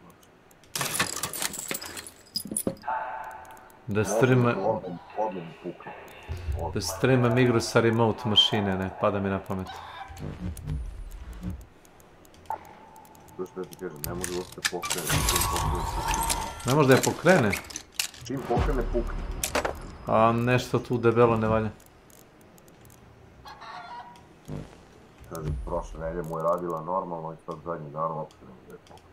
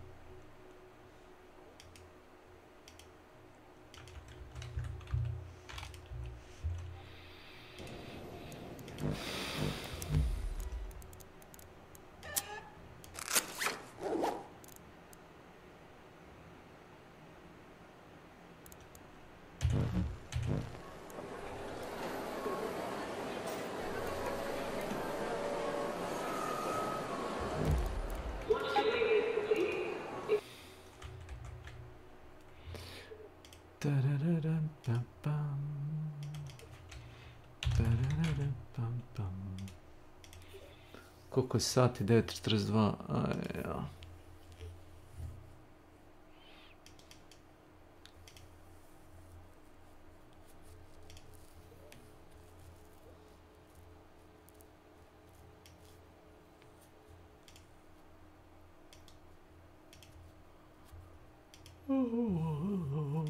senior Treyarch developer says he'd be dead lying if he claimed not to be worried about serious fatigue with Call of Duty Black Ops 7. So the senior director who was interviewed here is named Yale Miller, where he just flat out says, as you can see here. I think the honest answer is yes. I worry about that when it comes to franchise fatigue. Like, Miller just admits the reason for the franchise fatigue is not necessarily because of Call of Duty as a franchise is bad. Well, I guess that's debatable depending on who you ask. But that he believes that the fatigue has set in faster than Activision has anticipated due to the back-to-back sequels from the same subseries. As seen here where he says, obviously there was a plan with the 2 Modern Warfare games, and then this, he told Charlie Intel. We'll see what the franchise does in the future. We're excited about the opportunities it gave us, but we'd all be dead lying if we said we weren't worried about that. Although the director then rebounds his clearly worried beliefs by then stating that he's still excited about what's to come in the future for Black Ops 7's roadmap. But in all honesty, why? All of this content, made for people to mostly play it for less than a year, if that, then they'll just abandon all of it for the next game. Like, it's just so bleak. I wish that Warzone or just Call of Duty in general was just one unified game like Fortnite, for example, and they just added new experiences to that one game so that all the maps were available and so on. You wouldn't have to buy it over and over again to play it. But I guess that will never happen because it just makes them more money this way. But the future of Activision as a whole, it just continues to prove that their viewpoint on their workforce is just cancerous, no matter how you look at it. For example, in August 2025 from Games Radar, you have this article that Activision has already laid off 9,000 people, and that the quality assurance testers were rallying for new contracts to protect them in the future from this AI dominance that Activision is clearly pushing for. It's just bleak, dude. Like, the push for AI in this game, like, let's be real, it's only the beginning. I really wouldn't be surprised if more calling cards or AI art just ends up as posters and Call of Duty maps in the future too. Like, whatever it takes to minimize content pushes to meet that demand, but it seems that on Steam anyways, the numbers are, for Call of Duty anyways, they're pretty bleak. I mean, Insider Gaming here reported on how we compared to Black Ops 7 to Battlefield 6 and Arc Raiders, and the numbers speak for themselves. Battlefield 6 is still somewhere in the high 200,000s for concurrent players on Steam. Arc Raiders is beyond that with over 300,000 as of this video. And Black Ops 7 debuted at just 86,000 players on Steam. Again, that's not good for Call of Duty. Other games maybe, but Call of Duty, the biggest game in like the world and every year, not good at all. Sure, maybe okay, the weekend will boost those numbers, but this still means that things are still looking bleak. However, of course, it might not all be doom and gloom, since Charlie Intel did report here that Black Ops 7 is still currently the highest selling game according to Sony on PlayStation 5, which, let's be honest, that doesn't really surprise me. I would never say that these games are gonna flop or anything. Like, they're Call of Duty. They're gonna sell millions no matter what. But if I had to guess, yeah, the vast majority of COD players are probably on the PS4 and the PS5 versions of this game, which when you combine both console player counts, that potential customer, like a number for Black Ops 7, it balloons like past 200 million potential customers. So it's like I said in other videos before, Black Ops 7 will still be a hit despite probably maybe lower sales than Black Ops 6, but it doesn't matter because the usual types will still buy this no matter what they're given. But maybe that's the genius stroke here, because these guns that are in these games have to be used also in Warzone. So if players want to stay competitive in Warzone, they kind of just need to buy the next game so they can keep leveling these all up and whatnot. It's a scummy way to ensure people buy your game, but it is what it is. But what's crazy to me is that despite Call of Duty launching a new game, it's still not the #1 selling game on Steam, at least. Like, look at this. Arc Raiders is still in second place. Counter-Strike 2's in first, which isn't surprising, but the fact that Black Ops 7 can't beat Arc Raiders despite its launch date and second day numbers, which is when I'm writing this video, guys, that is insane. Like, did Arc Raiders seriously just beat Call of Duty of all things, and a Black Ops game no less, weeks after release?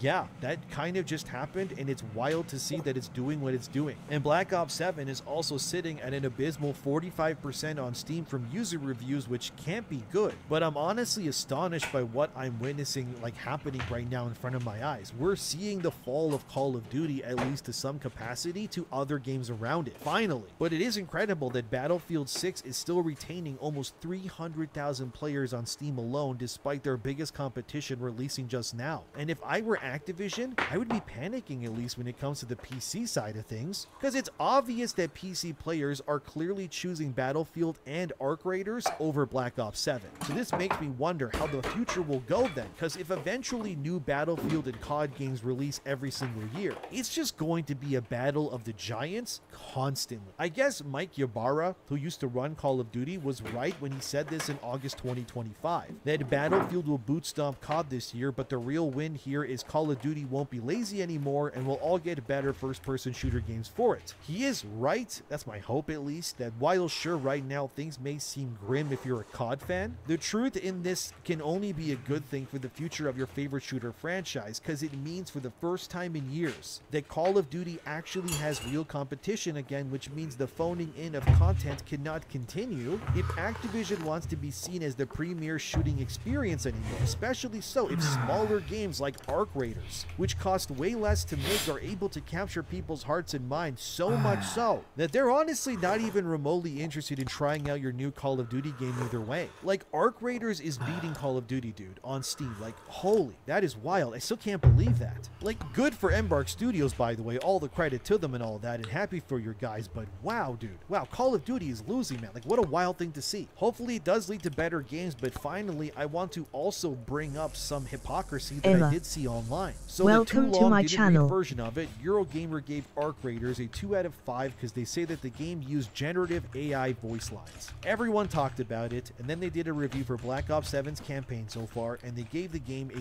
3 out of 5, which immediately angered everyone because it told people that Eurogamer was being biased and not criticizing Black Ops 7 as harshly for their use of AI like they were with Arc Raiders, which I think is totally fair to say, because I would argue what Black Ops does with AI, with its art and such, is far more egregious than Arc Raiders with the Raider voice lines too. Some may disagree with me on that one, but I think it's valid, especially because obviously Call of Duty costs way more money too. If your game is being sold as a premium, fully priced WoW product thing, you should not have AI art, or really AI anything content-wise in your game. Like, there's just no excuse for it. Call of Duty is owned by Microsoft. They have billions of dollars. They can afford the artists and then some. There's no reason for this besides obviously laziness and greed. But I do think it's justified that people looked at Eurogamer giving a higher score to Black Ops over that of Arc Raiders, because it felt like media bias, and arguably that Eurogamer has selective performative reactions based on the franchises they review. Maybe they don't want to be too harsh to Call of Duty because Activision's ads on their websites will pay the bills too much in the future. Either way, it still shows a lack of journalistic integrity if you ask me, but are we really at all surprised that a gaming website would be shady like this? Not really, no, but it's still worth pointing out.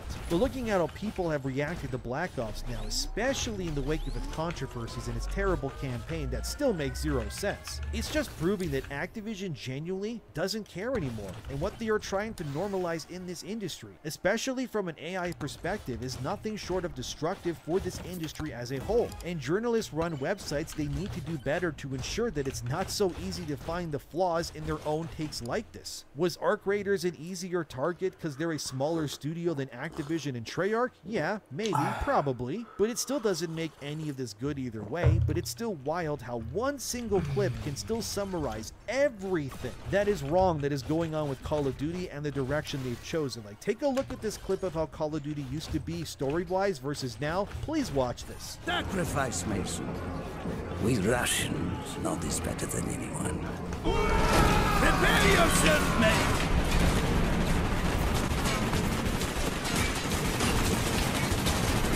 Mason! Over here! Ascend from darkness!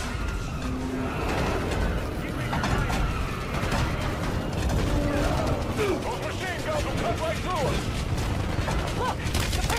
You really need no other example than to show you just how soulless of a cash grab this really is, and Black Ops fans deserved better, and so too do the fans of any other series where they just phone it in like this. We all deserve better from what we're getting, and I'm glad to see people boycotting the game or refunding it and speaking out against it. It's just as Mike Ybarra, the ex-CEO of the Activision thing, said, we can only make these franchises better by speaking our minds. Call of Duty is definitely getting boot stomped right now, at least on PC, but hey, That's kind of what happens when you put profits before art. And if you ask me, Black Ops 7 is the antithesis of what this industry needs right now, but what do you think? Let me know. Thanks for being here, subscribe, and man, am I glad that Arc Raiders is beating Black Ops 7. Times are changing, and it seems like it's going in a direction that'll just be healthier for us all, and thank God for that.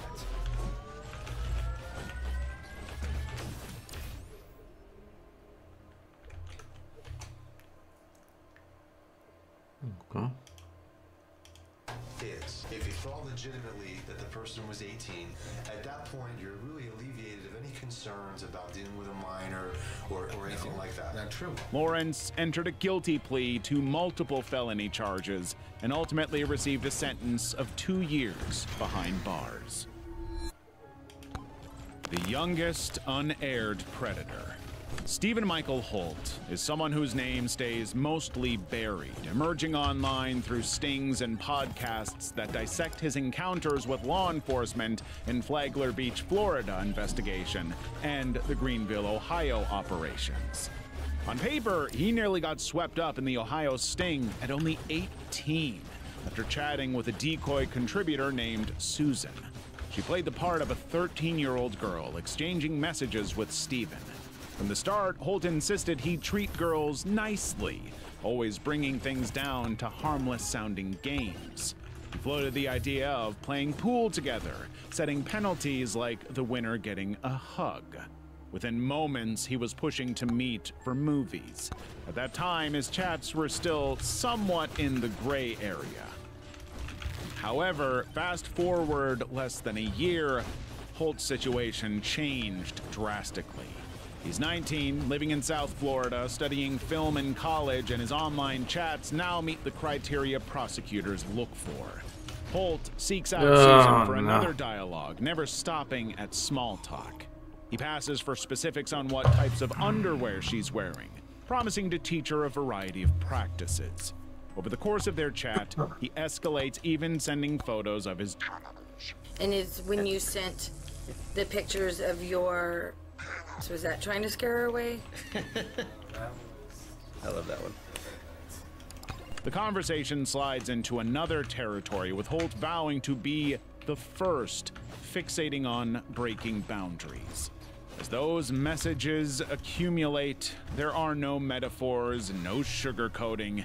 It's direct, bold, and disturbing. The Flagler Beach investigation catches him just after his 19th birthday. Old enough that prosecutors don't need to worry about technicalities. The conversations themselves, reviewed by contributor and investigators, show a methodical sequence. What makes the incident stand out is how quickly Holt moves from wanting to play harmless games to outright targeting her virginity. The Mickey Mouse Predator. Jeffrey Douglas Stacy stood out on To Catch a Predator not because of his face, because of his almost childlike voice that made the scene even more uncomfortable for viewers. I don't know. I really don't know. I thought she was 18. The entire incident starts with Stacy chatting with a girl he thinks is named Sadie and rapidly diving into explicit territory. There isn't an ounce of hesitation before Stacy sends explicit photos and talks about graphic acts as casually as if they're weekend plans.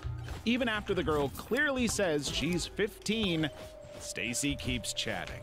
When the man finally walks into the Sting house, he awkwardly stumbles a bit before sitting at the bar and waiting. Stacy tries to act normal, as if meeting any friend. However, moments later, when Chris Hansen steps out, Stacy freezes. His demeanor shifts and his voice goes unnaturally high when cornered. There's a discomfort and a strange sense of detachment, almost like he's rehearsing answers for a test he knows he's failed. But Hansen references the chat log, pointing out where Sadie repeatedly says she's underage. Stacy keeps trying to deny, saying he thought she was 18. And how old is this girl you came here to meet? I believe she's 18. 18? Mm-hmm. And what made you think she was 18? Because I thought she said she was 18. He tries to compose himself and says he's only drove to warn Sadie off, which rings hollow as Hansen presents more graphic content from their conversation. After the cameras cut away, authorities immediately arrest him. Stacy's legal outcome matched the gritty details exposed in the sting. Conviction followed for attempted unlawful conduct with someone underage, leading to a half-year jail term, probation, and 10 years as a registered offender. Level 2, Math Tutor Predator. Michael Mike Manzi isn't the person you'd expect to see walk into a police sting house in Fairfield, Connecticut. A trusted educator known by parents and a supposed knowledge enricher of the community, failed miserably as he started interacting inappropriately with people who are the same age as their pupils. The cameras catch every moment as Manzi, a math tutor, shows up to meet a supposedly 13-year-old girl. It's almost off-putting how quickly nervousness takes over his face when the decoy keeps him talking, but before he could sense that something's off, Chris Hansen emerges from around the corner. Manzi doesn't bolt or scream, rather he sits there gripping the edges of his seat as Hansen starts questioning him. Just like a guilty man caught red-handed, he gives out every excuse in the book. Manzi says he was concerned for the girl's safety, that he was just checking to make sure everything was all right. I just told you, I was coming here to make sure everything was okay. It really wasn't that far. I wanted to make sure that there was no obviously, she invited me in. But something about an educator arriving to hang out with someone the age of the kids he tutors feels eerily disturbing. As the police move in, his composure starts cracking. The officers have to almost bring out a taser because Manzi doesn't listen. Kneel down. Kneel down. I'm gonna get down. Kneel down. Right? He tries to stall, but is shoved into an unmarked car. What makes this episode even more unsettling is what happens when he's booked at the station and waives his right to remain silent. He casually continued answering the detective's interrogation as if he was just there for a work interview. When pressed about his intent on bringing drugs to the meetup, he carried on with the same demeanor, totally ignoring the gravity of what had just occurred. Motherfucker. Role-playing chat room predator. Known as Freebird 72,000, David Wesley Schumacher Jr. made his appearance on the Fort Myers, Florida sting. A reckless confidence that would stick with viewers for years. Somebody who came over here to have sex with a 14-year-old girl. 14-year-old? How old are you? I'm 21. 21. Do you see an issue with a 21-year-old coming over to visit a 14-year-old? I didn't really know she was 14. From the moment he walked into the bait house, Schumacher tried to establish dominance, swaggering, flashing his bravado, tossing out gangster-infused one-liners, and acting like everything around him was beneath consideration. Schumacher had spent the previous days chatting with someone he thought was much younger than himself. He told her to not only come to a block party, but also to smoke, hang out overnight. David rolled his eyes at having been caught, instantly deflecting every direct question from Chris Hansen with slick talk. Hey, why don't you have a seat right over there? Good, how are you? What's happening? Good. Hands up where I can see. What's going on? And this is where the episode loses any sense of safety for viewers.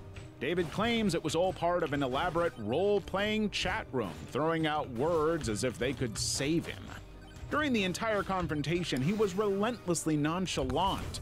When the gathered evidence came up, he avoided specifics and leaned deeper into denial, managing to spin blatant intent into just playing.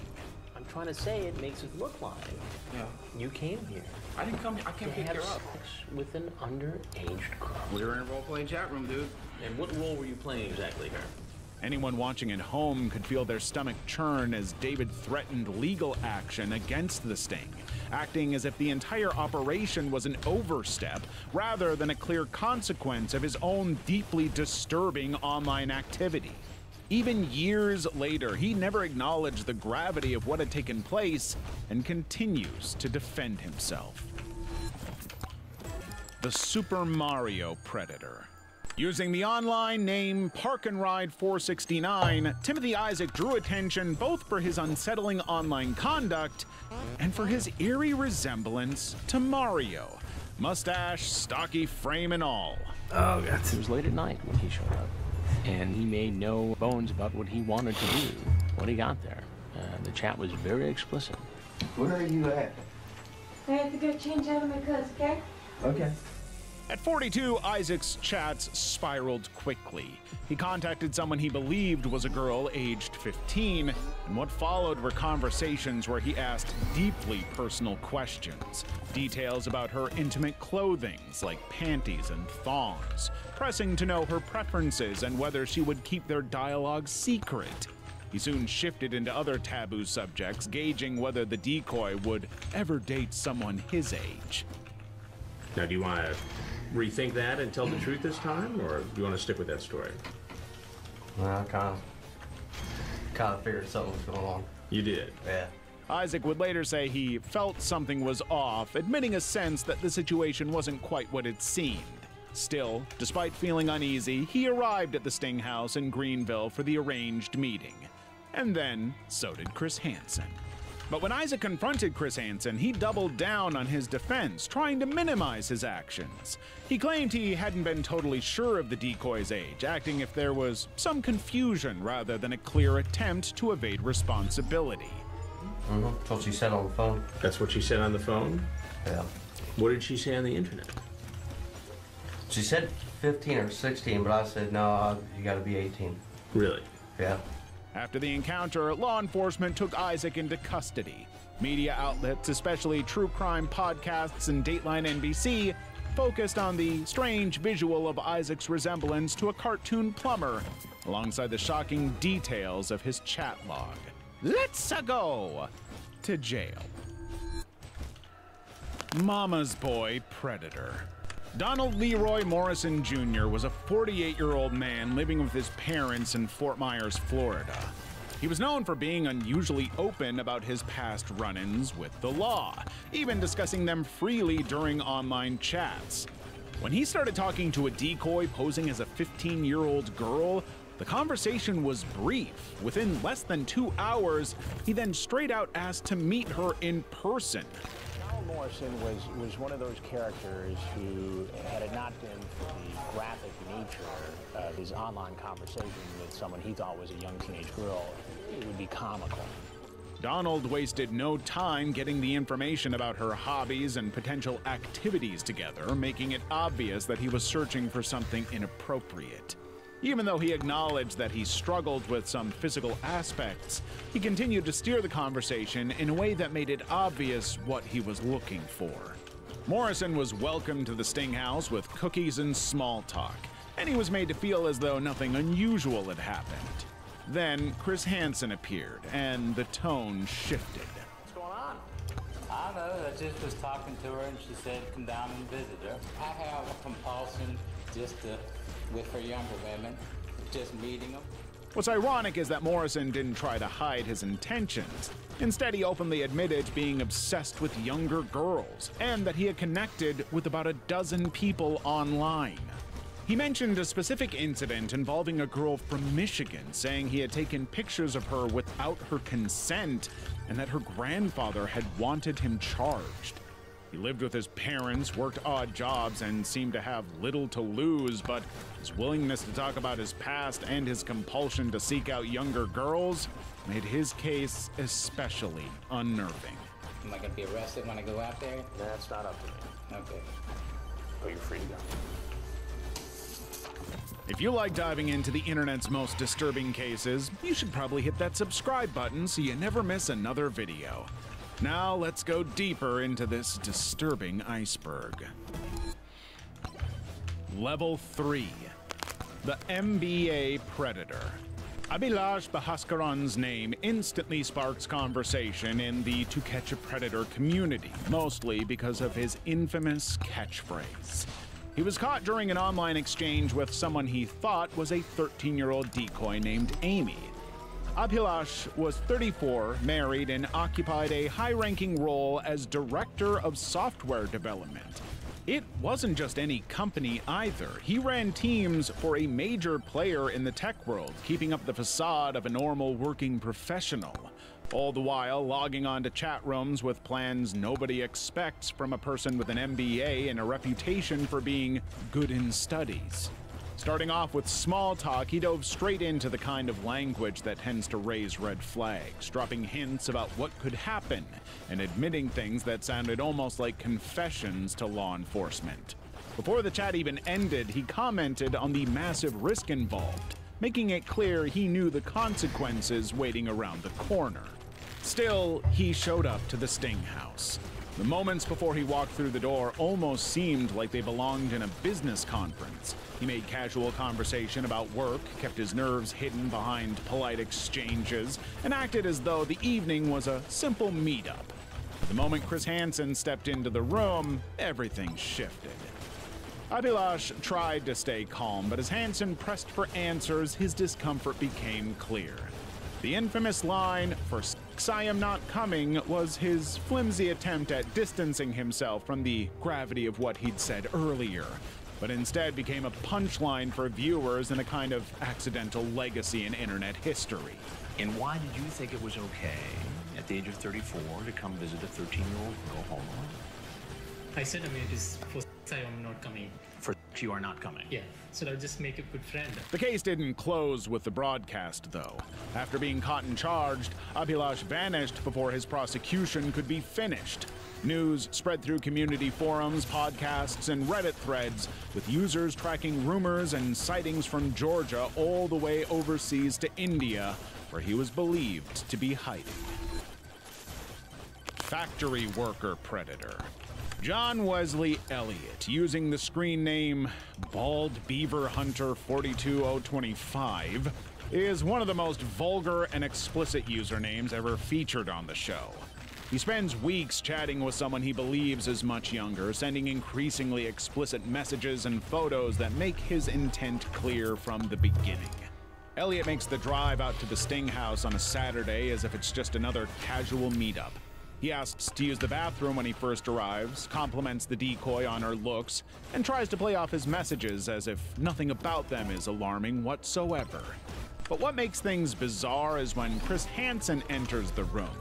Instead of reacting with panic or regret, Elliott goes quiet and seems to genuinely think Hansen is a therapist, even telling him, "I can tell you're a therapist, I know. I mean, You think I'm a therapist? Yeah, by the way Do you think that you came over here to meet this girl and magically a therapist sat down to help you through your problem?" The look on his face isn't fear, it's confused confidence, which creates a layer of discomfort that goes beyond any normal confrontation. He's not just scrambling for an excuse, it's as though he's recalibrating his reality in real time, unable to process the gravity of what's about to happen. Instead of coming clean, Elliott deflects, stares at the ground, and keeps looking to Hansen to somehow offer a way out. Talking about a failing marriage and a bad job at the factory, and says he only planned on... The entire moment is so notorious because it feels less like watching someone get caught and more like witnessing genuine delusion, where Elliott never really admits what he's there for, clinging to any explanation that can get him through the conversation. The Moist Predator. Ernest Clayton Timmons stands out as one of the most unsettling confrontations in the Ocean County, New Jersey investigation of To Catch a Predator. He was a technical sergeant in the United States Air Force, and his position alone raised eyebrows when he walked through the Sting House's door. The chat logs revealed a 33-year-old mechanic using the handle Jokader34 who wanted to meet a girl he thought was much younger.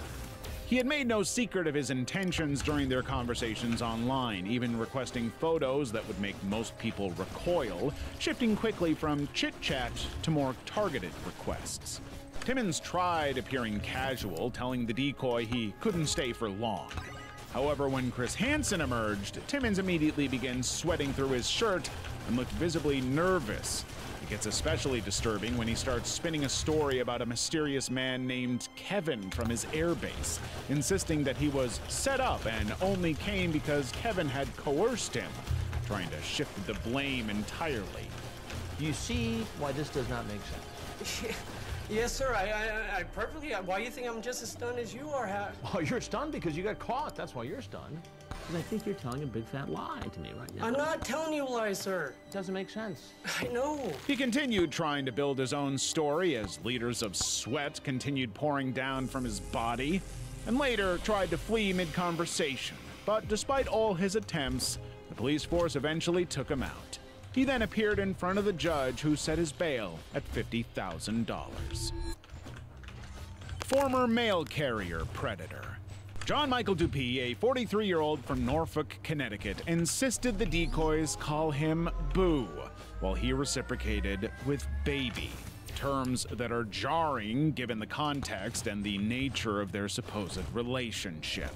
John had worked as a UPS package handler before, but what really catches attention is Dupuy's pitiful arrival at the Sting House. Snacks in hand, he walks in with the expectation of intimacy. But things quickly get unsettling when John moves in for a hug, which appears innocent until you see the decoy's obvious discomfort. So what do you want to do? A hug? I don't know. These are not the actions of someone innocently dropping by for a football game. Instead of taking the hint and backing away, he lingers, testing the boundaries. Chris Hansen's entrance into the scene is typically abrupt but necessary. Chris laid out almost immediately Chris's graphic exchanges with the decoy. Confronted, Dupuy tried to deny the reality of his situation.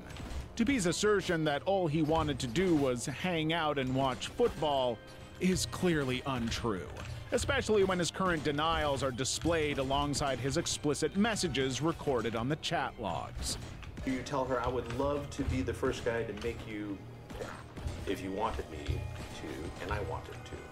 But ultimately, being in a pinch, he says he's sorry and his face says it all. He stood up and left for the door, only to see the cops waiting to deliver him to jail.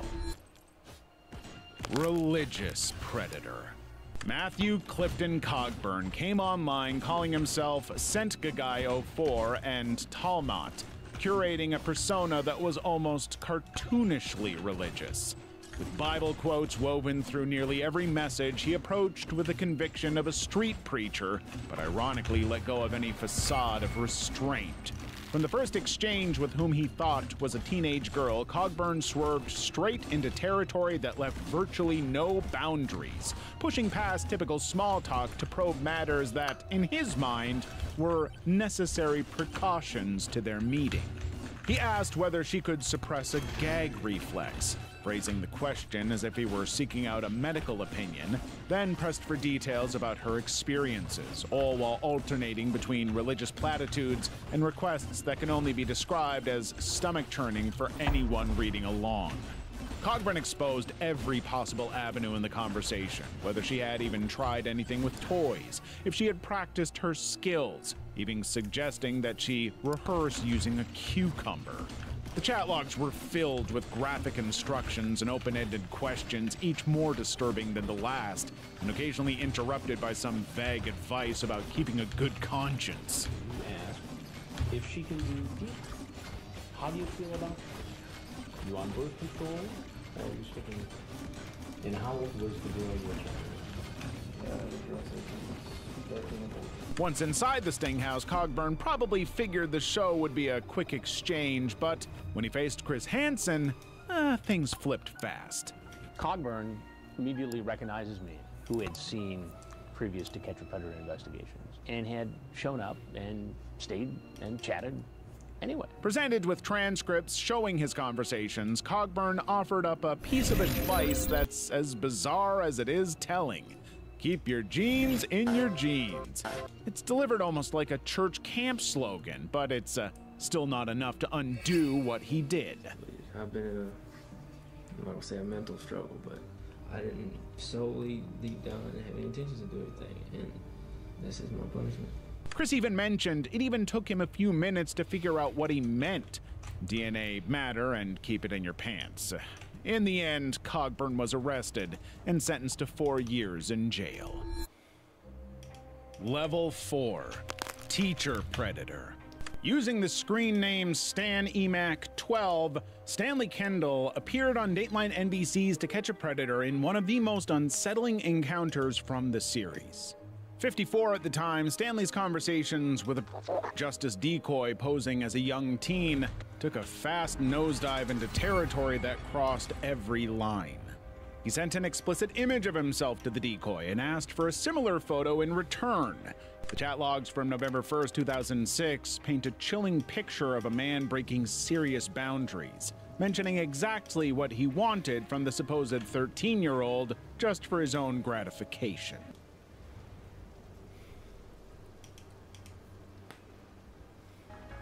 Many ranking videos and tier lists you may have seen probably used the wiki for their stats, but some of this data, especially the fire rate, is simply not correct. Yeah, the internet lied. So today we'll be using valid, tried and tested data. We're looking at practical stats like damage per second and time to kill in order to create an official, objectively biased tier list ranking all 21 weapons in Arc Raiders. And by the way, we're doing PvP and PvE tier list individually. It simply wouldn't make sense otherwise.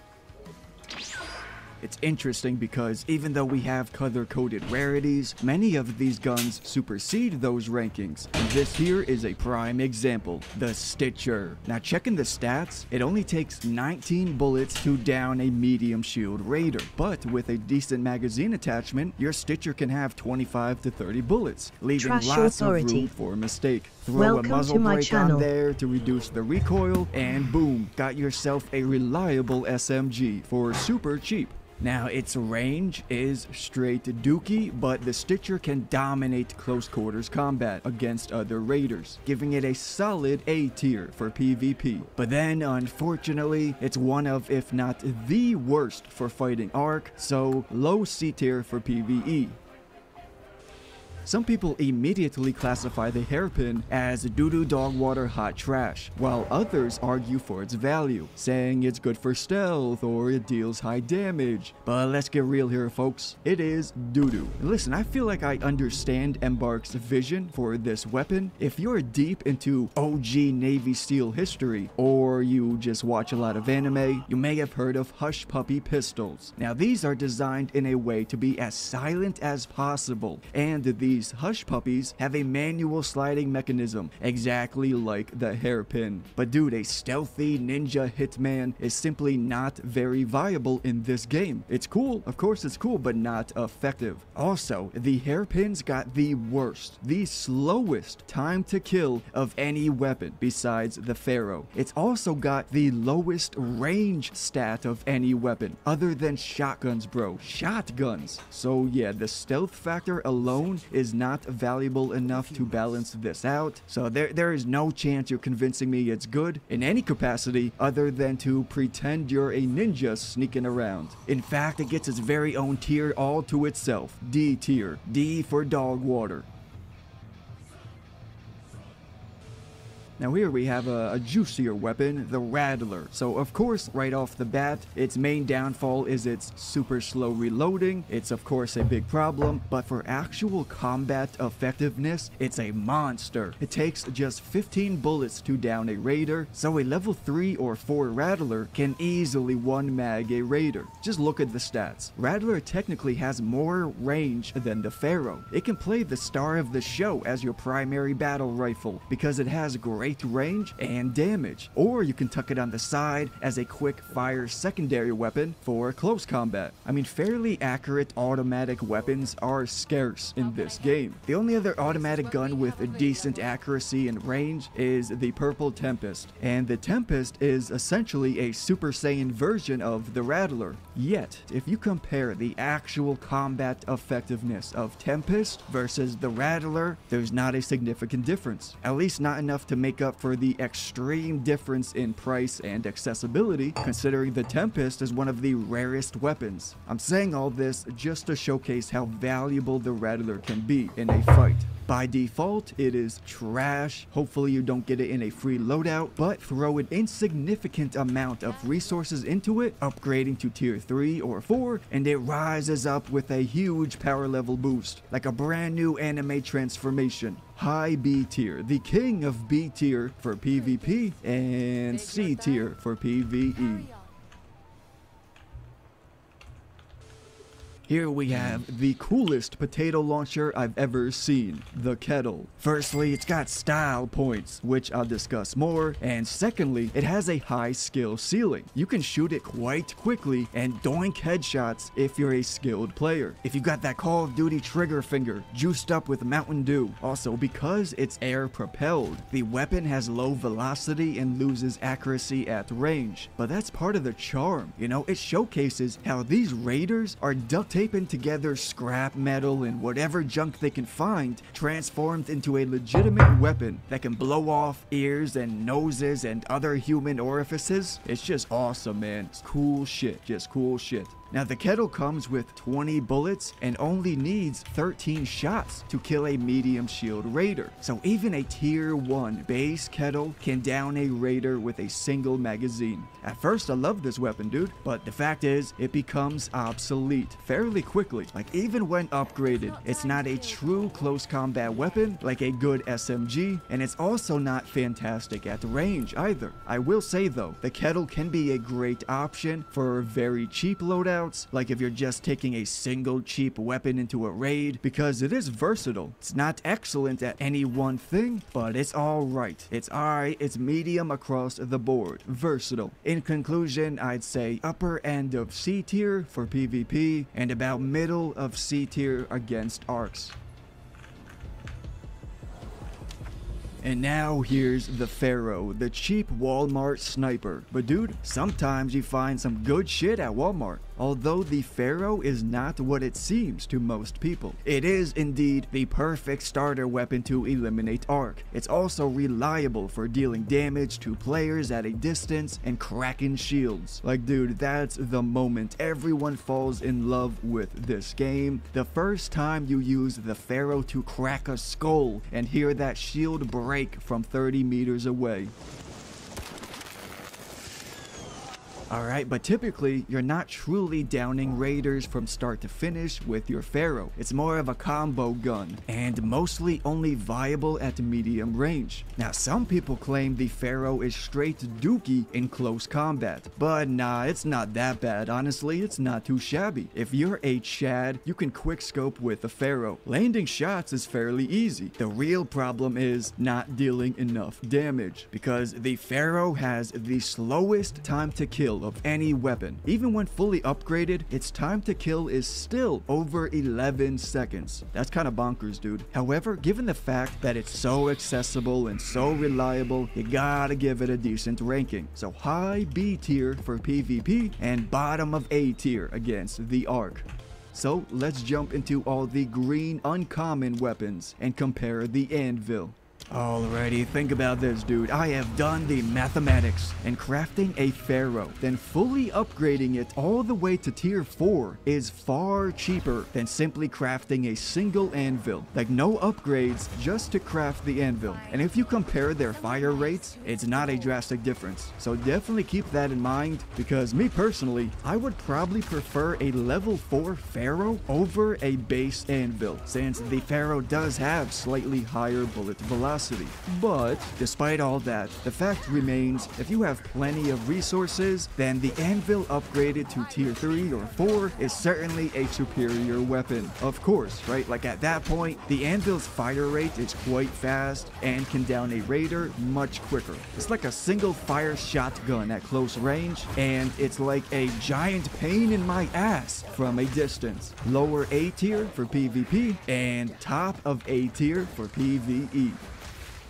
Dude, this is what I feel like when using the anvil. Now, this is what I feel like when using the Beretta. The only thing the Beretta has going for it is its decent accuracy and its low weight, weighing only 4 M-bars. It's effectively the upgraded version of a kettle, but compared to a kettle, it deals the same damage, it has similar range, but the kettle has slightly faster fire rate, and the kettle has almost twice the magazine size. So where is the advantages here? The Beretta does have better stability and accuracy simply because it's a higher quality gun, but it's not a drastic difference. And when you're fighting close range, that slight difference in accuracy is not very impactful. So for PvP, the Beretta loses out to the Kettle in C tier, and then I'd say middle C tier for PvE. Here we have the Arpeggio. I don't know what happened to this gun because in the previous tech test, people were loving it, man. They were glazing the Arpeggio. But now, everyone treats it like the ugly dumpling they're sad to see when opening up a weapon case. It's like getting catfished on Tinder. You were hoping for this, but you open the door and find this. Now the thing is, if you land all your shots, it actually has a very fast time to kill, the quickest of all uncommon weapons. So if you've upgraded your Arpeggio once or twice, plus a couple attachments, then it is indeed a lethal weapon. Extended magazines are also very beneficial because those extra bullets come in clutch for this weapon. They just do. But in the end, I feel like it's simply not worth it to do all that. So unless you're deeply in love with the triple burst fire type, then you're typically better off wielding other weapons. At the very least, it's versatile. It deals with arc drones fairly well, it can get the job done from a distance, while also viable up close. So it's definitely versatile. Bottom of B tier for PvP, and bottom of B tier against arc.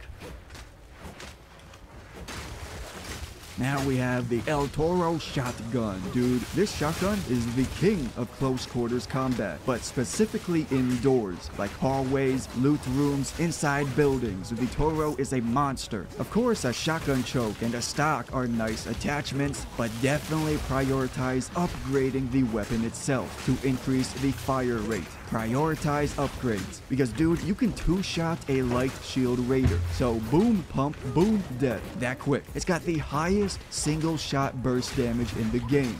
Now, in a first-person shooter like Call of Duty, sprinting around, spraying SMGs, forgetting to wear your deodorant, a pump shotgun isn't always the best. However, in a third-person game with corner peeking galore, a pump shotty can take advantage of high burst damage to great effect. You peek the corner half a second, shoot, dodge roll, shoot, dodge roll. I'm talking about that burst damage, baby. Also, fighting indoors with a shotgun is awesome because many players are not totally fit or prepared for close combat fighting, since many prioritize their primary weapon being an anvil or a renegade or pharaoh. So if you can take the fight inside close quarters combat, you'll almost always have the advantage with a shotgun. Solid A tier for PvP and bottom of B tier against the arc. Now let's enter the blue balls territory. The Renegade. This is effectively the upgraded version of the Pharaoh. Embark certainly meant business with this one, man. They meant business. It's classy, it's respectable. You feel like Clint Eastwood aiming down the sights of an M1 Grand. Compared to the Pharaoh or Anvil, the Renegade deals just slightly less damage, but it actually has significantly better range. It's more comparable to sniper rifles in regards to range. High bullet velocity. Another huge factor is the fact that this bad boy doesn't need to recock after every shot, like the Pharaoh. That alone gives it a massive increase to your damage output. After cracking a player's shield, they instantly start panicking, they flopping around trying to find cover, and if you're using the Pharaoh, you may not get a chance at a second shot. But the Renegade offers you the opportunity to land 2 or even 3 shots. So when all stocked up with upgrades and attachments, it may be the best gun in the game. Increasing its fire rate is super beneficial. Shooting this quickly means it can dominate not only from medium to far range, but also up close. So the Renegade's competition, such as the Tempest, Bettina, Pharaoh, Osprey, none of them outmatch the Renegade in terms of playing the role of a rifle. Renegade is the rifle champion. God tier for PvP and A tier against the Arc.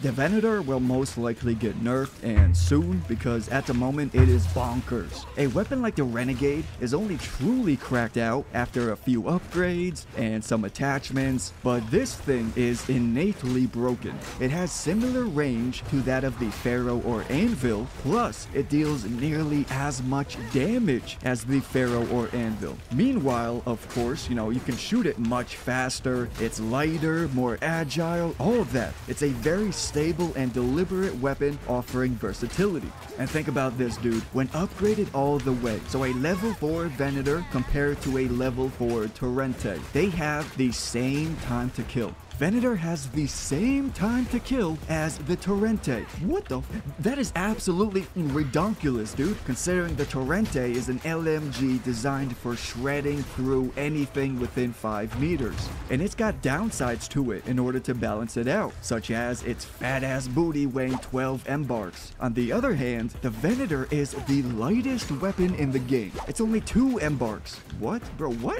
It's half the weight of the Berletta? That's just one example of the Venator not having really any downsides to it. Its only downfall may be its low magazine size, but that's not a big problem because you're allowed to add extended magazines. So yeah, dude, many of its stats are just unnecessarily godlike. It will most certainly receive a buff, but at the moment it is God tier for PvP and the B tier against the Arc.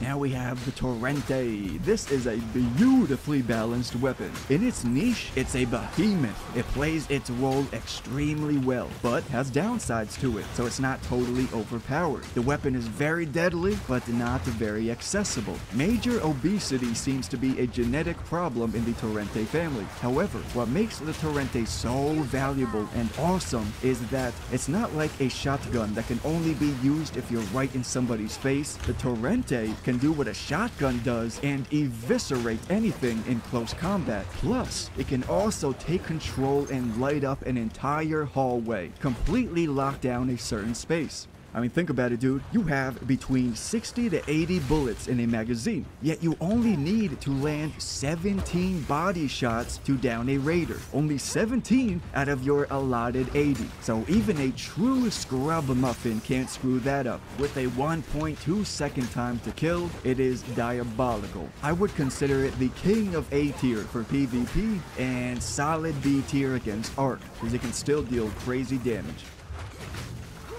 Here we have the sniper, baby. Is it just me, or does needing to unscope and zoom back in after every shot just a little bit cancer? Like just a little bit cancerous? The Osprey is not a solo man's weapon. It's much more valuable for trios, PvP squad fights. A sniper like this is great for annoying enemies, chipping away at their shields, wearing down their resources. However, it's not great for eliminating a raider from start to finish, unless you've got the high ground, excellent position, or you're straight up doinking headshots. Then the enemy will most likely find cover and heal up before you can take them down, because you need to land 4 body shots to down a full health raider. 4 body shots with a sniper. It's kind of a lot. But in a squad fight, offering sniper support to your team is very nice indeed. If you can land a few shots, crack a few shields, your team will definitely have the advantage. So as a sniper, it's certainly viable, it's just outclassed by other weapons. For better or worse, it's a true sniper. So solid B tier for both PvP and PvE. And now, welcome to Epic Class. If the jungle is another word for close quarters combat, then the Volcano is a lion, the king of the jungle, my boy. See, some people may argue the El Toro is overall a better shotgun than the Volcano, considering it's much cheaper, higher burst damage. However, that is simply not true, my fellow jabronis. The Volcano has the fastest time to kill in the game, under a second. Dude, a healthy heavy shield raider can go down in under a second. That is nutty, bro. Nutty, I say. If you're within 5 to 10 meters of an enemy wielding a Volcano, you're gonna have to dodge roll your ass back behind cover and strategize for a second, because your cheeks will get annihilated in the blink of an eye if you challenge him. solid A tier for PvP, and maybe bottom of B tier for PvE, possibly even lower.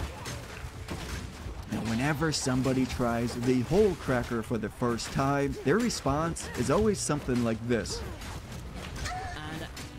You never imagined a Hornet could be ripped apart so easily by a single shot. And honestly, this is easy mode. There's a reason the Hole Cracker is the only epic weapon you can purchase in this shop. Embark wants it readily available for everyone. So if you're one of those people who complained that PvP is too hard and the Arc enemies should be nerfed, this is your answer, little man. The Hole Cracker turns on easy mode fighting the Arc. You can even take down a Bastion by yourself with just a smidget of skill. And it's cool because it's extremely powerful against Arc, but totally useless in PvP. So it is balanced very nicely. Therefore, this gets absolute 0 D tier in PvP, but it's our first God tier against the Arc.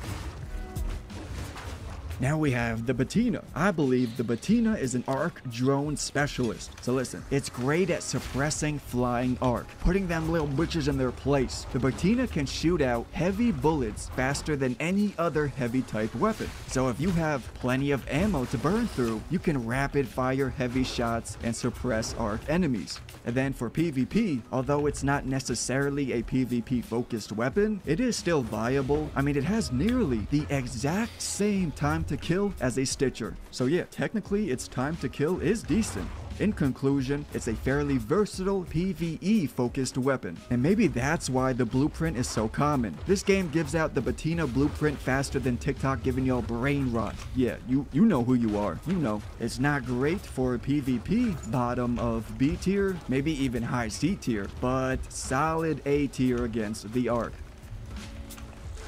Next up, we have a cat named Bob. Now, without including headshots, it takes 22 bullets to down a medium shield raider. Meanwhile, the Bobcat only offers 20 bullets per magazine, so it's almost necessary to add an attachment. But dude, it's already a purple gun, like Jesus Christmas, what more do y'all want from me? And that's why it seems like it's best for finishing off already injured enemies. You crack somebody's shield, so then you pull up, and in the blink of an eye, you pounce on them like a true jungle cat, mag dumping your SMG. So it is indeed a very lethal weapon, but is it worth it? How valuable is it? Despite its high fire rate, its actual time to kill is only slightly higher than the Stitcher, like 0.3 seconds faster than the Stitcher.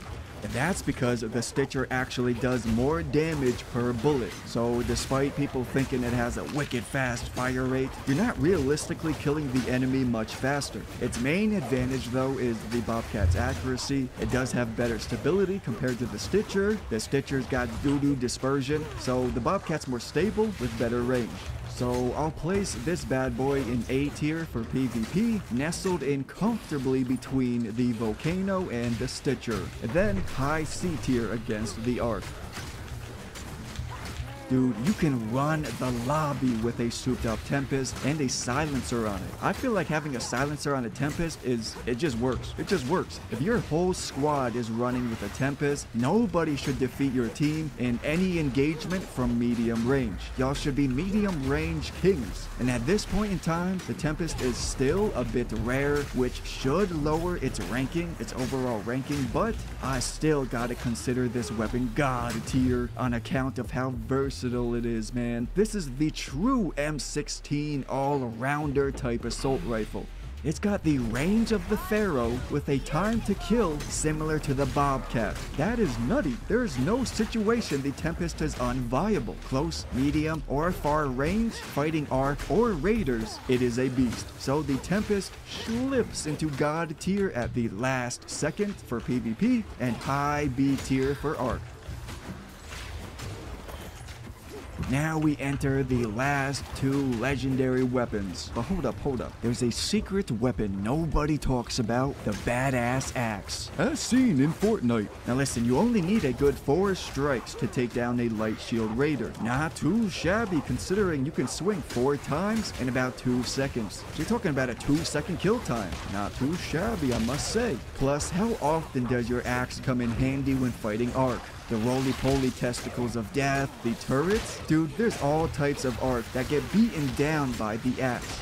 So yeah, don't get it twisted, my fine tubby friend. The axe is indubitably a viable weapon. If you really want to have some fun in this game, drop a fat smoke grenade on a raider, then bum rush with the axe. A barrage of melee attacks hiding from within the smoke.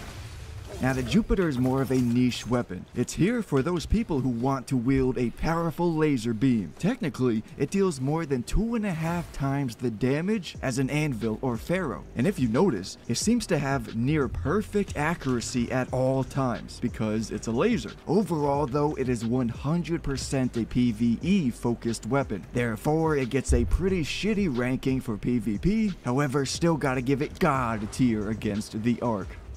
And then when it comes to legendary weapons, most people I've spoken to feel the Equalizer is superior over the Jupiter. And that may be the case simply because the Equalizer is a legitimate Gatling gun and everyone loves these things. I mean, if your balls don't tingle a bit when mowing down your target with a giant gahunga like this, then there's something wrong with you, bro. There's something wrong with you. This is the Super Saiyan version of the Torrente, as it can do everything. It can deal hefty damage to leapers or bastions, and it's a perfect weapon to hunt the queen. Plus, it's actually viable in PvP. This Gatling gun can shred through players with ease. Viable in PvP, and of course, godly against Arc. Now I must mention, I had lots of help with this tier list from the best Arc players I know coming from the Northmen Discord. So if you want to dive in for some legit PvP raids, or hunt the queen, or take down the new Monarch, then feel free to join up. There's a link in the description. But I digress. Now it is your turn, my friend. Please comment below what your favorite weapons are and share any thoughts on the video. And of course, body slam on that like button. I thank you very much for watching. I truly appreciate all of you, and I'll talk to you later. Stay golden.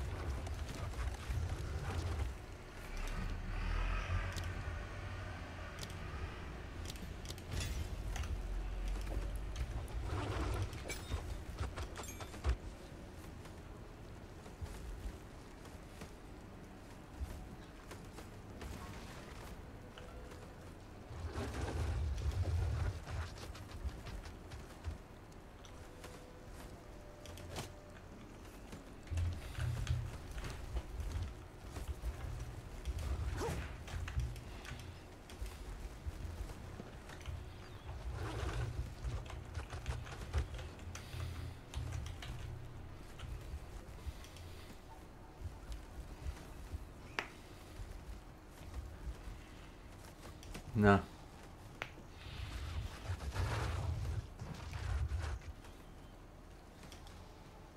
A few years ago, a friend of mine carried a laptop 6 kilometers through the bush just to log into a game and keep a daily login streak alive. That's not fun. That's not entertainment. That's a dark pattern. Hi, I'm Chris Wilson. In this video, I want to show you how some modern games manipulate your schedule, your wallet, and even your friendships. You may have heard the term dark pattern. It refers to a design that deliberately manipulates user behavior, usually to get those users to spend money or engage more than they intended. A classic example is a hotel site flashing scarcity cues like, only 1 room left, 4 people are booking right now. You also see services that are easy to sign up for but hard to cancel. Confirm shaming buttons that say, I'd rather pay full price. Optional extras like shipping insurance being automatically added to your shopping cart, or pop-ups that say, don't leave yet, you have unpurchased items. Dark patterns like these are increasingly common, to the point where regulators and consumer groups are starting to push back. Today I want to talk about a less discussed form of dark patterns, and that's their use in the games that we play and make. Given how much money is made by the games industry, it's no surprise that some developers are applying psychological principles to the reward systems of their games, to manipulate players into engaging more. In this video, I'm not talking about gameplay systems that are intentionally addictive or immersive. That's part of the entertainment we've signed up for. I'm talking about the meta systems, monetization tricks, retention loops, psychological hooks, and UI traps that manipulate you outside of the actual gameplay. Another way to look at this is, if a developer focuses on making a game as compelling as it possibly can be, and it ends up really fun, interesting, and makes players want to play it again and again, then that developer won't need to rely on manipulative psychological tricks to artificially improve their metrics. Okay, enough preamble. Let's get into some dark patterns. So, like with non-game products, user interface dark patterns are common. For example, some mobile games ask you to rate them out of 5 stars. If you pick 5, you're sent straight to the App Store to leave a review. Anything less sends you to a developer feedback form instead. This quietly biases actual reviews towards higher ratings by making lower scoring reviews harder to read. Another example of a user interface dark pattern is a game that allows you to spend real money to level up gems that can be socketed into your gear. But players might find that once they have completely maxed out a gem, at great expense, more sockets appear, requiring them to spend more money than they initially intended to completely max out their character. This moving of the goalposts could potentially manipulate players into thinking they were going to complete their character for one price when it actually costs a lot more. They may not have committed to spending as much if they knew that from the start. Dark patterns in games extend far beyond just deceptive user interfaces though. They're typically categorized as temporal, social, psychological, and monetary dark patterns. I've put some links to some of my references that have comprehensive lists in the video description, but I'll go through a few of the major ones with you right now. Before we get started, I should note that pretty much any mechanism that tries to manipulate a change in user behavior is considered a dark pattern in games, but the severity varies a lot. Some of them are much more mild than others, and we'll all have different opinions about which of them are harmless and which are going too far. I'll weigh in with my personal feelings about this later in the video. Many live service games have daily login patterns. In behavioral psychology, when an action is followed by a reward, your brain learns to repeat it. Every day that you log in and receive this reward, you'll get a hit of dopamine, building a habit over time. Players who are conditioned to logging in every day do it not because they're excited to play, but because it feels like brushing their teeth, just something they have to do. Some games have login streaks. This is where the rewards escalate for each sequential day you log in. When you break the streak, your rewards reset back down to the minimum level. Now, humans have a strong sense of loss aversion, where losses feel roughly twice as bad as gains feel good, and hence players will go significantly out of their way to avoid breaking these streaks. As I mentioned before, I have a friend who was on an off-the-grid camping trip and had to walk 6 kilometers with his laptop and a 3G modem so he could keep a login streak going in some random game he was playing. There are even games out there that let you pay real money to restore a broken streak. In addition to daily login bonuses, many games have daily tasks or challenges which reset every 24 hours. Players feel obliged to complete these so that the easy rewards don't go to waste. They don't want to miss out on cheap progress that everyone else is getting. Some games rely on dark patterns rooted in social obligation to manipulate you into behaving differently. For example, it's common for mobile base builder games to have guilds or clans where daily participation, like doing quests or donating resources, is important for your guild to succeed. If you don't log in each day and perform these actions, you let your friends down, which causes guilt and social pressure for you to be active daily. This dark pattern can exploit and strain our friendships, especially when the game is tuned to make daily participation essentially mandatory.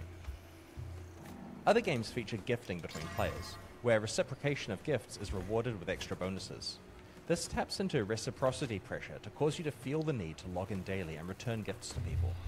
Some games have refer a friend bonuses, or even outright pyramid schemes, where you make faster progress if you have recruited an extensive network of friends to join the game and play with you. Time-gated tasks, or playing by appointment, are when a game tells you have to come back at a specific time or face consequences. Popularized by farming games where your crops would wither and die if not harvested at the right time, the game forces control of your schedule, sometimes making you wake up in the middle of the night to click buttons or lose your investment. Contemporary mobile games often have timers and energy mechanics, where your ability to progress the game is blocked until you come back when these resources are regenerated. While this is less harsh than your crops being completely lost, you'll feel pressure to come back at exactly the right time to maximize your rate of progress. When you're not the one deciding when you play the game, but instead having the game decide for you, it's worth questioning your entire relationship with that game. Some live service games create artificial scarcity for their store items. As entirely digital purchases, there's no physical requirement to limit the number of people who can purchase something, but doing so often causes it to sell much faster due to players fearing they're going to miss out. This pattern is similar to the one employed in gacha games, where they often have certain characters available to purchase only occasionally, causing a frenzy of activity when they are. Not only does this cause more sales, but it conditions players to check in with the game daily to see if the character they want is available for sale. There are a variety of dark patterns related to premium currency in games. Developers can design their premium currency packs to be slightly too small to buy the most desirable items, requiring players to purchase more premium currency at once than they plan to. Developers can pick arbitrary exchange rates for their premium currency, so that players can't really understand the true cost of the item they're buying. Cheap items can be placed next to expensive items in the store to make them look like better value. Some games employ special in-game or monetization events that are time-limited or seasonal. The content and rewards are only available for a limited time window. Players do not want to miss out on a unique reward that may never be available again, so this limited availability causes fear of missing out, which leads to intense and anxious play during the event window. There's also a phenomenon called the endowed progress effect, which shows that if players are given a head start on a reward track, then they are far more likely to finish the rest of that track so that they don't waste the progress they have so far, even though they didn't even make that progress themselves. It's a bit like the sunk cost fallacy. This is why some battle pass schemes start with the first items already completed, or have some really easy ones that are inadvertently completed while playing. This manipulates players into committing to complete a reward track that they may not have chosen to attempt without the free bump of progress at the start. So we've gone through a bunch of different dark patterns, and some of them seem pretty user hostile. You may be wondering, why would developers pollute their live service games with all this crap? Well, there are several answers to that question, and the first is that it works. These techniques are all highly effective. They produce the desired outcomes. They manipulate well-understood psychological principles that our human brains are vulnerable to. The second reason is that players generally tolerate many of these design patterns pretty well. Have a look at the games you play and see what techniques they're using from this video. Ask yourself if these are a big enough deal that you'll quit playing the game entirely over them. Chances are you're still playing the game despite the presence of these manipulative elements. Another important reason is mindshare. There are a lot of live service games out there, and players have a limited amount of free time. If a game doesn't have all of the addictive hooks and manipulative retention mechanisms we discussed, then its players may find themselves compulsively logging in to other games to complete daily tasks and forget to play this one. There are also foreign publishers. When a game releases and is popular in its home regions, publishers from other countries approach the studio and offer to localize and market the game in their region. But in order to take the risk of investing in license fees and marketing costs, the publisher is going to want to make sure the game is as sticky and lucrative as possible. The publisher dares not suggest changes to the actual game itself, as the game is already proven to be good. So the only way they have to juice the retention and monetization is through meta systems, which very easily stray into dark pattern territory. Finally, the entire games as a service industry measures the value of a game as a function of its daily active user count and its retention rates. If you're making a live service game, you're only going to be able to get funding if you have a solid plan to retain your users. That plan probably ends up involving some number of these dark patterns, because you have to compete against other games using these techniques. If you have a publisher or investor involved, they're probably going to want to see industry benchmarked retention and return from your game, and that is benchmarked against other games that are packed full of dark patterns. If you refuse to use dark patterns in your games, you're effectively competing with games that do use them, while operating at a disadvantage on the metrics that investors care about. This situation really sucks. While by definition, a dark pattern is a design that benefits the developer at the player's expense, some of the techniques mentioned in this video aren't entirely evil, and if clearly communicated and balanced fairly, wouldn't qualify as actual dark patterns. For example, it's pretty clear that escalating login streaks are quite manipulative, because players really want to avoid breaking their streaks. But flat daily login rewards might be more acceptable to players because the penalty for not logging in is just missing one day of rewards. If those rewards are sufficiently generous, and the game is not manipulated elsewhere, players might be happy with that system. There are certainly players who really look forward to daily bonuses or special events in their favorite games, and enjoy the structure and rewards that those bring, despite the drawbacks we've talked about. Some developers argue that a little psychological nudge can enhance enjoyment of the game, for example by encouraging players via rewards to explore parts of the game they wouldn't otherwise try out. Achievement systems are a common example of this. I previously talked about how time-limited events can be manipulative, because they often offer exclusive rewards that require a lot of work to unlock during a narrow time period, and can take advantage of your fear of missing out. This is a problem when the event involves grinding out existing content, but honestly, isn't that bad when the event consists of interesting new content? For example, back in January of 2017, Blizzard celebrated the 20-year anniversary of Diablo 1's release by introducing a special event into Diablo 3. The Darkening of Tristram was an homage to Diablo 1 within the Diablo 3 engine, complete with a pixelization shader and a strict orthographic isometric projection like Diablo 1. Players got to play through this mini version of Diablo 1 with their Diablo 3 characters, and it was honestly pretty cool. Even cynical old me reinstalled Diablo 3 and had a fun time checking it out. It looks like they're still running this anniversary dungeon event annually since then. This was a very well executed example of a time-limited in-game event that was a net win for everyone. I have nothing to complain about that. On the other hand, time-limited events that don't introduce new content can be more dangerous. A number of years ago, a fellow game director told me a story about a live service game he was running. He wanted to increase player activity in the gaps between expansions, so he decided to try running a double experience weekend. It was a huge success and saw way more players playing than usual. After the weekend, however, player numbers dipped down below where they were before the weekend, so they ran another double experience weekend the following weekend. You can predict where the story went. After a while, people only played on those special weekends because playing on weekdays felt far less worthwhile in comparison, so the game eventually shut down. While games that overuse dark patterns alienate their users and eventually see the opposite of the good retention they were aiming for, the primary victims of dark patterns are the players themselves. Players affected by dark patterns find themselves compelled into behavior they wouldn't normally perform. Whether that's making purchases they hadn't planned for, logging on days they hadn't intended to play on, welcome to my channel, they wouldn't normally choose to grind, referring friends who might not have an interest in the game, or having to set an alarm at 4 AM to tend some crops. These actions have both an impact on their day-to-day life, but also reduce their enjoyment of the actual game itself. They often lead to feelings of anxiety, fear of missing out, commitment pressure, guilt, and frustration.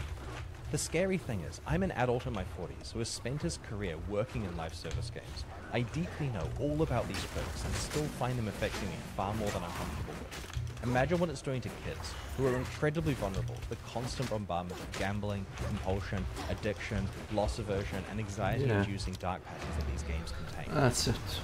So far in this video, I've tried to offer a relatively neutral take on the pros and cons of these game design themes.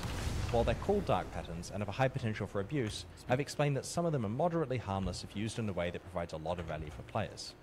But if you're watching my channel, you probably want my actual opinion on all of this. I put a lot of thought into this area because I used to run a live service game, and I frequently had to make decisions related to what design patterns we used for meta systems, retention mechanics, and monetization. So here's my current take on this topic. First of all, I think that pretty much everything is fair game in terms of the actual design of the game itself. If a game is targeted at adults rather than children, I don't have a problem with people leaning on behavioral psychology research when designing the actual gameplay of the game and its reward systems within the game. Make your games fun, make them compelling, make people want to play them and want to return to them for their own merits. Your job as a game designer is to make a really fun game, and understanding how the human brain works is important for that. Players becoming invested in your game and deeply caring about their progression is a good thing. It's why people play games. But I draw the line at deploying dark patterns because they are related to retention systems, meta progression, and monetization. When I'm playing a game, I don't want to have a fear of missing out that makes me feel like I have to play frantically during time-limited events. I don't want to have to log into the game every single day to avoid breaking some stupid streak. I don't want to have to do some minimum amount of activity every day, otherwise I miss out on bonuses. I don't want to have to spam my friends to remind them to log in, otherwise I miss out on rewards. I hate all of this bullshit. When I was growing up, games were designed to be fun, not manipulative. They didn't have literal behavioral scientists and psychologists on staff trying to rewire my brain. Look, I love the economic and competitive aspects of live service online games, but I just don't find myself enjoying most modern ones. Whenever I see daily tasks, seasonal events, and all the exclusivity FOMO, I just lose all hope that I'll actually enjoy playing the game, because I know that it'll be playing me. If you're a developer and really want to add retention mechanisms without straying too deeply into dark patterns, what can you do? Well, first of all, you should try to make your game as fun as possible on its own merits, before relying on external meta mechanics to try to add engagement. Once you've done this, it's a matter of transparency, fairness, and respect for your players. Transparently communicate how things work and what players have to do in plain language. Avoid hidden gotchas that players are unaware of. For example, if you're using loot boxes, clearly communicate their drop rates. Try to ensure that optional challenges reward effort rather than attendance. Make sure that time-limited events last long enough for real-life schedules. Carefully consider whether rewards should be exclusive or whether you should have the event returned with the same rewards later, giving players a chance to get them if they miss out this time. It's worth thinking about the concept of time-agnostic gaming. Try not to care about when a player plays your game.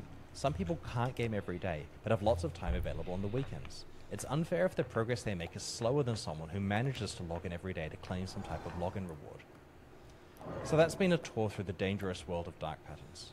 As game developers, we have an obligation to think very carefully before we employ strategies like these. Push back and make sure that the reason you're adding something is because it's actually adding more fun, rather than because it'll artificially create more retention or juice some other metric. As gamers, we also have an obligation to push back. If you want more game in your games and less bullshit, make sure that you communicate this to developers. Your money and attention are precious. Spend them wisely. If you enjoyed this video, please like and subscribe. Thank you very much, and see you next time.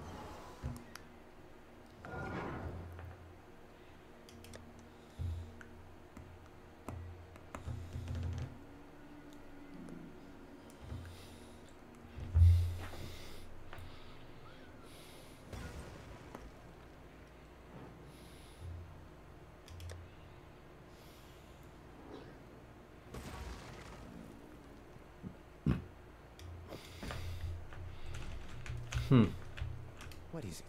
I serve. Doriani.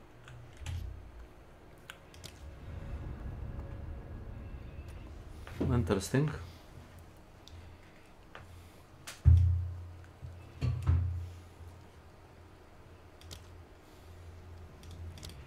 Oh. BRB.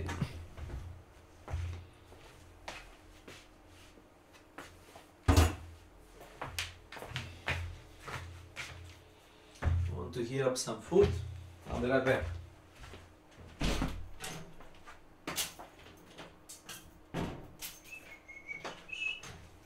Actually, let me see. Bum ba da bum ba da da da da dum ba da da bum ba da bum da da da da dum dum dum dum da dum da da da da dum da da da da.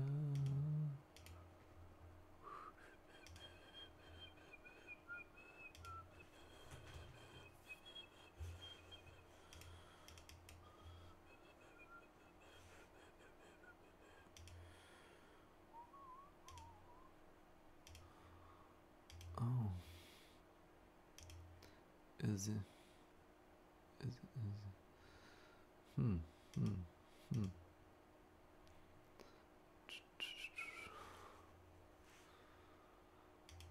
is there any commercials or something?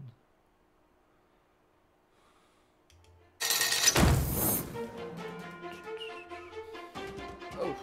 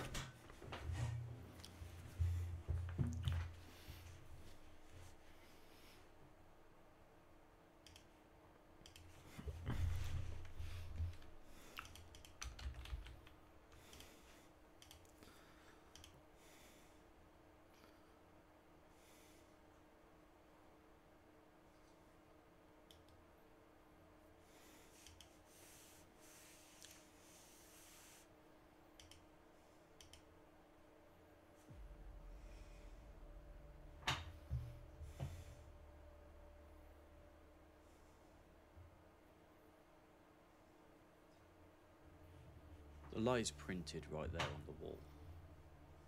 You're not topside. Not yet. You're deep inside some half-collapsed office block, catching your breath while ARC scanners whine outside. The corridor is quiet in that way only dead places can be. The plaster's flaking, old wiring hanging.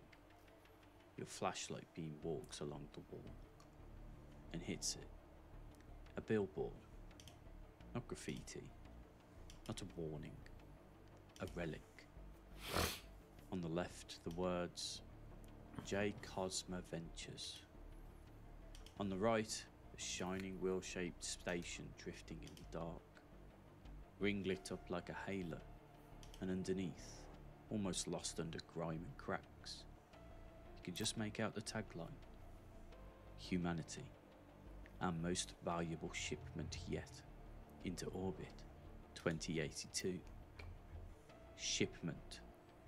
Not our people, not our citizens. A shipment. Cargo. In that one sentence you can feel the whole lie humming behind the world of Ark Raiders. Because we grew up in Speranza being told a simple story. The world died, the machines came, we went underground, and we raided to the surface to survive. But this poster, this corporate confession from 2082, hints at a different version of events. One where humanity wasn't saved, it was sorted. Where some part of us was shipped off-world as a valuable cargo, and the rest of us were left to rot under the Rust Belt. And that's what this video is about. Ark Raiders. It was all a lie. Raiders, today I want to tell you a story. Not just about why we're in Speranza, but about what this game might really be about, and what the end game could mean for you as a raider. We're going to talk about Davis, about the Exodus project, about that Cosma poster and the prestige system. I want you to hold one question in your head all the way through. The ones who never go topside, never get to leave. So if you enjoy this kind of deep dive, emotional lore content for Ark Raiders, hit like early. It really helps the video reach more people. And if you want more theories, breakdowns, and story pieces like this, consider subscribing so you don't miss the next one. So alright, let's rewind the timeline.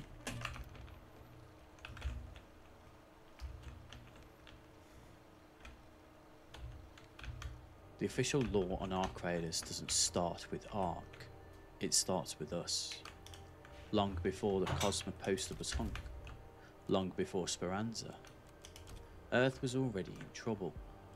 Generations before the game begins, a global environmental collapse wipes out most of human society. Whole nations disappear under storms, famine, rising seas.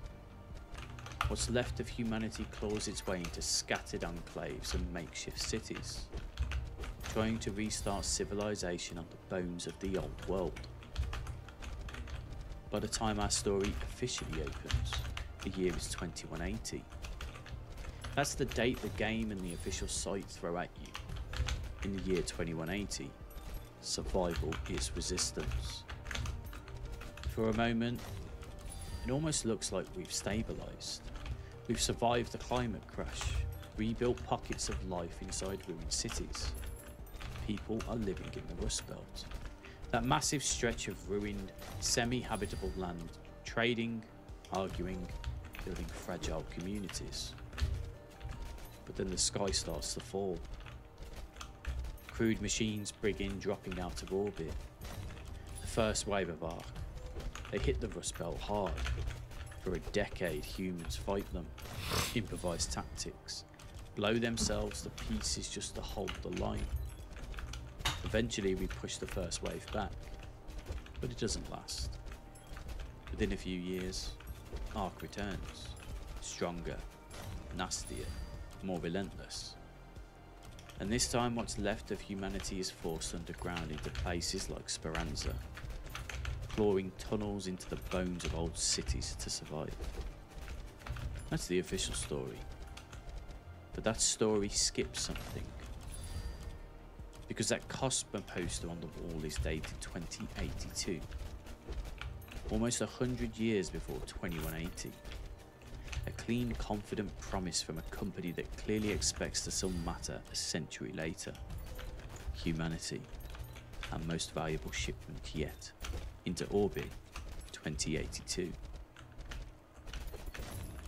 So ask yourself, what was happening in 2082 that made someone turn humanity into a shipment? Let's stay with that billboard for a second. You see it? The logos in the corners. Jiangsu Ramagna, JKV, are old corporate names few people in Speranza even remember. The station on the poster isn't a fantasy, it's a product, something they actually built. And that tagline keeps echoing, our most valuable shipment yet. To ship something, you have to own it. That line isn't the voice of a government begging people to evacuate.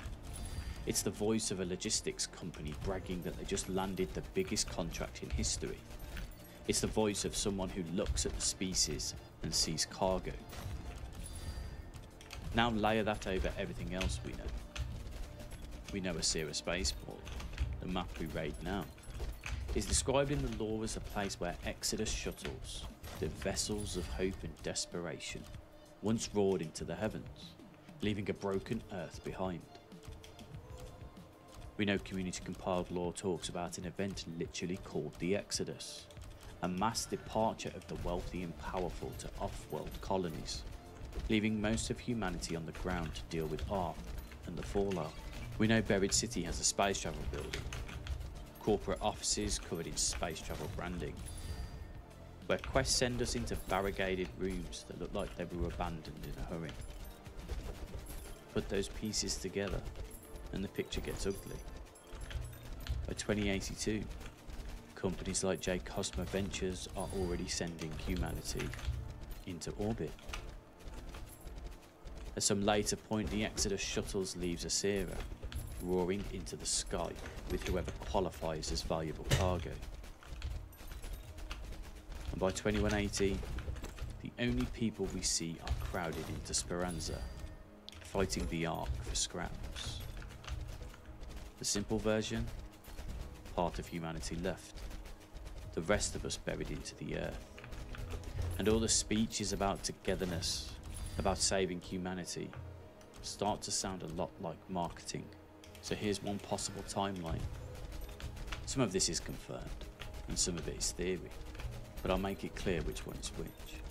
So confirmed, long before the present day, environmental collapse wrecks civilization. Generations pass. The world staggers back into something like order. And then we go to speculation, but somewhat supported by the poster. In 2082, companies like J Cosmo Ventures are already running serious off-world logistics. Stations, shuttles, enough infrastructure that they can run an ad calling humanity a shipment.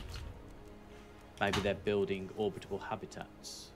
Maybe they're building corporate sanctuaries. Either way, they're moving people off Earth long before Ark shows up in the sky.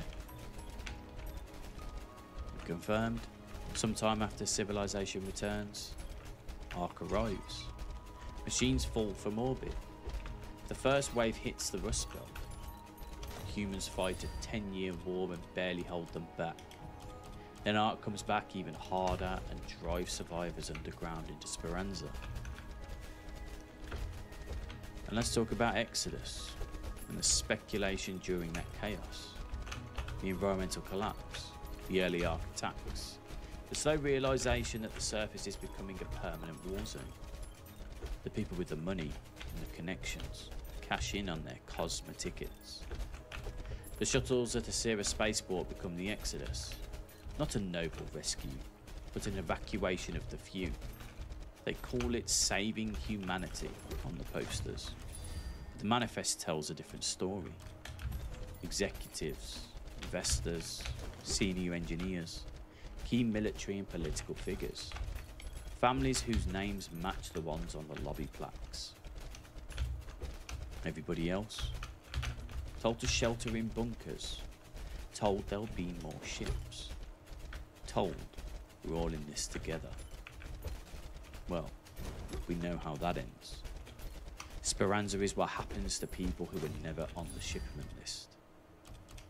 And let's talk about the lie we live. Fast forward to the present. You're a raider. You wake up in a cramped room in Speranza.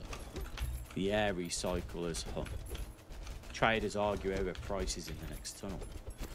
And somewhere up above, Arc machines patrol the ruins that you're about to climb into. The story you've been told your whole life is simple. The world ended. The machines came. We hid underground. And raiders go topside so everyone can eat. But the walls don't agree with that story.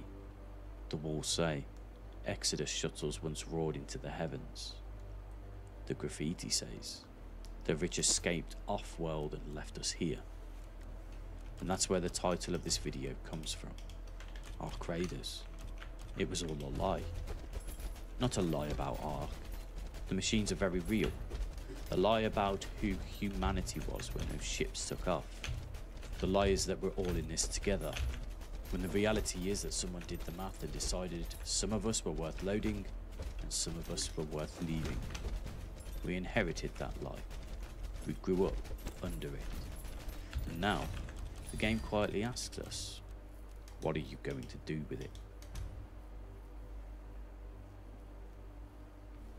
And let's talk about you, specifically, as a raider. Most people in Speranza never see the sky. They live and die in the tunnels. They barter. They scrape. They raise kids who will inherit the same dim corridors and recycled air. For them, the surface is something between a myth and a nightmare. Only a few choose to go topside. And in gameplay terms, we do it for loot, progression, the dopamine hit of a good extract. In universe though, going topside is more than just a job. It's a test, a filter. The ones who never go topside never get to leave. That's the line that's been eating at me. Because as the game expands, we're seeing more and more narrative hints that some raiders don't stay in Speranza forever. Officially, Embark talks about something called the Expedition Project. A late game system where, once the Rust Belt has given all it can, some raiders choose to set out beyond its borders. As of now, the law says those journeys are always a one-way trip. Mechanically, that's tied to the game's prestige system. You reset your progress in exchange for unique rewards, a fresh climb, that zen of starting over, stronger. But what if we look at the prestige through the same lens as that Cosmo poster? What if prestige isn't just a number on your profile? What if it's Exodus 2.0? Think about how prestige works. You grind, you learn the maps, you master the gear, you push your account to the point where for most people, there's nothing left to do. And then the game offers you a choice. Give it up, reset your progress, start over in exchange for something you can't get any other way. This could be cosmetics, status, access, a star next to your name, and maybe in future seasons, even new places to explore that aren't available to people who stayed in their first life. Now put that next to the Expedition Project lore. Once the Rust Belt has given all it can offer, some raiders choose to set out beyond the borders of what they know. As of now, this has always been a one-way trip. Tell me that doesn't sound like the beginnings of a second Exodus. Back in 2082, humanity was a shipment. J. Cosmo Ventures sent into orbit. Only certain people got to be on that manifest. In 2180, we might be looking at a quieter version of the same thing. Who gets invited onto those journeys beyond the Rust Belt? Who gets to join the expedition? The people who've proven themselves topside. The ones who risked everything again and again. The ones who prestige. The ones who never go topside, never get to leave. Suddenly the grind has teeth. You're not just chasing guns and blueprints. You're chasing a ticket, not one the game will ever literally put in your inventory. I'm talking in lore terms, in the story. Your repeated runs, your reputation with traders, your willingness to reset and climb again could be what marks you as valuable cargo in this second age of Exodus. And that raises the uncomfortable question the game quietly lines up, but never asks directly. Are you okay with becoming the thing you hate? Are you okay with becoming the raider who earns a way out, while the people who never leave Speranza are left to carry on without you? So what is Ark Raiders about? On the surface, it's an extraction shooter about cool guns, giant robots, and sweaty extractions. But underneath, there's a different story running in parallel. A world that died once to climate and again to machines. A class of people who treated saving humanity like a logistics project. A city full of survivors living under the lie that everyone had the same chance. And a new generation of raiders who risk the surface for loot. And maybe, slowly, for something more. So when you walk past that J Cosma Ventures posters now, I don't want you to see it just as background art. I want you to see a contract. A deal that was made long before you were born. Humanity will survive. Just not all of it. And then I want you to look at the expedition project, at the prestige system, at the way the game talks about raiders who go further than anyone else and never come back. And ask yourself, is Ark Raiders quietly setting up a future where we become the next shipment? Will there be a season where those tunnels lead not just to the next map, but to something bigger? An orbital station, a shipyard, a frontier beyond Earth? Will our prestiges become the law justification for why this raider left and this new raider took their place? And most importantly, when that moment comes, will you take the offer? Will you leave Speranza behind like Cosma left Earth? Or will you just stay and try to build something better out of the ruins? So it's your turn, Raiders. That's my theory. Ark Raiders isn't just about fighting Ark. It's about living with the fallout of a decision made in 2082, when someone called humanity a shipment and fired the first rockets. It's about asking whether we're repeating that pattern every time we chase progression, prestige, and a way out.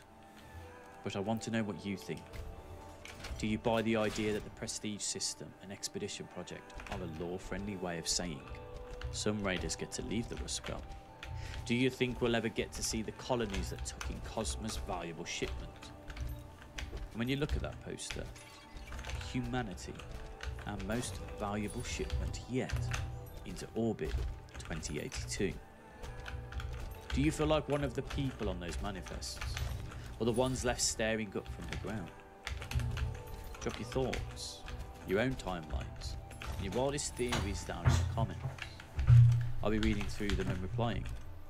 I love this kind of content and discussions. So if this video got you thinking differently about Ark Raiders, hit like so more Raiders see it, and subscribe if you want more dives, theory pieces, and story-driven content. If you want to talk about all of this live whilst we're actually raiding topside, come hang out on the Twitch. The link is in the description. We can squad up, stare at that Cosma poster together, and ask the same question every time we go topside.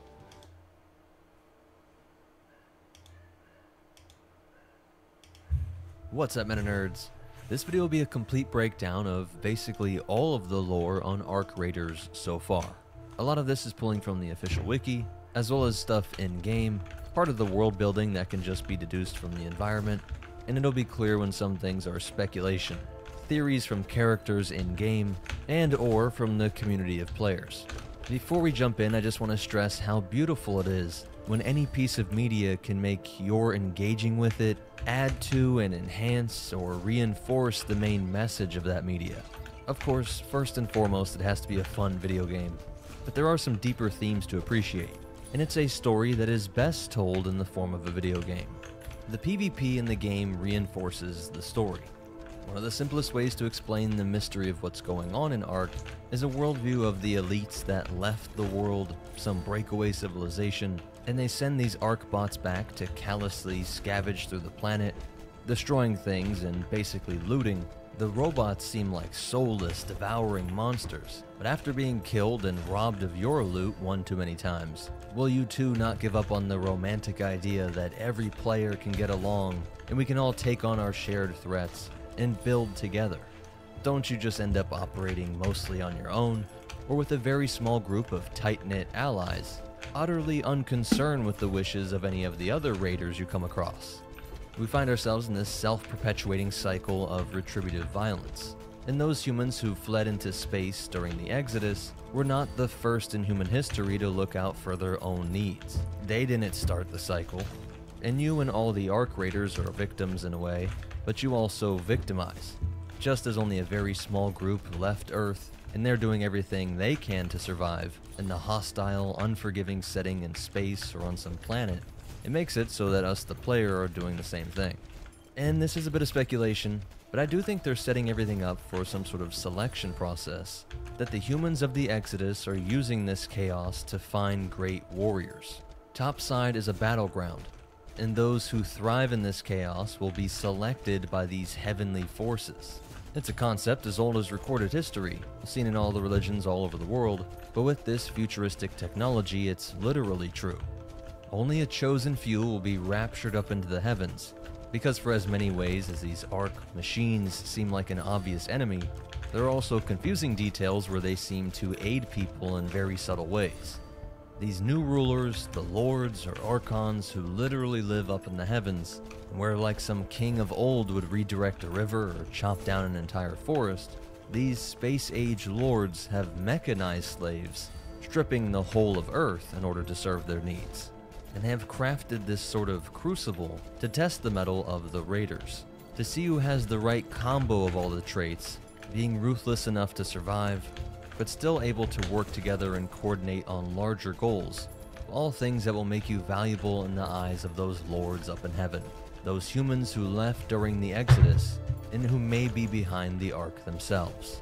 But with that, let's jump into the complete lore of Ark Raiders. Generations ago, a global environmental collapse devastated old Earth, leaving only a few scattered pockets of habitable land in its wake. What remained of humanity clustered into makeshift enclaves, amid ruined cities and small tribal camps, fighting to rebuild some semblance of society. In time, these survivors managed to claw back a fragile civilization, a period later known as the hopeful era of Sunrise. In the Sunrise years, places like the Alcantara Dam provided rare lifelines. Its hydroelectric power and water gave settlers a chance to thrive again in an otherwise blighted world. And for a moment, it seemed humanity might overcome the collapse, but that dawn was soon again swallowed by darkness. For as long as anyone can remember now, machines have rained down from the skies onto Calibretta's surface, machines known collectively as Ark. And though no one is certain what this stands for, given their role, it may be something like automated resource collectors. But they would also literally arc across the sky. Some accounts say that survivors gave them this name because on radar, their drop pods trace arced trajectories as they descend from orbit. They first came to Earth without warning at the beginning of what we now call the First Wave, shattering the Sunrise era's short-lived optimism. Unfeeling and relentless, these robotic invaders fell from the stars and began to harvest the world's resources by force, ravaging the land and killing or scattering any humans in their path. Calibretta's hardy survivors mounted a desperate resistance. For a decade, bitter fighting raged across the so-called Rust Belt region, as improved militias and raider bands battled the Ark onslaught.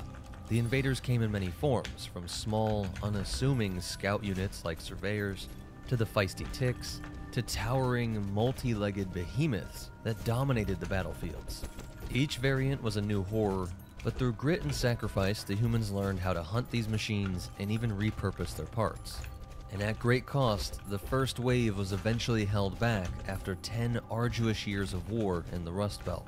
Legendary battles from this period have since passed into folklore. The shell-scarred Battle of Alcantara Dam, where the power plant, once a beacon of hope and sunrise, became the site of some of the conflict's most harrowing last stands. The dam's reinforced concrete and hydroponic domes still bear the scars of those final firefights, reminders of a victory that was hard-won and bittersweet.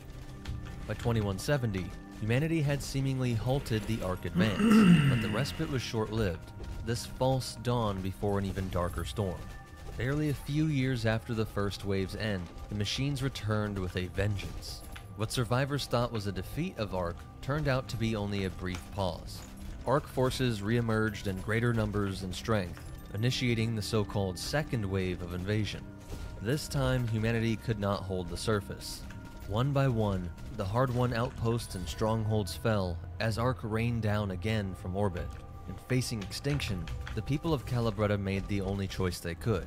They retreated beneath the Earth. In the early days of the second wave, around the mid-2170s, a massive effort was launched to carve out refuge below ground. Beneath the ruins of southern Calabretta lay an extensive network of natural caves, ancient infrastructure, and derelict subway tunnels. Desperate settlers flooded into these depths, and subway stations became shelters. One resourceful young survivor named Celeste led the founding of a subterranean haven called Speranza. Built into the buried remnants of an ancient city swallowed by sinkholes, Speranza began as an independent settlement for those fleeing the surface assault. Its name, Italian for hope, became a beacon for humanity's last stand. Over the years, more survivors trickled in from across the Rust Belt and beyond, expanding the settlement through collapsed basements and train tunnels. Eventually, these linked neighborhoods grew into the underground city of Toledo, a patchwork of secluded districts known locally as contradas. Each contrada occupies a different portion of the buried metropolis, separated by distance and rubble.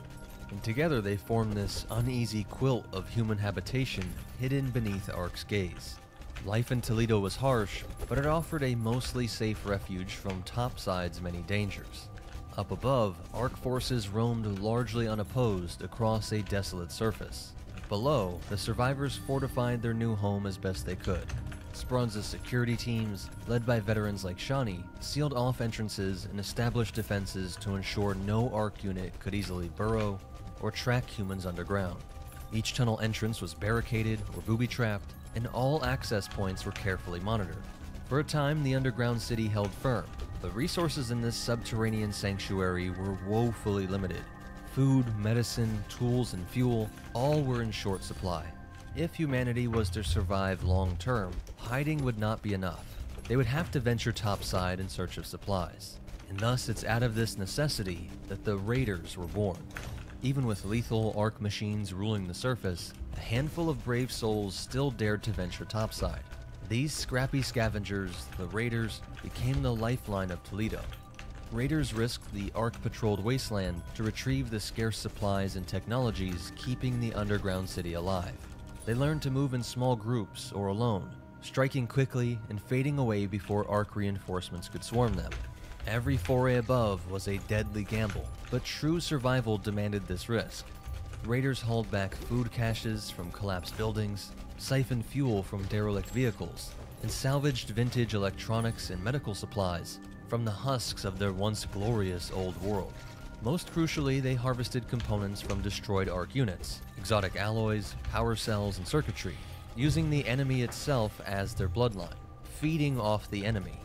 And the community could study and repurpose them, and it wasn't long before Raiders achieved a sort of hero status. For their efforts, they would earn extra rations, equipment, and the deep admiration and respect from those they helped sustain. But we also see the infectious nature of evil. Topside is a deadly free-for-all. While there is order enforced in Toledo's tunnels, above there is no law but nature's. No morality beyond survival of the fittest. Raiders from different contradas often view each other as rivals rather than allies. As Toledo's neighborhoods grew more and more isolated over time, Raiders became possessive of their turf. and the resources within them, often turning on fellow humans in competition for loot. And once it's begun, the cycle of retributive violence runs on its own. Many bitter rivalries had been settled by force in the ruins above.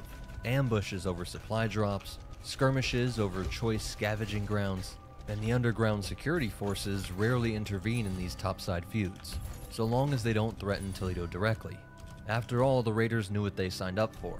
Like a gladiator in this arena, there was unmatched glory and riches to be gained from venturing topside. But death was also inevitable, and this has bred a cutthroat edge in Raider culture. Of all the things in limited supply, trust is the most scarce. Clever Raiders are on the lookout for machine and their fellow man, even their own supposed comrades. But that isn't to say that there isn't a sense of rough camaraderie amongst the Raiders. Among those who repeatedly face death on the surface, there is a deep bond that can form.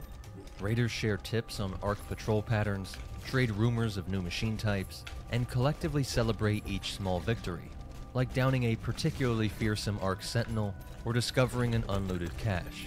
Resourcefulness is the Raiders' trademark, and over time they have developed ingenious methods to survive topside, like taking advantages of phenomena like the storm, an especially violent sandstorm that once battered the Rust Belt for days. During the Great Storm, the savviest Raiders hunkered down safely, knowing ARC units would be as disoriented by the blinding sands as humans were. And indeed, many of ARC's most menacing machines temporarily retreated while the storm raged. In the storm's aftermath, Raiders guided new refugees to Toledo and scavenged freely in areas ARC had momentarily abandoned. It's opportunism like this that has kept humanity one step ahead of total extinction. Now let's look deeper at the hidden city of Toledo itself. Nestled deep in the Rust Belt, Toledo is not one cavern or bunker, but rather a network of neighborhoods stitched together underground, what the locals call contradas. Each contrada occupies a distinct zone, like a collapsed municipal block or a section of an old metro line. Some are very small and insular, little more than a few families sheltering in a half-flooded basement. Others, like Speranza, the oldest and most well-known contrada, are bustling hubs of activity with markets, workshops, and cantinas built into former transit stations and maintenance tunnels. But most neighborhoods do function as isolated communities. Security and governance in Toledo are decentralized. Each contrada has its own security detail, and local elders or captains who manage day-to-day affairs, from ration distribution to resolving the inevitable conflicts. There is no unified city government in the traditional sense.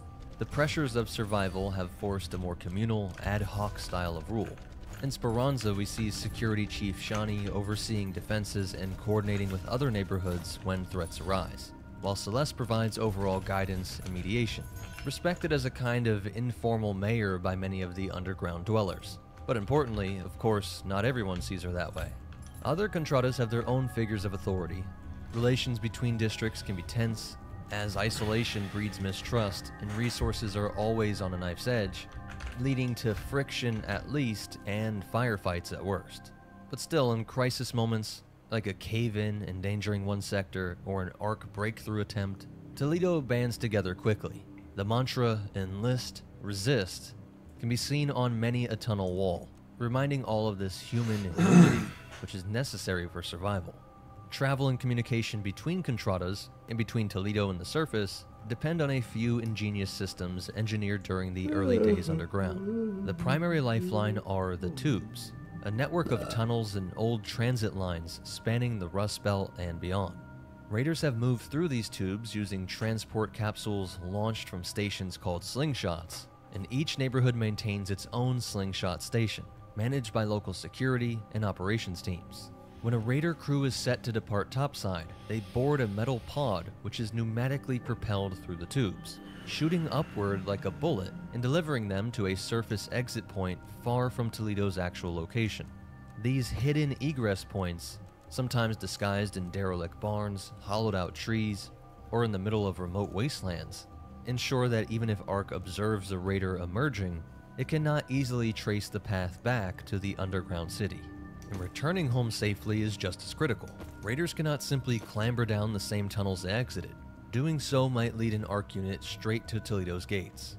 Instead, they rely on remote-operated cargo elevators hidden around the surface. At the sound of a distinct beeping, a raider knows an elevator is incoming. It's their ticket to extraction. When called via secure radio, these freight-sized elevators rise from concealed shafts, allowing raiders to load themselves and their haul. For security, the elevators are controlled by operators back in Toledo using patchboard consoles, and they only deploy if the coast is clear. Once aboard, a quick descent carries the raiders into safe underground corridors, while the elevator shaft seals behind them. This system lets humans disappear from ARC's view without ever revealing Toledo's precise location. And to sustain the underground population, Toledo has developed a nascent economy centered on salvage and ARC tech. Raiders deposit much of their surface loot at field deposits scattered around topside, which are special pneumatic delivery points. By placing recovered ARC field crates into a depot's mechanism, a raider can instantly send the package back to Toledo for analysis, and in return, they receive a stipend of valuable supplies or script credits as payment. And these field crates actually are a mystery of their own.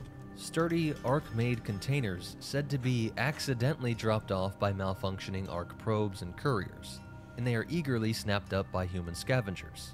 To me, this points to it all being a game, orchestrated by some off-world forces, turning topside into one massive arena.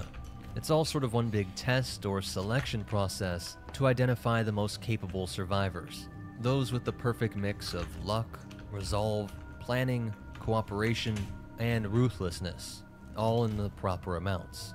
But once a crate arrives in Toledo's small research labs, technicians carefully study the contents, be it ARC power cells, weapon components, or data cores. Interesting. Okay. Anyway.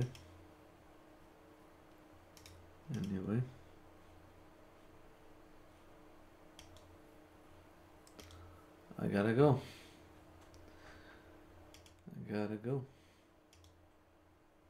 Wait, what is it? Oh, it's this one. So yeah.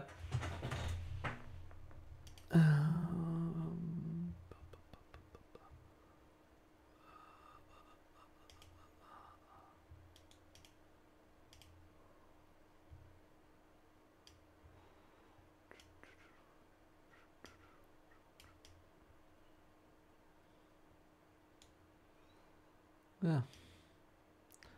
I suppose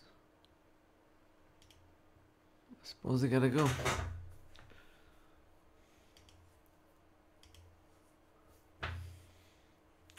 You know, see you soon. That's what it is.